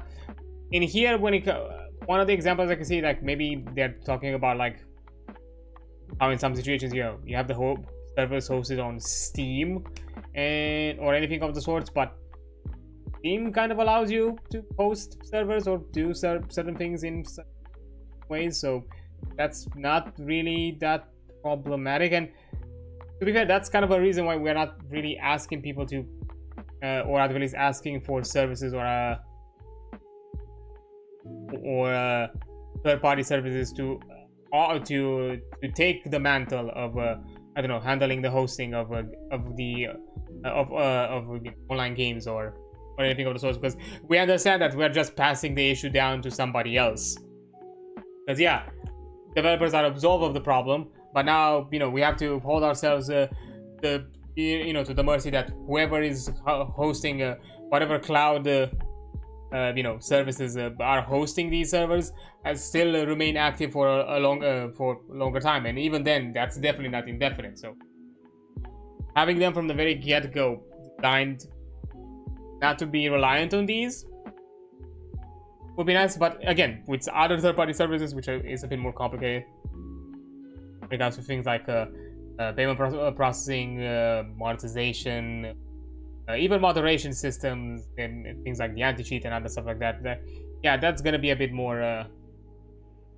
That's a bit different. And again, these are details that should be clarified. I'm not saying that this is definitely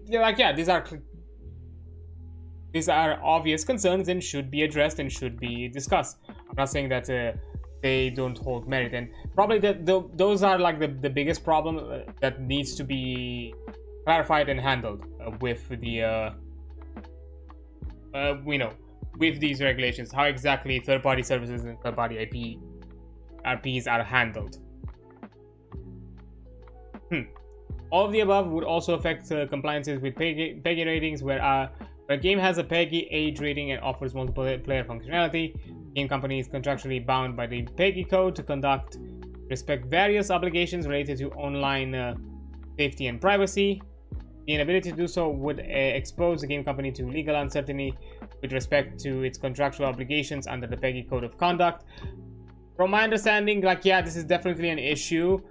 I think I've heard some people say that there could be a possibility of somehow making a clause or making some sort of basically making a clause under PEGI where these specific types of servers are handled differently. Like, yeah, this definitely will affect, you know, the PEGI code of conduct is definitely an issue that needs to be solved. But again, this could be, as regulations forms through this discussion, clauses or additional regulations or additional code of conduct can appear under PEGI as well, because at the end of the day, it's part of it. It's part of the EU, the whole, you know, PEGI rating, so it's completely fine. Like, fine in the sense that it can be discussed and it can be handled. I'm not saying that it should be ignored. It definitely should be addressed, but it's not necessarily like a hard roadblock. It's just something that needs to be discussed and needs to be ratified. And some people mention that you could probably have clauses or some sort of a mention that somehow kind of absolve the servers from the PEGI code of conduct or something of the sort, specifically the community hosted servers, as it's just being community driven and not commercially sold, which is something, it's different, because, you know, at an end of life plan, you're not gonna buy the game anymore, because depending on situations, maybe you're not even gonna be able to buy the game, but you may still be able to have access to hosting the server. So I don't know, although, you know, that still is an issue. But even if, let's say, you have an end of life plan where you can host the servers but the games can no longer be obtainable, just those who still have them can have access to them. Okay, the importance of consumer protection laws. Notwithstanding the applicable licensing structure, all video games offered players in the EU are subject to the European consumer protection laws, which include robust transparency and fairness obligations and ensure that game companies act reasonably when terminating online support for a game. Debatable. European consumer protection laws provide consumers with warranties and redress rights with respect to both the game and the physical medium on which the game is made available, but these laws do not transfer ownership of the game to the consumer. Games are licensed to the consumer in accordance with their terms of service. These set out the term upon which consumers may access and play such games, and the situation in which such licenses right may be terminated. Consumers are informed that their access to online games and associated services may terminate, are informed with sufficient notice in cases where that happen. Sufficient notice, that's just because you are applying the current laws doesn't mean that the current laws are good laws. That's kind of the tree that a lot of this petition is barking at. Like, yeah, you are applying the law by the word, but that doesn't mean that the laws are good laws. And you just holding yourself to them doesn't mean that everything is good and fine. And especially like if you're working around it. And it has already been proven that certain terms within the end user license agreements already clash, or at the very least are very gray when it comes to the legality and the complacency to certain EU consumer laws, especially the one when it comes to how exactly you are terminating and removing access to the gaming license and specifically the game, and by having, you know, terminations not be justified, can be done at any point, and even the bold ask to remove the product within your device, from your devices, and even probably the physical ones. So yeah, just because you're using the laws as they currently doesn't mean they are good laws. They need to be emboldened, enforced, and clearly, we clearly need laws that more clearly apply to video games and how exactly they should be handled, because that's the main issue with the and why this is doing, because we have not clarified what does it mean to have a license for a video game. What does it mean to have ownership of the video game when it comes to as a product? We have not determined those lines, because yes, there have been some claims that technically you could have maybe even both, like online only games could be under certain licenses, while moreover the games that are mostly under like single player availability, they could just be products if they are completely functional in a single player experience. you could be even make, but the thing is, we have not made those, we've not determined those specific terms, like what exactly is a game license and what exactly is a game product. So those need to be clarified if, let's say, you want to push that way, because they are not clearly stated, and you're just utilizing the term, you're creating licenses in ways that are compliant, but you know, you're still using them to your own benefit in ways where, you know, the laws that currently are in effect and enforced for consumer protection do not clearly take into account those problems. Yeah, transparency. Players must be given a reasonable prior notice for any termination to the game access. Or, I guess, yeah, you're giving us that. Reimbursement. The Digital Content Directive provides consumers with price reductions and reimbursement rights in certain circumstances, but also repair and replacement rights if a game server fails to achieve conformity with certain required warranties. I mean, repair and replacement rights, that's more applied to like consoles. And reimbursement, again, certain situations. That means, you know, in very extreme cases, like how Concord happened. Like, but as we said, if 2 years from now a game shuts down, tough luck, buddy. You're not getting any money back, or any sort of a, no matter how soon you, even if you've, let's say, for example, you've put in money into the game. Let's, if we are talking about a live service game, if you put money into the game a day before the shutdown announcement happened, you're not gonna get a refund on whatever you've played. You've put the money. You're the sucker, and that's kind of, because yeah, okay, reimbursement on initial payment of the game, sure, I guess it's not gonna happen because it's already under the BU laws of, you know, way past the minimum 14 days for a refund, so you cannot necessarily apply under that. So yeah, good luck, I guess. And a similar thing, like if you buy the game 2 weeks from when the termination has been announced, well, good luck, you bought it outside of the terms of refund. And if even an extra, if you paid those, if you're talking about like Steam or other games that do it similarly, if you played more than 2 hours, it's not like you're gonna be allowed to get a refund anyways. So yeah. Service duration. EU legislation required that the service aspect of online games be provided for a reasonable amount of time. Taking into account all relevant factors, it will be disproportionate for a specific duration to be imposed. As we just need to validate this, we need to be valid of all types of services, not just games. Yeah, but you can't have your cake and also eat it kind of situation. Like, okay, you wanna keep your hobby, keep your state, you know,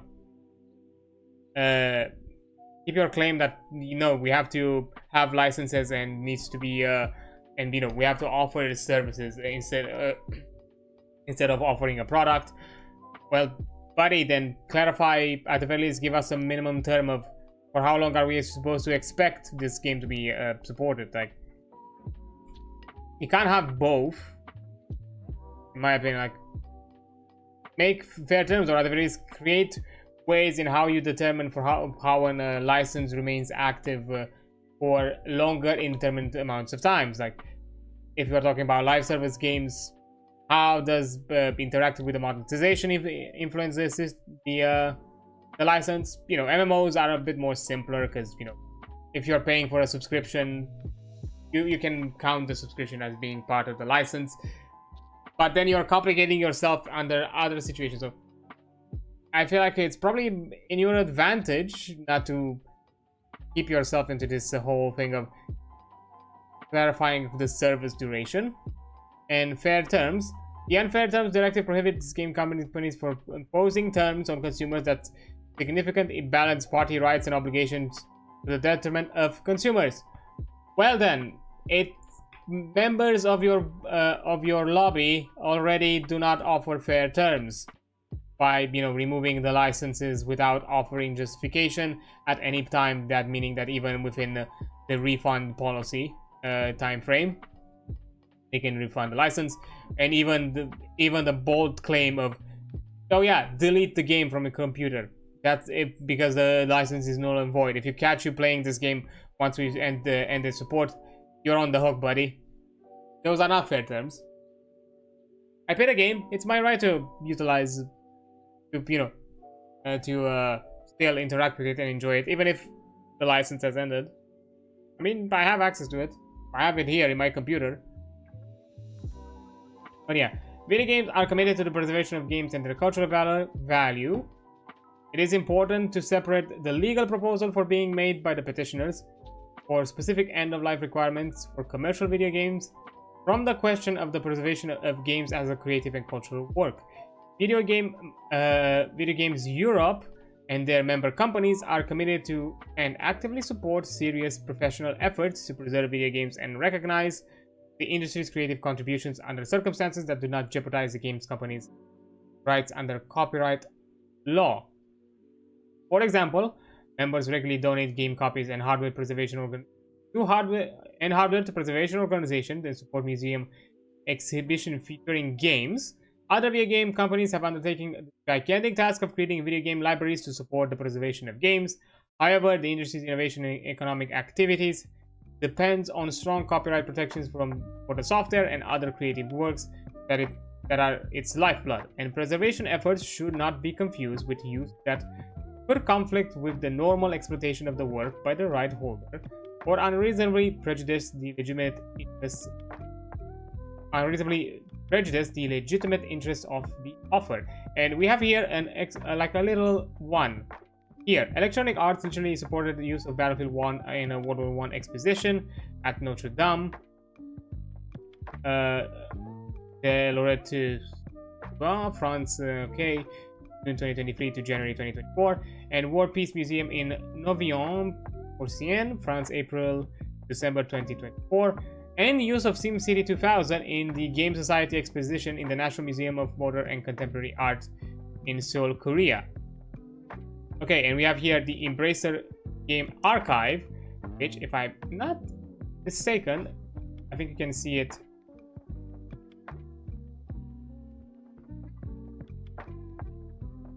Yeah, you have the Embracer Archive, which basically archives all games, but there is a... The archive is forever and welcome all inquiries. However, we prioritize requests that support gaming culture, gaming history, and the game industry. For example, we aim to assist and grant access to people within the game industry, researchers, and other institutions. While the game archive is not open to the public, we hope our website and social media channels will offer insight into the work being done by our team. Oh, yeah, we have an archive, but just people that we allow have access to it. Publicly, no, not even. You don't have any public access.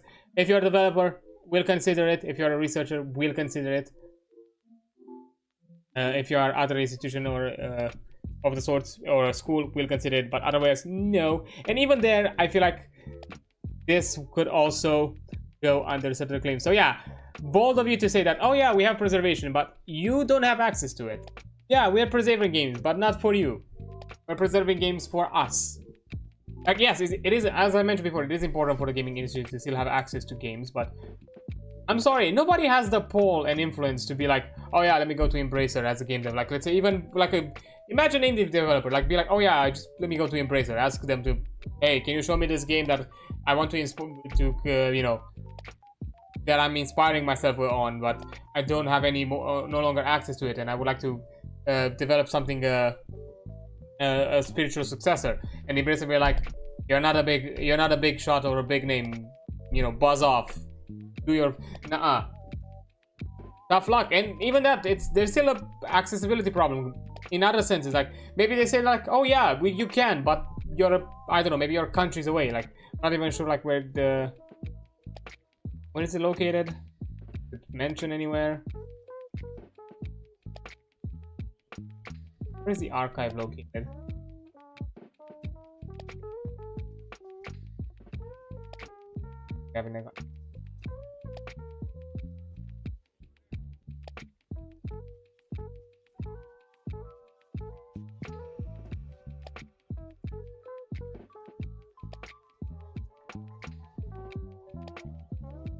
Don't think they're mentioning.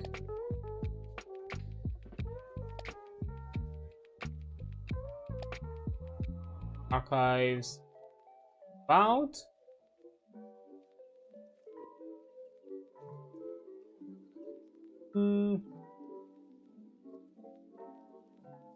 Not mentioned. I'm guessing. To be fair, either way, could it be US, UK, EU, or any other place? But it's probably gonna.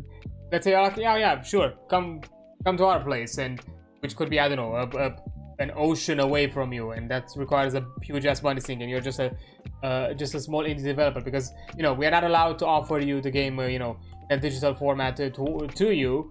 You only have access to them in probably in limited times on site.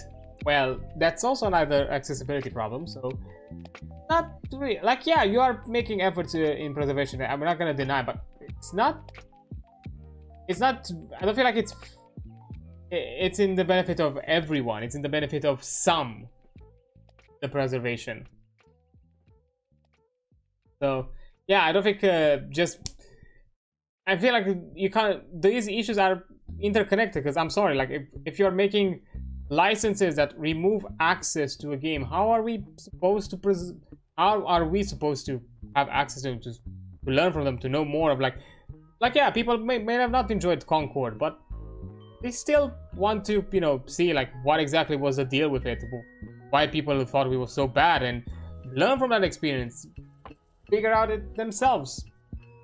Those are important aspects, because not everyone is gonna be out there jumping into whatever physical archive you find out there, or digital, that can only be done on site or whatever the hell, and hope that people are gonna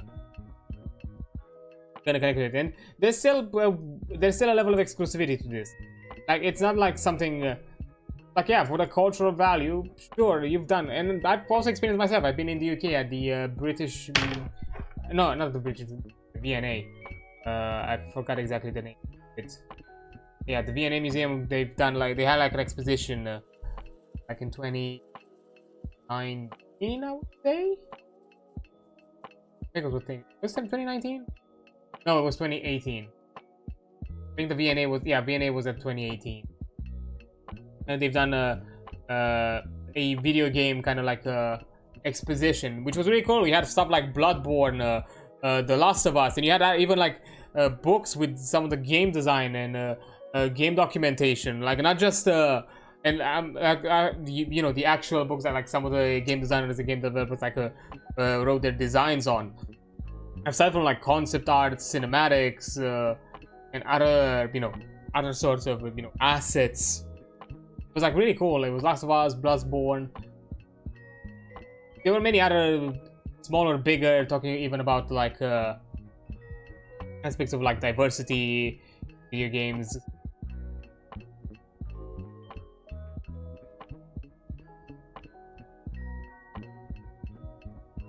Huh?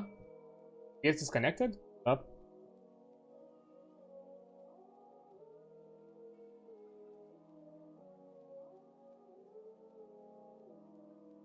Is it live?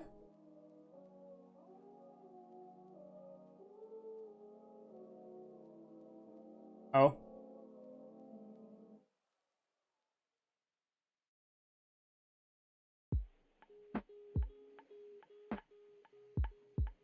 Oh.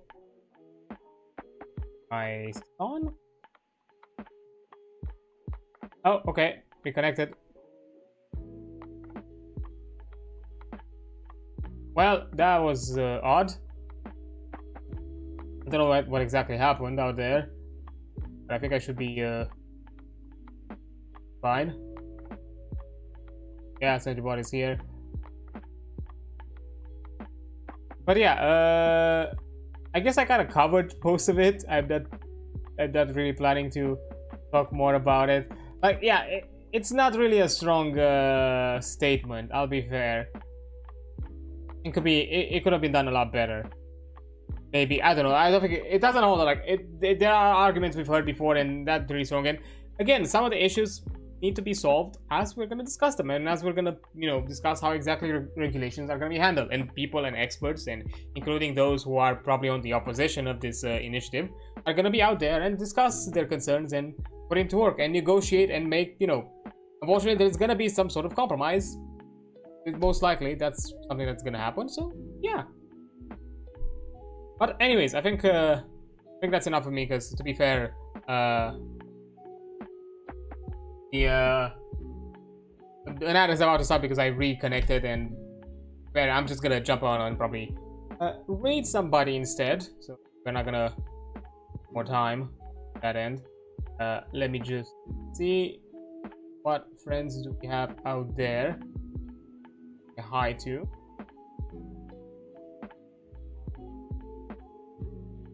Yeah, for a bit. Corrupted. Let's see.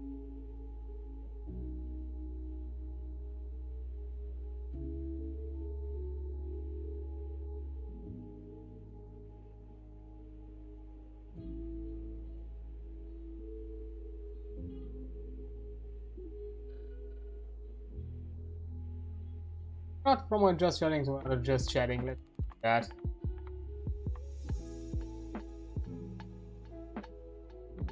Let's from other vibes to talk vibes to other talk vibes. Why? So we are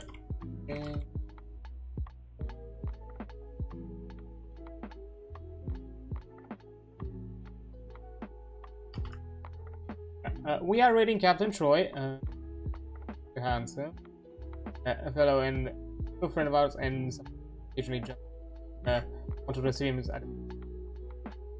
things of the sort. So let's raid channel.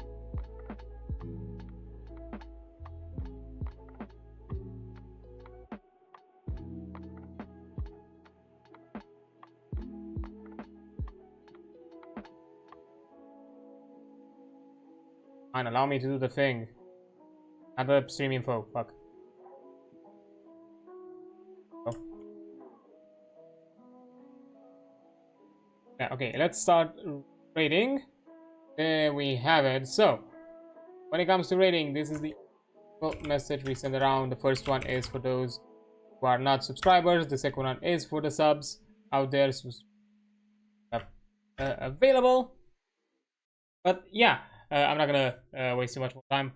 I'm just gonna do my own thing. Oh, to be fair, Troy just recently started, so I think just in time to do some vibes and all that. But yeah, to be fair, I did do the stream kind of in the usual runtime, just ended it a few minutes earlier, and I don't want to extend it. As I said, the petition itself is not really the statement itself by the Video Games of Europe. It's not really strong, in my opinion. I think like a lot of the issues that are already answered by the petition, like they are non-issues in the sense of that's not what we are asking, that's not what we petition wants to get out of it. So fine.